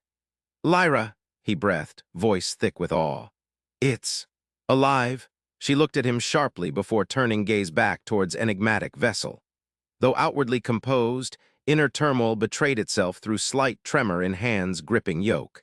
Whatever awaited them aboard alien craft promised challenges beyond imagining, but also hope where previously there had been only despair. With deliberate care, Lyra initiated communication protocols, fingers dancing over keys, transmitting tentative greeting into void between hulls. Static crackled briefly before giving way to clear channel, voice resonating through speakers unlike anything either had heard previously. "Greetings, travelers," it intoned, tones melodic yet measured. "We have been expecting you." And so began encounter destined alter course of their odyssey irrevocably, propelling Lyra and Kaelen headlong into realms hitherto unimagined, where destinies intertwined amidst stardust and shadows, forging alliances forged from mutual necessity and shared vision of resistance against encroaching darkness. The vast expanse of space stretched out before them like an endless canvas painted in hues of midnight black and stardust silver. The Nyx fighter sliced through the cosmic void with Lyra Storm at the helm, her fingers dancing over the controls with practiced ease. Her black leather jumpsuit creaked softly as she leaned forward, eyes fixed on the swirling vortex ahead, a churning maelstrom of blue and purple that seemed to defy the laws of physics. The Higgs Horizon loomed before them, a colossal, spiraling abyss that seemed to pull at the very fabric of reality. Kaelen Voss stood at the front of the Nyx fighter, his gray uniform contrasting sharply with the retro-futuristic interior of the ship. His eyes were wide, taking in the spectacle before him, but it was more than just a visual assault on his senses. The Horizon's song resonated through him, a cacophony of cosmic whispers and screams that echoed in his mind like a symphony played by an unseen maestro. "Lyra," Kaelen murmured, his voice barely audible over the hum of the fighter's engines. "Can you feel it?" Lyra glanced at him, her expression serious. "Feel what? The turbulence from the horizon." She banked the ship sharply to avoid a rogue asteroid tumbling through space. Kaelen shook his head slowly. "No, it's alive, it's screaming." Her brows furrowed in concern as she studied him. "The Higgs Field, you mean it's sentient?" Kaelen nodded, closing his eyes to better focus on the sensations flooding his mind. "It's more than that. It's like a vast memory, an echo point where everything is remembered." Behind them, the tin warship emerged from the shadows of space, its black triangular form cutting through the stars with deadly precision. The enemy ships were relentless, their sleek designs a stark contrast to the rugged Nyx fighters. Lyra's grip tightened on the controls. "We've got company. They're right behind us." Kaelen opened his eyes and turned to look at the pursuing tin vessels. Their black shapes were ominous against the swirling colors of the horizon. "They're after us, but they can't stop what I need to do." He turned back to Lyra, his gaze intense. "I have to get closer." Lyra's expression hardened with determination. "What do you need?" Kaelen took a deep breath, steeling himself for what lay ahead. "I need you to fly me to the center of the horizon." She blinked in surprise but didn't hesitate. "The center, that's suicide, the gravitational pull." "It won't matter if we can't stop the tin," Kaelen interrupted. "They're erasing the field and I think I can reverse it. But I need to be at the heart of it all." Lyra's jaw set in a grim line. She nodded once. "All right, but you better know what you're doing. This ship isn't designed for deep dives into cosmic phenomena." Kaelen offered her a small, reassuring smile. "I don't have all the answers, Lyra, but I've got to try." He turned back towards the swirling vortex, his eyes narrowing as he focused on the chaotic energy pulsing through him. The Nyx fighter plunged headlong into the Higgs Horizon. The ship shuddered violently as it entered the churning vortex. Lights flickered ominously, and the engines roared in protest against the gravitational forces tearing at them. Lyra's hands were a blur over the controls, fighting to keep the ship steady amidst the chaos. Outside, the cosmos erupted into a frenzy of light and color. Stars streaked past like comets, their trails blazing against the darkness. Debris from shattered asteroids whirled around them, creating a deadly dance of cosmic detritus. The tin warships followed relentlessly, their black triangles cutting through the maelstrom with an eerie precision that belied the tumultuous conditions. The first Nyx fighters joined the fray, sleek gray ships darting among the swirling colors like metallic birds of prey. They engaged the tin vessels in a deadly ballet, lasers firing in bursts of crimson light against the black silhouettes of their enemies. Explosions bloomed like flowers of fire and metal, sending shockwaves through the chaotic vortex. Kaelen stood at the front of the fighter, arms outstretched as if reaching into the very heart of the maelstrom. His eyes were closed, brows furrowed in concentration.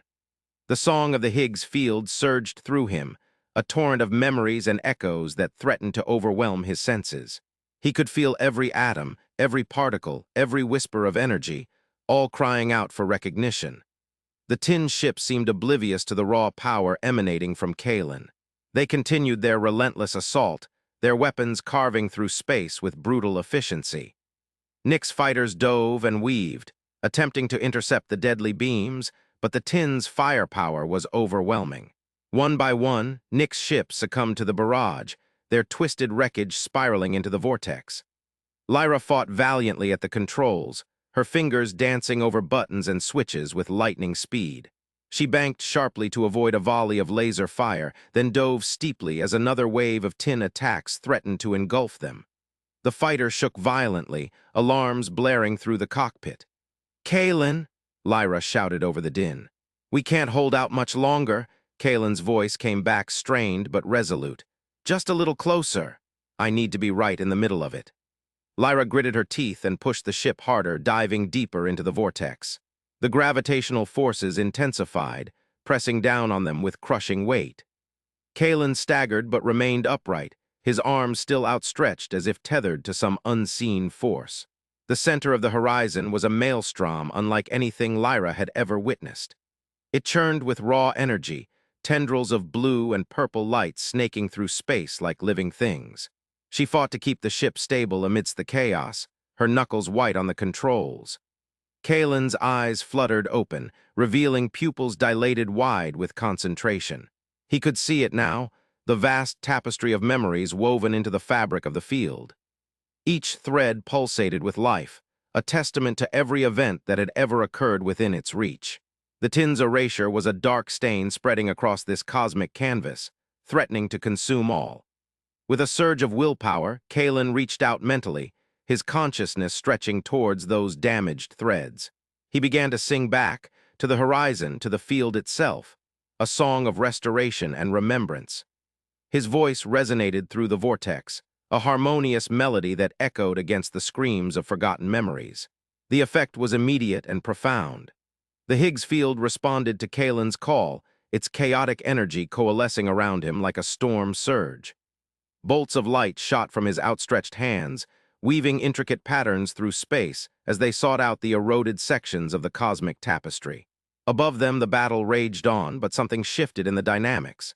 The Tin ships faltered, their precision wavering as if struck by an unseen force. Nick's fighters seized the opportunity, redoubling their attacks with renewed vigor. Lasers sliced through the darkness, explosions blooming like deadly flowers against the black silhouettes. Lyra watched in awe as Kaelen's power unfurled around them. The ship trembled under the onslaught of raw energy, but she held firm, her gaze fixed on the swirling chaos before them. She could see it now, the delicate dance between destruction and creation, Kaelen's voice weaving a counterpoint to the Tin's brutal symphony. The cost was evident in Kaelen's features. Sweat beaded his forehead and his breaths came in ragged gasps. Veins stood out on his temples like cords of steel, throbbing with the exertion. But he pressed on, his determination unyielding. He had to reverse the erasure, no matter the personal toll. The Tin warships sensed the shift and redoubled their efforts. A massive triangle ship loomed before them, its dark form blocking out the stars. It unleashed a barrage of firepower that threatened to engulf the Nyx fighter entirely. Lyra cursed under her breath, throwing the ship into a desperate evasive maneuver. Kaelen faltered, his concentration disrupted by the sudden lurch. A wave of pain washed over him, and he staggered back, catching himself against the fighter's console. His grip on the field wavered, but he refused to let go. With a guttural cry, he pushed forward again, forcing his will into the cosmic tapestry. The Tin ship loomed closer, its weapons charging for another devastating volley. Kaelen's vision blurred, but he kept singing back to the field, pouring every ounce of strength into his mental effort.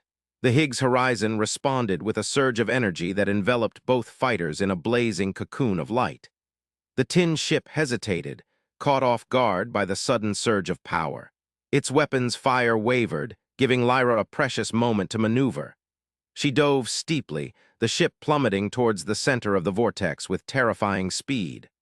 The gravitational forces intensified, pressing down on them like a physical weight. Kaelen cried out in pain but held firm, his hands still outstretched. The energy around him surged, tendrils of light lashing out like whips. They struck the Tin ship squarely, tearing through its defenses with devastating force. Metal screamed and twisted as the vessel shuddered under the onslaught. Lyra fought to stabilize the Nyx fighter amid the chaos, her eyes wide with a mix of fear and awe. The battle raged around them, but everything seemed muted compared to the cosmic dance unfolding between Kaelen and the Higgs Field. Kaelen's voice grew hoarse from strain, his body trembling under the immense pressure. But he could feel it, the field responding to him, its memories weaving back together like a mended tapestry. The erasure was slowing, the dark stain retreating before the surge of restoration. With a final, desperate cry, Kaelen unleashed a burst of energy that sent shockwaves rippling through the vortex. The tin ship shuddered violently and began to disintegrate, its black form breaking apart under the relentless assault. The remnants tumbled into the maelstrom, swallowed by the churning colors. The battlefield shifted dramatically as more tin vessels faltered under Kaelen's influence. Nyx fighters pressed their advantage, lasering through weakened defenses with precision strikes. Explosions lit up the darkness, a fiery testament to the struggle for survival. Lyra glanced at Kaelen, her heart pounding in her chest. His eyes were closed, face etched with lines of exhaustion and pain. She could see the toll it was taking on him, the raw power coursing through his veins, the mental effort needed to hold onto the field's threads. The Higgs Horizon seemed to roar its approval, a symphony of cosmic whispers and screams harmonizing with Kaelen's voice. The vortex stabilized around them, the chaotic energy settling into a rhythm that echoed their combined efforts. It was as if the very fabric of reality acknowledged their triumph, a fragile balance restored amidst the chaos. Kaelen's breath came in ragged gasps, his body sagging against the console. Lyra reached out to steady him, her fingers brushing against his arm. His skin was hot to the touch, feverish with exertion. She looked up at him, concern etched on her face. "Kaelen, you did it," she whispered, her voice barely audible over the hum of the ship's engines. He managed a weak smile, opening his eyes to meet hers. "We did it," he corrected, his voice hoarse but steady. "But it won't hold forever." Lyra nodded, understanding the gravity of their situation. The tin might be retreating for now, but they would regroup and return with renewed vengeance. The battle at the Higgs Horizon had bought them time, but the war was far from over. Kaelen straightened up slowly, his gaze still locked on the swirling vortex before them. "We need to get out of here," he said, his voice firm despite his exhaustion. "Find a safe zone and regroup." Lyra nodded once more and turned her attention back to the controls. She banked the ship gently, guiding it away from the churning center of the horizon. The Nyx fighters followed suit, their gray forms weaving through the remnants of debris and battle-racked ships. As they exited the vortex, the swirling colors began to fade behind them, replaced by the vast expanse of starlit space. Kaelen watched the Higgs Horizon shrink into the distance, his mind still echoing with its cosmic song. He knew this was just the beginning, the first step in a much larger struggle against an enemy who sought to unravel the very fabric of reality. Lyra flew them towards a cluster of distant stars, her eyes scanning for any signs of pursuing tin ships. The fighters' engines hummed steadily, a comforting sound amidst the silence of space. Beside her, Kaelen stood in quiet contemplation, his thoughts already turning to the challenges ahead. The battle at the Higgs Horizon had been won, but the war raged on, and they were far from home. Yet within that vast cosmic expanse, amidst the swirling colors and whispers of memory, there was hope, a testament to human resilience against insurmountable odds. And in that moment, as stars stretched out before them like a canvas of endless possibilities, Kaelen Voss knew they would fight again, for the sake of all that existed within the tapestry of time and space. In the heart of the cosmos, where the fabric of reality stretched thin and shimmered like a whispered secret, Kaelen Voss hurtled his Nyx fighter into the eye of the horizon. The Higgs Field, that ethereal tapestry woven from the quantum threads of existence, pulsed around him with an otherworldly rhythm. The fighter's controls hummed beneath his fingertips, responsive to his touch, as he navigated the swirling maelstrom of colors and energies. Kaelen's gray uniform clung to him, damp with sweat despite the cool air circulating through the cockpit. His breath misted in short, controlled puffs, mirrors of the steady beats that resonated within the Nyx fighter. The horizon loomed before him, a colossal vortex of blue and purple hues, alive with crackling energies that danced just beyond the limits of human perception.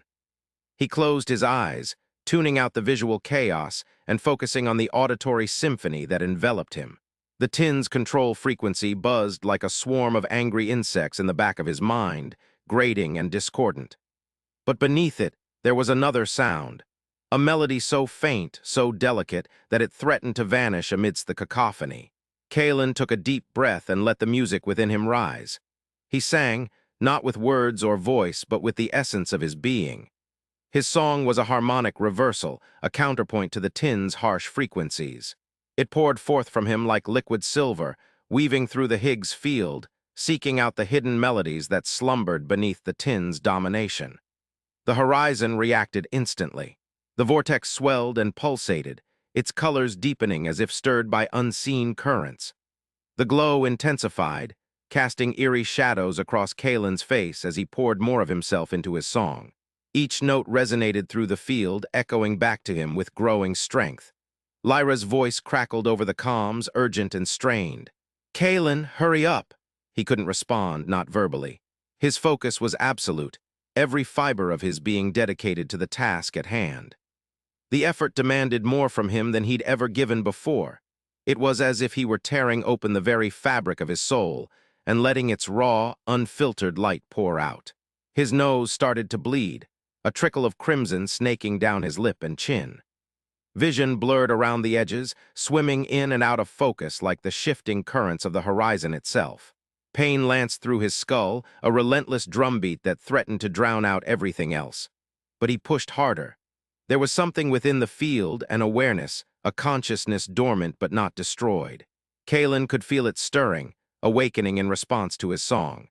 The tin's control frequency wavered, faltered, and then shattered like glass beneath a hammer blow. Ships of obsidian and steel erupted into flames around him, their dark hulls splintering under the force of reclaimed memories. And then he saw her. Sira Chen stood on the Vanguard, her slender form silhouetted against the vast expanse of the viewport. Her eyes were closed, lips parted in a silent song that matched his own with haunting precision. She wore a simple white robe, untouched by the chaos unfolding around them. Her voice wove through the Higgs Field like a silver thread, harmonizing with Kaelen's melody in a counterpoint so pure it brought tears to his eyes. For a moment, time seemed to freeze. All pain and effort vanished, replaced by a profound sense of connection, a bond that transcended space and circumstance. Sira was singing along, her voice the missing piece that completed his song. The realization struck him like a physical blow. Sira and Vela were working together. The implications cascaded through him, each one more astonishing than the last. All this time, Sira had been guiding him, orchestrating events from behind the scenes with Vela's help. The Sylph spirit's influence was unmistakable now, echoing in every resonant note, every shimmering wave of energy that rippled through the horizon. Lyra's voice cut through his reverie, sharp as a blade. "Kaelen, what's happening?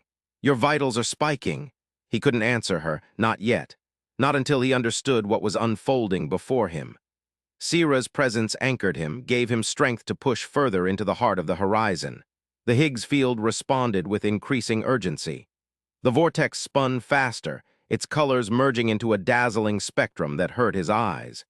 Ships exploded in rapid succession, their destruction sending shockwaves through space-time itself. Each detonation echoed back to Kaelen, fueling his song with raw power. He felt it then, a surge of energy coursing through him, not his own but borrowed from the field itself. It surged upward, pouring out through his hands and into the cockpit controls. The Nyx fighter responded instinctively, its systems aligning perfectly with Kaelen's will. The ship glowed brighter than ever before, pulsating in time with his heartbeat. Sira opened her eyes, piercing him with a gaze that held galaxies. She nodded almost imperceptibly, as if granting permission or acknowledgement. In that moment, everything became clear. This was their battle, his and Sira's, to reclaim what had been stolen, to restore balance to the cosmos. With renewed vigor, Kaelen drove his song deeper into the field. The melody changed subtly, evolving into something more complex, layered with harmonies he hadn't known existed within him. Each note resonated through every particle of matter around him, weaving new patterns into existence. The tin's remnants recoiled from this onslaught, their dark forms writhing in agony as the field's memory returned. Memories of stars born and dying, of worlds cradling life in delicate ecosystems, of civilizations rising and falling like tides against shores, all surged back to life. A wave of nausea crashed over Kaelen, threatening to overwhelm him. He gritted his teeth, fighting through it with sheer willpower alone. Blood streamed freely from his nose now, dripping onto the console in crimson beads that coalesced into intricate patterns before vanishing. Sierra's voice remained steady, her melody unwavering despite the chaos. Her presence was a lighthouse beacon amidst the storm, guiding him through uncharted waters. With every passing second, Kaelen felt more of himself merging with the field, a symbiotic union that transcended flesh and blood. The horizon reached a crescendo, its glow blindingly intense. Every molecule within it vibrated at a frequency so high it threatened to tear reality apart. For an eternity suspended in time, Kaelen hung there, teetering on the precipice of annihilation or transcendence. Then abruptly everything fell silent.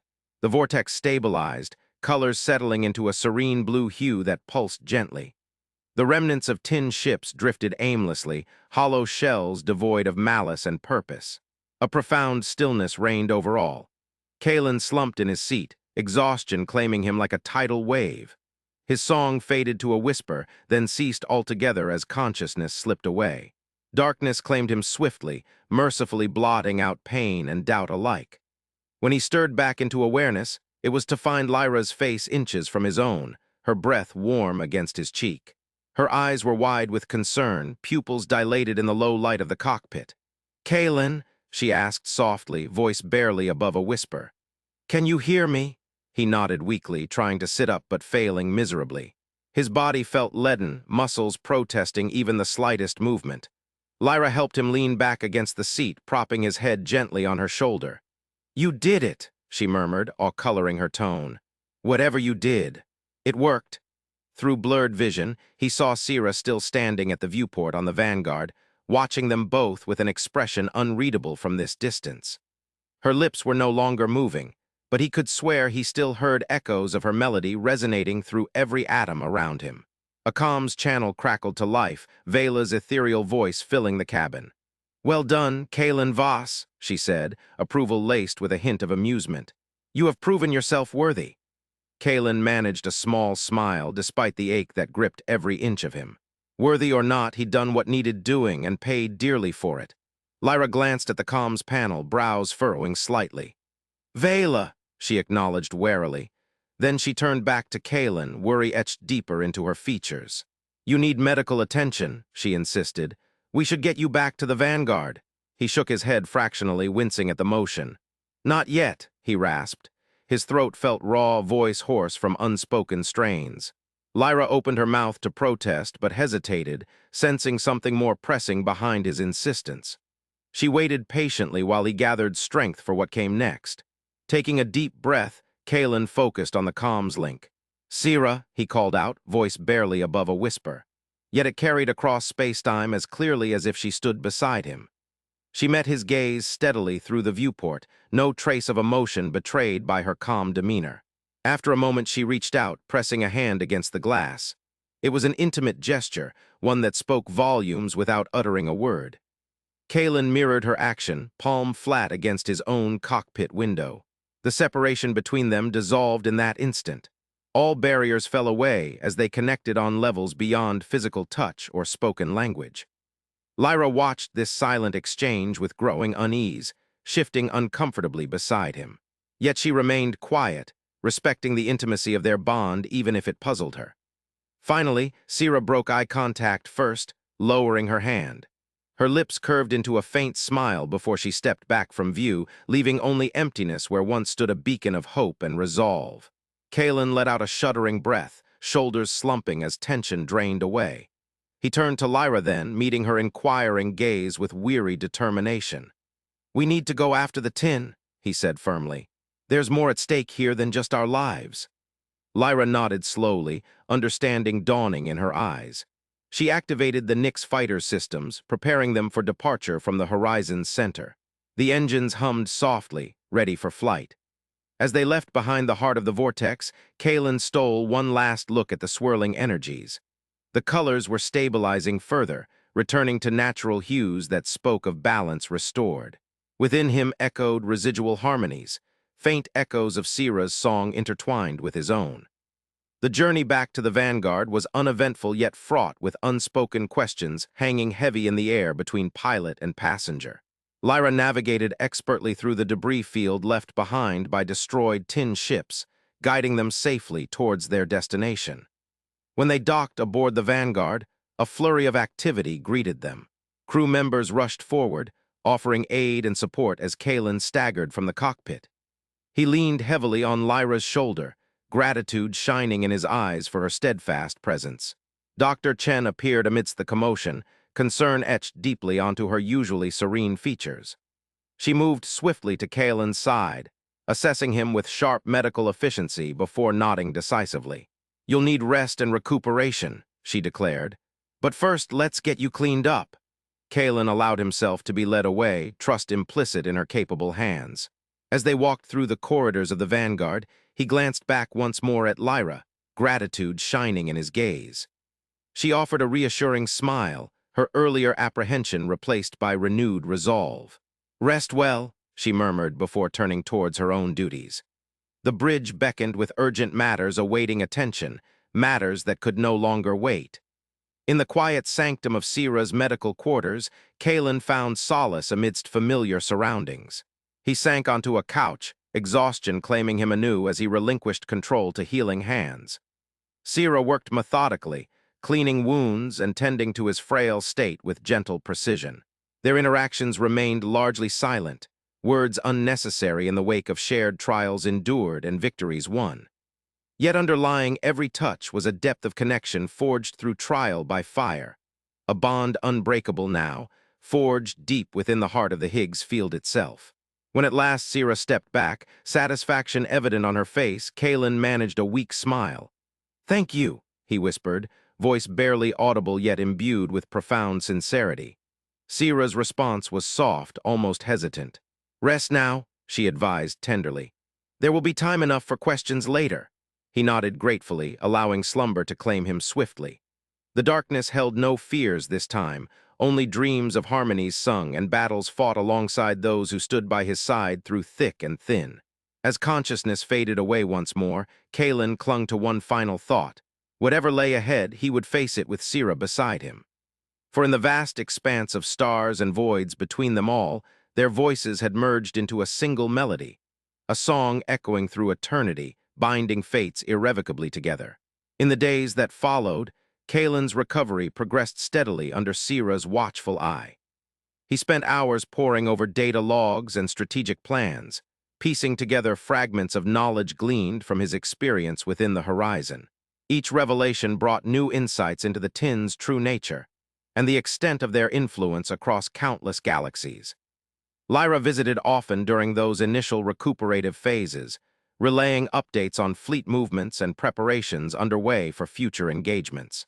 Her presence was a steady anchor amidst swirling uncertainties, grounding him in reality even as his mind delved deeper into cosmic mysteries. Through it all, Sira remained close by, her quiet strength and ever-present support. Their bond deepened with each shared moment, evolving beyond physical proximity into something intangible yet profoundly tangible, a connection that transcended words or deeds. One evening, as twilight painted the starscape outside his medical quarters in hues of gold and crimson, Kaelen found himself alone with Sira for the first time since their return to the Vanguard. The silence between them held layers upon layers of unspoken questions, queries waiting patiently for resolution amidst healing wounds. She sat beside him on the couch, hands folded neatly in her lap. Her gaze met his without flinching, eyes reflecting galaxies born from ancient memories hidden within the Higgs Field itself. After a moment's pause, she spoke softly. "Vela told me once," she began, voice barely above a whisper, "that there are songs sung by stars themselves, melodies woven into existence's very fabric." Kaelen listened intently, drawn deeper into her words as if ensnared by an enchantment. He nodded slowly, encouraging her to continue. "You sang one of those songs," she murmured, wonder tinging her tone. "In the heart of the horizon, you gave voice to what had long lain silent." He felt a warmth spread through him at her praise, humility tempering pride. "I couldn't have done it without you," he admitted honestly. "Your song, it guided mine." Sira smiled faintly, eyes softening with affection. "Our songs," she corrected gently. "They are intertwined now, two melodies resonating in harmony." He reached out tentatively, taking her hand within his own. Her fingers were cool to the touch, yet pulsed with life beneath skin smooth as silk. For a long moment they remained thus, lost in shared silence that spoke volumes unuttered. Finally, Kaelen broke away gently, turning towards matters more pressing than personal revelations. "We need to prepare," he said firmly. Determination burned brightly within him once more, fueled by renewed purpose. Sira nodded in agreement, understanding reflected clearly on her face. "The tin will not rest easy after such a defeat," she acknowledged gravely. "They will seek retribution and perhaps even greater control." His jaw set resolutely at this thought. The battle was far from over. Indeed, it had only just begun anew. But armed with knowledge and allies alike, Kaelen vowed silently to stand against whatever darkness threatened the cosmos. As they moved forward together, pilot and scientist, warrior and scholar, their path illuminated by starlight and guided by harmonies sung through eternity, a new chapter unfolded before them. One filled not merely with challenges overcome, but also with promises kept and bonds strengthened beyond measure. And so it was that Kaelen Voss and Sira Chen ventured forth into the vast unknown, hearts aligned in purpose, voices united in song, a duet echoing through the stars, heralding dawn amidst infinite night. In the resplendent glow of the revitalized Higgs Field, the Vanguard hung suspended in the cosmic ballet of stars and nebulae, a silent sentinel amidst the wreckage of the tin fleet.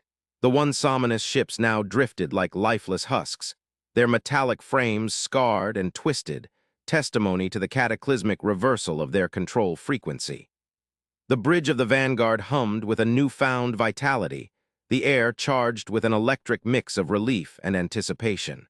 Kaelen Voss stood at the heart of it all, his gray uniform stark against the vibrant backdrop of the restored Higgs Horizon. His gaze flicked from the spectacle of destruction outside to the two women who flanked him, Lyra Storm and Dr. Sira Chen. Lyra's black leather jumpsuit bore the grime of battle, but her eyes sparkled with a triumphant fire. Sira's white robe was immaculate, yet her features were etched with the strain of recent events. Her eyes reddened from tears she'd shed in private fear. "You saved us all," Sira said, her voice barely above a whisper but carrying the weight of galaxies. "You saved the memory." Kaelen looked at Lyra first, his pilot, his friend, the embodiment of freedom and unpredictability. Her smile was a beacon, warm and inviting, a silent promise of adventures yet untaken. He remembered their shared moments, her daring maneuvers through asteroid fields, her laughter echoing through the ship's corridors, and the quiet strength she offered when doubts crept in. Then he turned to Sira, his scientist, his partner, his anchor in the storm. Her eyes held a depth of understanding, a silent vow of unyielding support. She was duty personified, her mind a labyrinth of equations and theories that had guided them through unimaginable perils. The memory of their collaborative efforts, the endless hours spent poring over data and strategies, washed over him like a comforting tide. Vela's voice, ethereal and distant yet clear as crystal, resonated in his mind. "The choice is yours, Kaelen, but remember, the field remembers everything." Kaelen felt a pang of uncertainty. The choice between Lyra and Sira wasn't merely about personal affection or shared history. It was about the future of the Vanguard, the safety of their crew, and the fate of the galaxy. He took a deep breath, trying to steady himself amidst the tumult of his thoughts. Lyra, sensing his turmoil, placed a hand on his arm. Her touch was gentle yet firm, grounding him in the present. "Kaelen," she began, her voice soft but resolute, "we've faced the darkness together. Whatever you decide, I'll stand by you." Sira, ever the observer, noted the intimacy of Lyra's gesture and stepped closer to Kaelen's other side. Her presence was a steadying influence, her calm demeanor a counterbalance to Lyra's fiery spirit. Lyra's right, she added, her voice steady and reassuring. We've come this far together. Whatever you choose, it will be for the best. Kaelen looked at both women, his mind a whirlwind of conflicting emotions. He thought back to their journey, the desperate escape from the tin's clutches, the harrowing battles through space, and the quiet moments of respite when they had dared to dream of a future free from tyranny. Lyra had been his steadfast ally in those trials, her courage and cunning an invaluable asset. She was the wild card, the unpredictable variable that often tipped the scales in their favor. Her presence brought a sense of liberation, a reminder that even in the bleakest times there was room for joy and defiance. But Sira represented stability, logic, and a quiet strength that never wavered. She had been the voice of reason when panic threatened to consume them, her unwavering dedication a beacon in their darkest hours. Her scientific brilliance had saved them more times than he could count, her insights guiding them through the labyrinthine complexities of the Higgs Field and beyond. Kaelen's gaze wandered back to the view outside, where the remnants of the tin fleet drifted like spectral ghosts against the luminous backdrop of the restored field. The memory of Vela's words echoed in his mind. "The choice is yours, Kaelen." He felt a profound responsibility settling on his shoulders, heavier than any burden he had borne before. "Vela," he whispered, half to himself, half to the universe at large. His thoughts drifted back to their first encounter with the Sylph spirit, the enigmatic being that had guided them through treacherous waters and offered cryptic wisdom. He remembered Vela's enigmatic smile, her voice like distant thunder, resonating within his very soul. Vela's words were a riddle, a puzzle piece he needed to fit into the larger picture. The field remembers everything. What did that mean? Was it a warning or an encouragement? The answer seemed to lurk just beyond his grasp, tantalizingly out of reach. He looked at Lyra and Sira again, their faces etched with hope and uncertainty. In their eyes, he saw reflections of himself, a man torn between two paths, each offering its own unique blend of challenges and rewards. Lyra broke the silence first, her voice a soft melody against the hum of the ship's systems. "Kaelen, we've fought side by side for so long, we've seen things no one should ever have to see. But through it all, you've been our guiding light." Sira nodded in agreement. "And you've had my support every step of the way. Together, we've uncovered mysteries that defy comprehension. The Higgs Field's memory returning is a testament to your leadership and our collective efforts." Kaelen listened, absorbing their words like a sponge. Each sentiment struck a chord deep within him, resonating with truths he already knew but hadn't allowed himself to fully acknowledge. The choice, Vela had said, it was his to make. But what did that mean? Was it simply about choosing one woman over the other, or was there a deeper significance to his decision? He thought back to their journey through the Higgs Field, the surreal landscapes they had traversed, and the eerie whispers of ancient knowledge that had echoed through their minds. The field's memory returning meant more than just regaining lost data. It represented a rebirth, a restoration of balance in the cosmos. And then it hit him, a realization so profound it left him breathless. The choice wasn't about Lyra or Sira as individuals. It was about the path they would forge together. It was about the legacy he wanted to leave behind, the future he envisioned for them all. He turned to Lyra first, his expression softening. "Lyra," he began, his voice steady and clear, "you've shown me what it means to live freely, to fight for what you believe in without compromise. You are my heart, my courage, my defiance." She smiled, a radiant beam of light illuminating her features. Her hand tightened on his arm, a silent acknowledgement of the bond they shared. Then he turned to Sira, his gaze unwavering. "Sira," he said, his voice filled with a quiet reverence, "you are my mind, my compass, my unwavering resolve. You've guided us through darkness with a clarity that has saved us time and again." Her eyes shimmered with unshed tears, but her expression was resolute. She reached out, placing her hand on his other arm, completing the circle of three. Kaelen took a deep breath, feeling the weight of their gazes on him. "The choice I face is not just about you two," he said, his voice echoing through the bridge. "It's about what we stand for, what we fight for." He paused, allowing the gravity of his words to sink in. Vela spoke of the field remembering everything. I think that means our actions, our choices, every moment we've lived through, will shape not just our future but the destiny of the cosmos itself. Lyra and Sira exchanged a glance, their eyes reflecting a mixture of understanding and awe. The choice, Kaelen continued, is about more than personal affection or duty. It's about unity, about standing together as one force against the darkness that seeks to consume us. He looked at Lyra, then Sira, his voice firm with conviction. We've faced unimaginable odds and emerged victorious, but our journey is far from over. The Tin are defeated for now, but there will always be new threats lurking in the shadows. We must stand united, ready to face whatever comes next. Lyra's smile widened, her eyes sparkling with renewed determination. Together, she said, her voice echoing his sentiment. Sira nodded solemnly. United, she added, her tone resolute. Kaelen felt a surge of pride and gratitude. He looked out at the restored Higgs Horizon, its ethereal glow painting the bridge in hues of gold and silver. The choice was clear now, a path forged through unity and shared purpose. Together, he declared, his voice steady and sure, we will face whatever lies ahead.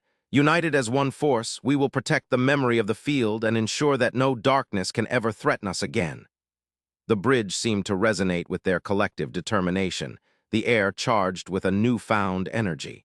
Kaelen felt a profound sense of peace wash over him. He had made his choice, not just for himself, but for the greater good. As they stood there, united in purpose and resolve, Vela's voice whispered through his mind once more. The field remembers everything. And in that moment, Kaelen knew their journey was far from over. But with Lyra by his side, Sira as his steadfast ally, and the restored memory of the Higgs Field guiding them, they were ready to face whatever the cosmos had in store. The bridge fell silent for a moment, the only sound the soft hum of the Vanguard systems. Then, Lyra broke the silence with a soft laugh, her voice filled with relief and joy. You know, she said, turning to Sira with a playful grin, I think we make quite the trio. Sira chuckled, her eyes twinkling with amusement. Indeed, we do. And together, I have no doubt we can overcome anything.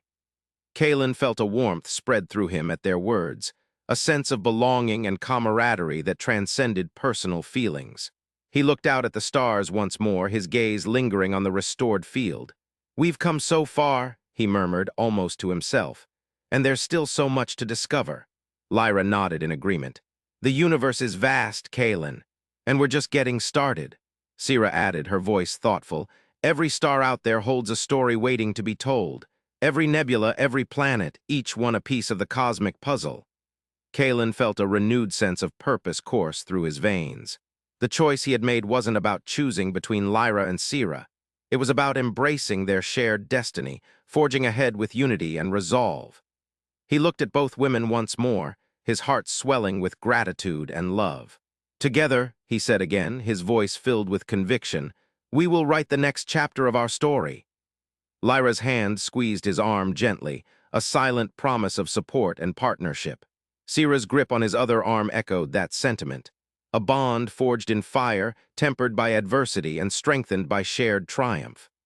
The bridge fell quiet again, but it was a silence filled with potential, the promise of adventures untaken, mysteries yet to be unraveled, and battles yet to be won. The Vanguard stood sentinel amidst the wreckage of the Tin Fleet, its gleaming hull a testament to resilience and hope. As Kaelen gazed out at the cosmos, he felt a profound connection to the universe around him, a bond that transcended time and space, woven from the threads of their collective journey. The choice was clear now. They would stand united, face whatever challenges lay ahead, and ensure that the memory of the Higgs Field endured for eternity. With Lyra's spirit of freedom and Sira's unwavering logic by his side, Kaelen knew they were ready to embark on the next leg of their journey. The universe was vast, filled with wonders yet unseen and dangers yet unmet. But with unity as their guiding light, they would forge ahead into the unknown, writing a new chapter in the saga of the Vanguard, a tale of courage, resilience, and the indomitable spirit of those who dared to challenge the cosmos itself. The victory song echoed through his mind, a melody of triumph and hope, a symphony composed from the threads of their shared experiences and the echoes of ancient wisdom. As they stood there on the bridge, united in purpose and resolve, Kaelen knew that whatever lay ahead, they would face it together, Lyra, Sira, and himself, bound by fate and choice. And so, amidst the glow of the restored Higgs Field, the Vanguard prepared to set sail once more, its crew ready to embark on a new adventure. The universe awaited their arrival, its secrets whispered in the cosmic winds, a vast tapestry woven from the threads of destiny, waiting for heroes to unravel its mysteries and chart a course through the stars.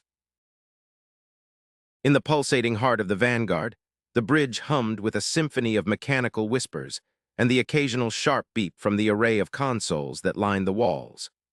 The room was a panorama of vintage sci-fi elegance, with towering control panels adorned in glowing dials and blinking lights that cast long, dancing shadows across the polished metal deck.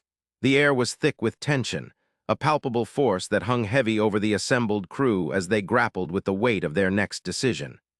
At the center stood Kaelen Voss, his gray uniform crisp and unyielding, a stark contrast to the chaos etched on his face. His eyes were closed, not in resignation but in deep concentration, as if he could divine the right path through sheer willpower alone.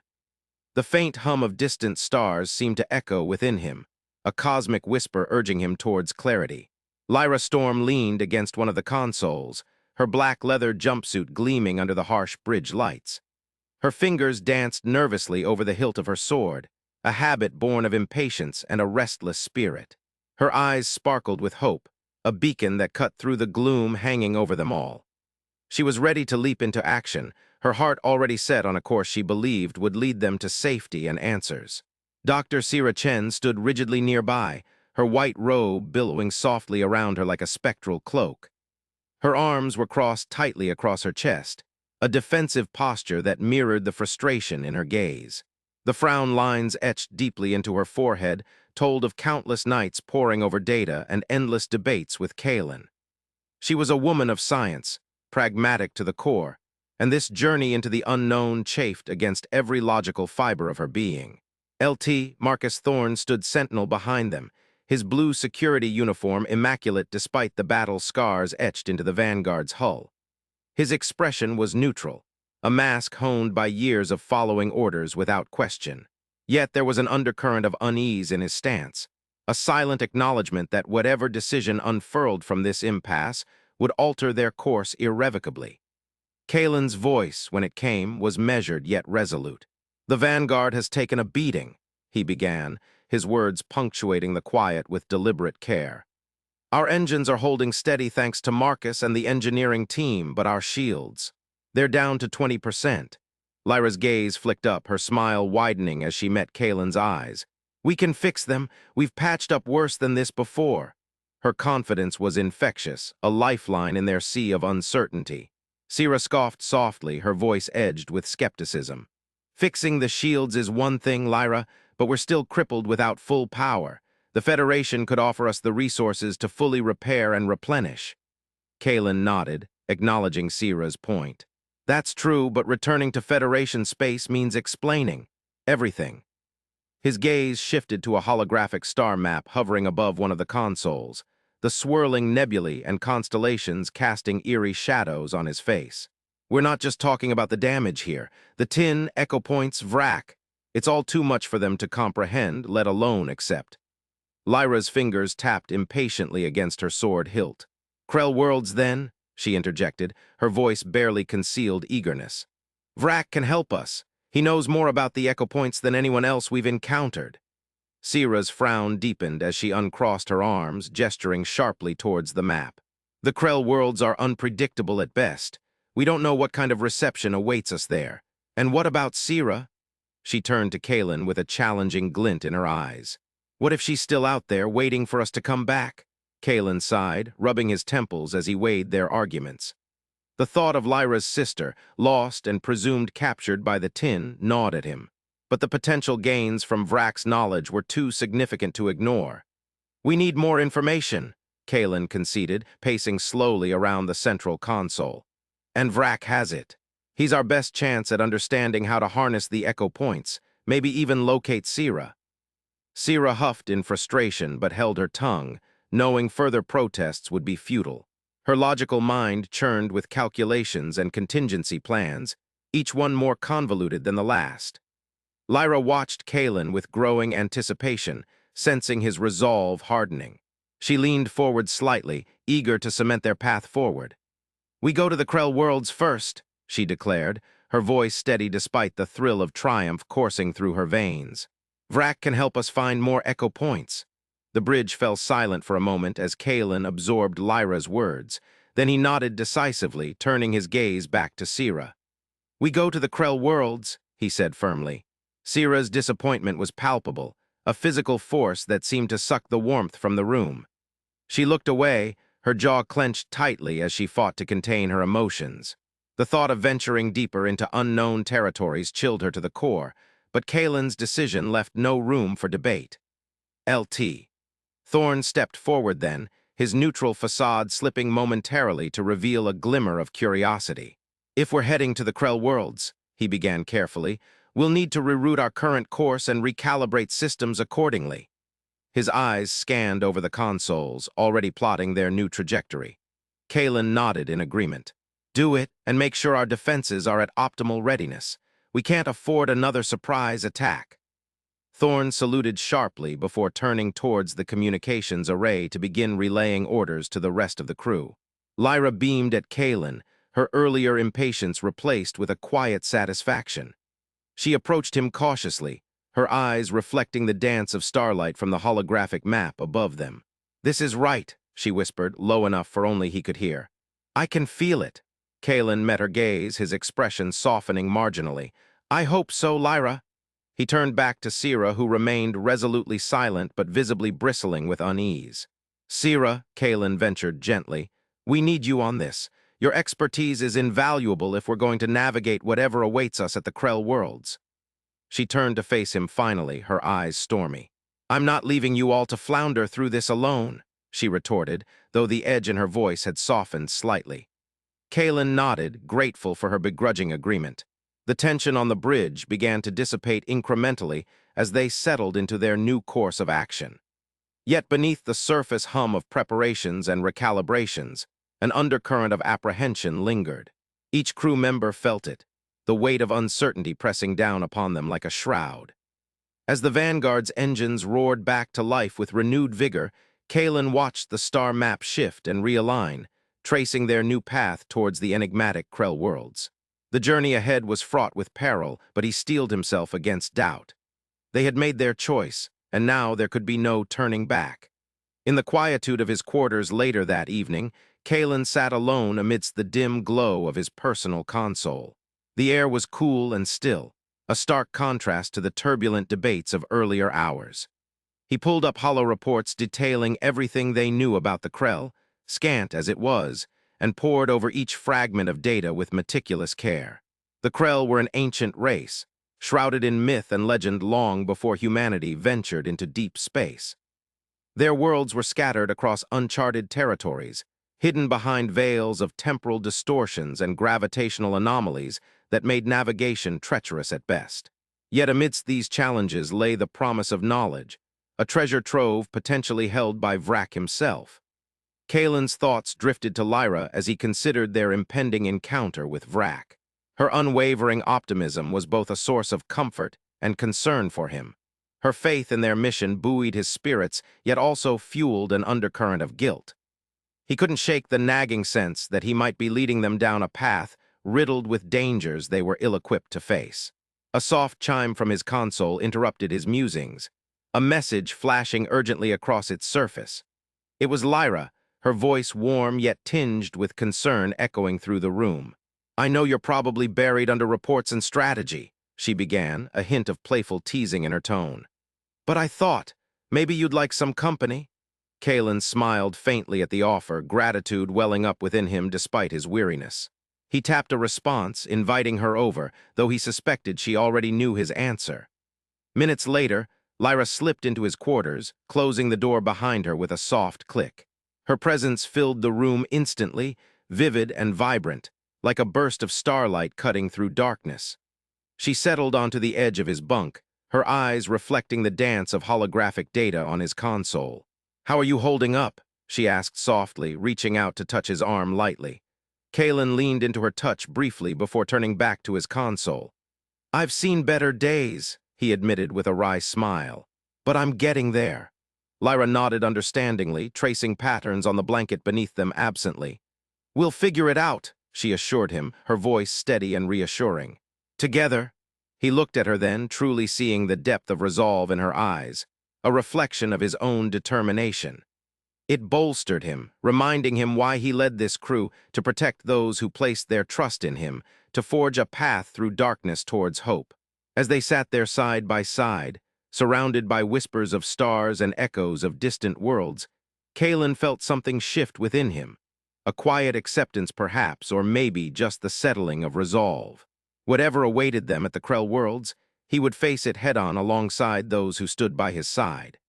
In that moment, amidst the humming silence of their shared quarters, the choice became clearer still. One path illuminated under starlit skies while others faded into shadowy obscurity. They were bound for unknown territories guided by little more than faith and determination. But it was enough. It had to be. And so, under the watchful gaze of cosmic expanse stretching endlessly around them, Kaelen Voss led his crew towards the enigmatic embrace of Krell worlds, towards answers hidden within ancient secrets and the promise held by an ally yet untested. The Vanguard surged forward through vast stellar voids, a beacon cutting through darkness with every passing light year, a testament to courage forged amidst stars.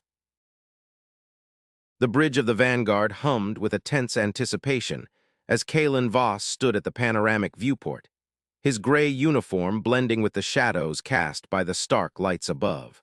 The vast expanse of space stretched out before them, no longer the empty void they had grown accustomed to, but a chaotic symphony of rock and metal, a colossal asteroid field that seemed to swallow the stars themselves. Each chunk of celestial debris tumbled and spun in a silent ballet, their surfaces pockmarked and worn by eons of cosmic collisions. Lyra Storm leaned against the console beside him, her black leather jumpsuit creaking softly with the movement. Her eyes reflected the kaleidoscope of colors from the asteroids outside, a mix of awe and excitement playing across her features. "It's like nothing we've ever seen," she murmured, her voice barely audible over the hum of the ship's engines. Dr. Sira Chen, standing on Kaelen's other side, adjusted her white robe nervously. Her expression was a study in contrast to Lyra's enthusiasm. Lines of worry etched her forehead as she gazed out at the maelstrom. "I just hope this isn't a mistake," she said quietly. "Asteroid fields this dense are treacherous." Kaelen nodded, his gaze fixed on the jagged silhouette looming ahead, a ship unlike any they had encountered before. Its hull was of obsidian black, sharp edges and angles that seemed to defy natural design. Glowing red engines pulsed rhythmically at its rear, casting an eerie crimson glow over the surrounding asteroids. It was Vrak's Krell vessel, a stark reminder of the enigmatic race they had crossed paths with. "All hands, brace for docking procedures," Kaelen's voice echoed through the ship's comms system. "Helm, bring us in slowly and steadily." The Vanguard crept forward, its engines throttling down to a barely perceptible whisper. The asteroid field seemed to part around them, as if some unseen force guided their passage. Kaelen watched the proximity alarms flicker at the edges of his vision, but the ship remained unscathed, slipping through narrow gaps with precision born of desperation. As they neared Vrak's vessel, the full magnitude of its design became apparent. Towering spires jutted from its surface like thorns, and deep chasms gaped ominously along its length. The red engines throbbed menacingly, their light casting long shadows across the bridge. Lyra pushed off from the console, her eyes locked onto the Krell ship. "I can't believe we're actually doing this," she said, more to herself than anyone else. There was a note of reverence in her voice, an undertone Kaelen had heard before when she spoke of new worlds and ancient mysteries. Sira glanced at Lyra, concern softening her features. "Be careful what you wish for, Lyra," she warned gently. "The Krell are not like us." Before Lyra could respond, the comms system crackled to life. A guttural voice resonated through the bridge, alien yet strangely familiar, Vrak's voice. "Greetings, Vanguard, we await your arrival." Kaelen stepped forward, activating the shipwide comms. "We're coming aboard, Vrak," he replied. His gaze flicked to Lyra and Sira. "Stay sharp, we don't know what to expect." The docking clamps engaged with a series of metallic thuds, sealing the Vanguard to Vrak's vessel. The airlock hissed open, revealing a dimly lit corridor beyond. Kaelen led the way, hand resting on the sidearm at his hip. Lyra followed close behind, her eyes darting from shadowed corner to shadowed corner. Sira brought up the rear, her steps measured and cautious. The corridor walls were slick and black as night, pulsing with an inner light that seemed to absorb rather than reflect illumination.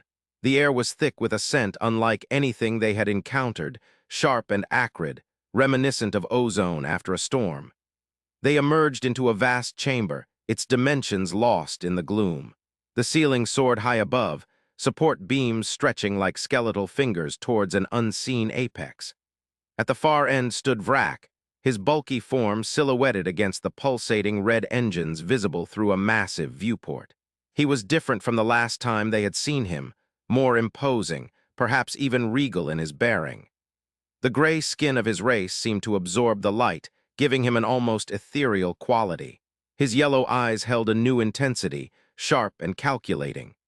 A red sash draped across his chest, adorned with symbols that Kaelen recognized as markings of authority among the Krell. As they approached, Vrak stepped forward, his voice echoing through the cavernous chamber. "You've won," he declared simply. Kaelen paused a few paces away, studying the Krell leader warily. "The 10 are gone?" he asked, needing confirmation. Vrak nodded slowly. "Their fleet has been annihilated, the remnants scattered to the void."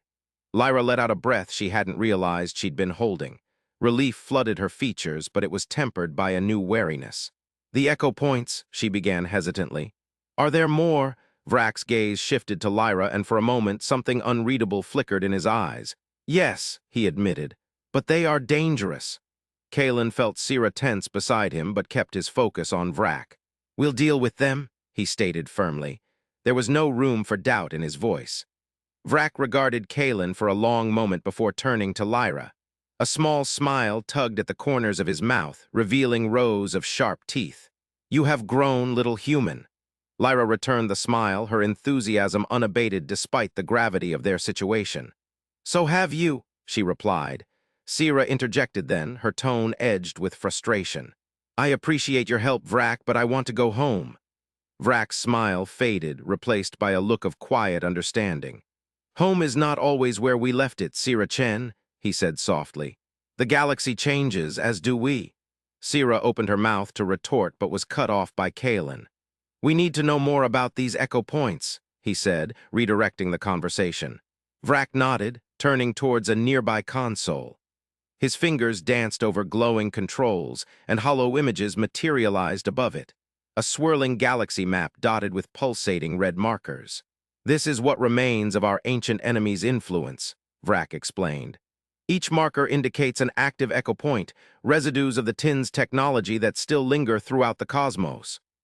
Lyra leaned in, her eyes tracing the constellations and clusters of stars. "How do we find them?" Vrak pointed to one of the markers nearest their current position. "Our ships can detect these anomalies. We will guide you." Kaelen studied the map intently. The sheer number of echo points was daunting, but there was no denying the sense of purpose that stirred within him. This was what he had trained for, what he had dedicated his life to, facing the unknown and bringing order from chaos. "We'll need detailed scans of each site," Sira murmured, her scientific curiosity piqued despite her earlier frustration. Vrak looked at her, a hint of approval in his gaze. "Your knowledge will be invaluable, Dr. Chen." Sira nodded stiffly, but didn't respond further. Kaelen could see the internal struggle playing out on her face, the scientist versus the woman longing for home.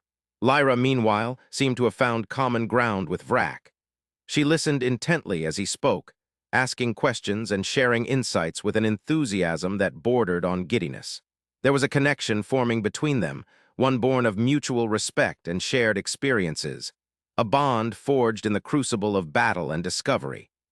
Kaelen watched this dynamic unfold, a mixture of relief and trepidation stirring within him. Lyra's rapport with Vrak could prove invaluable, but it also raised questions about loyalties and alliances. As they delved deeper into the intricacies of the echo points, Kaelen found himself drawn into conversations he never imagined having. The Krell perspective on interstellar warfare, ancient technologies long forgotten by humanity, philosophies shaped by millennia of cosmic isolation. It was both enlightening and humbling. The hours passed in a blur of holomaps, data streams, and heated debates. When they finally broke for respite, Kaelen led them back to the Vanguard, leaving Vrak standing alone amidst his ship's shadowy expanse. Lyra lingered at the airlock, turning back towards the Krell leader. "We'll meet again soon," she said, her voice soft yet resolute. Vrak nodded, a subtle shift in his expression that Kaelen couldn't quite decipher. "Until then, Lyra Storm." The journey back through the asteroid field was uneventful compared to their arrival. The Vanguard glided smoothly through the labyrinth of rocks and debris, guided by coordinates relayed from Vrak's vessel.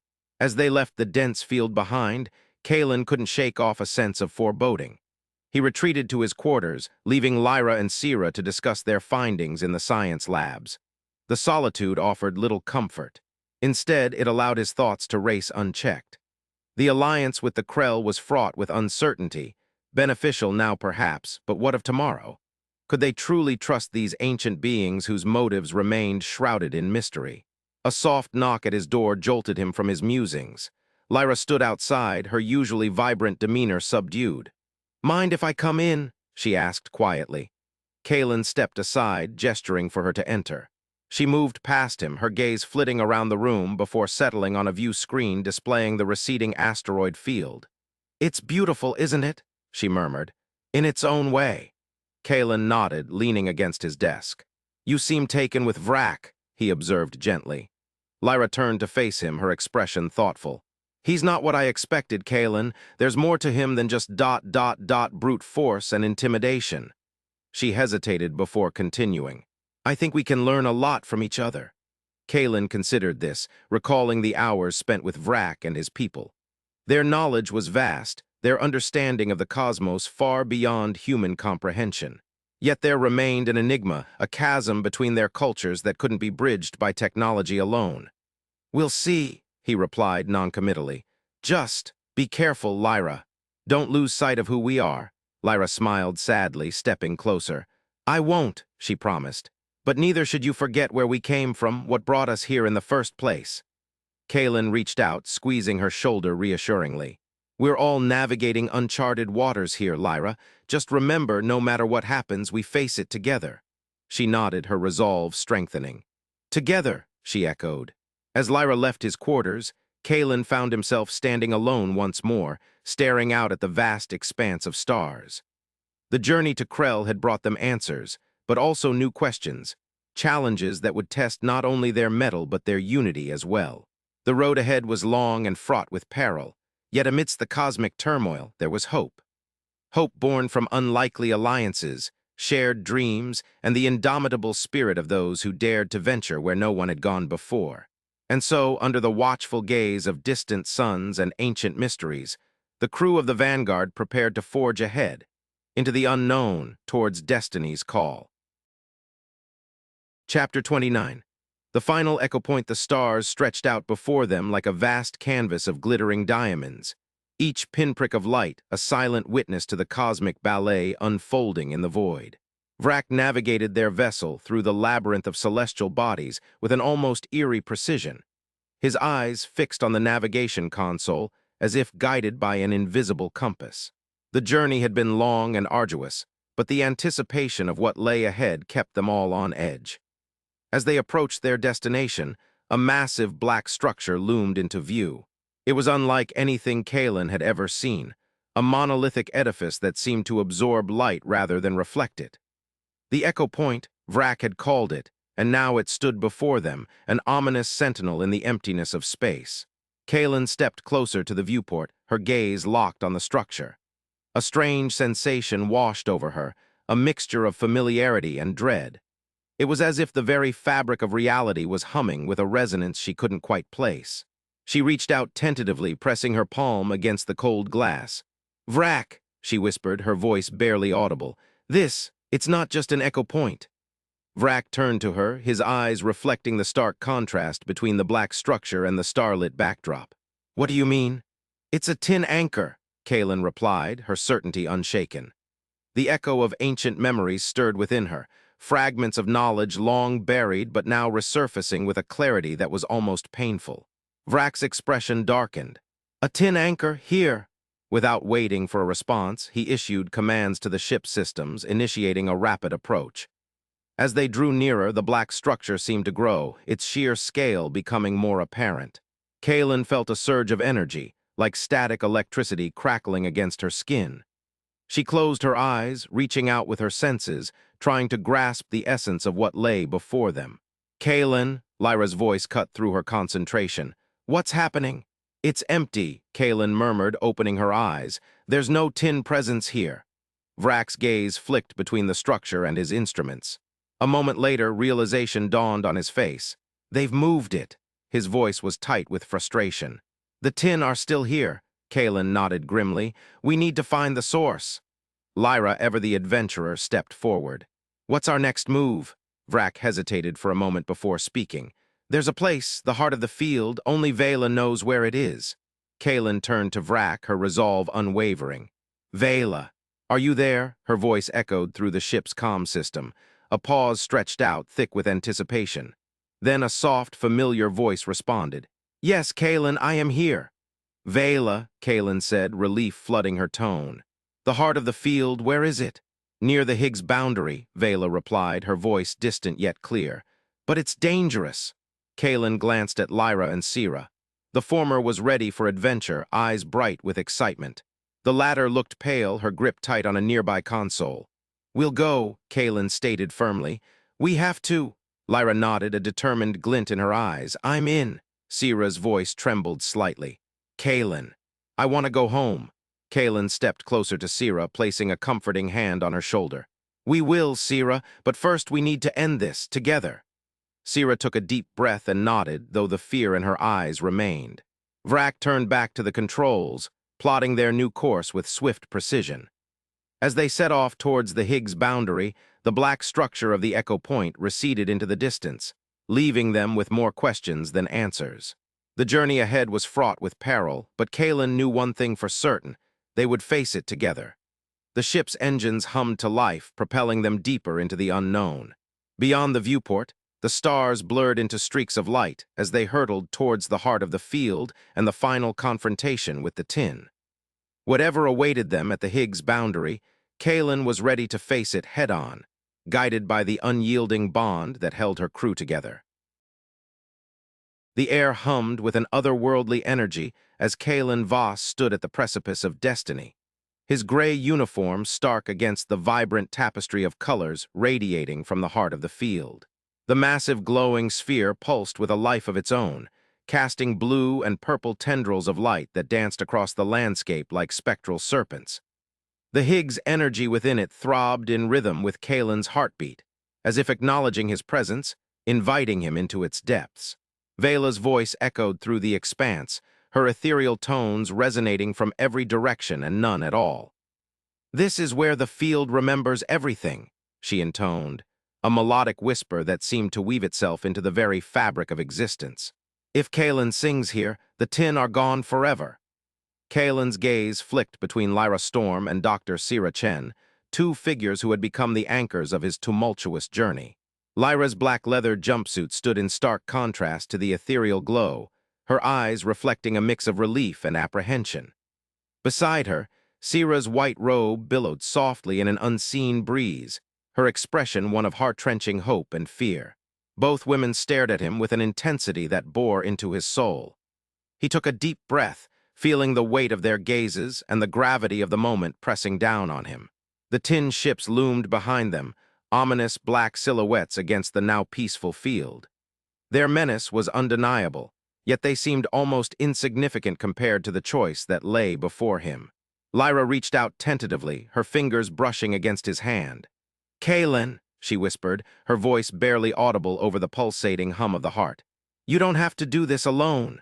Sira's eyes glistened with unshed tears, but her voice was steady when she spoke. Whatever you decide, Kaelen, I'll support it. Just know that. Whatever happens, I care about you deeply. Kaelen nodded, his throat tight. He looked back at the heart of the field, its radiance intensifying as if in response to his thoughts. The choice was clear. He had come this far, faced countless dangers and losses, all for this moment. But choosing between Lyra and Sira felt like severing a part of himself, a part he couldn't afford to lose. He stepped closer to the heart, feeling its energy seep into him, invigorating his every cell. The Higgs Field pulsed in sync with his breathing, and Kaelen began to sing. His voice rose above the hum, pure and clear, a melody that seemed to resonate from the core of his being. It was a song of hope, of defiance against the darkness, a hymn to the field's resilience. As he sang, the heart glowed brighter still, its tendrils of light growing more vibrant, more insistent. The tin ships trembled in the distance, their dark forms wavering like shadows in a flame. And then, with a deafening roar, they exploded. One by one, each ship disintegrating into stardust that drifted away on unseen currents. The field sighed in relief, its colors shifting from violent hues to softer, more soothing shades. The air grew cool and serene, as if the very atmosphere celebrated their victory.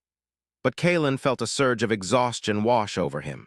His knees wobbled, his vision blurred, and he staggered backward, feeling Lyra's strong grip steadying him. Sira rushed to his other side, her hands gentle yet firm on his arm.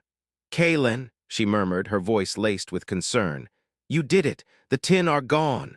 Lyra nodded in agreement, a small smile playing at the corners of her mouth.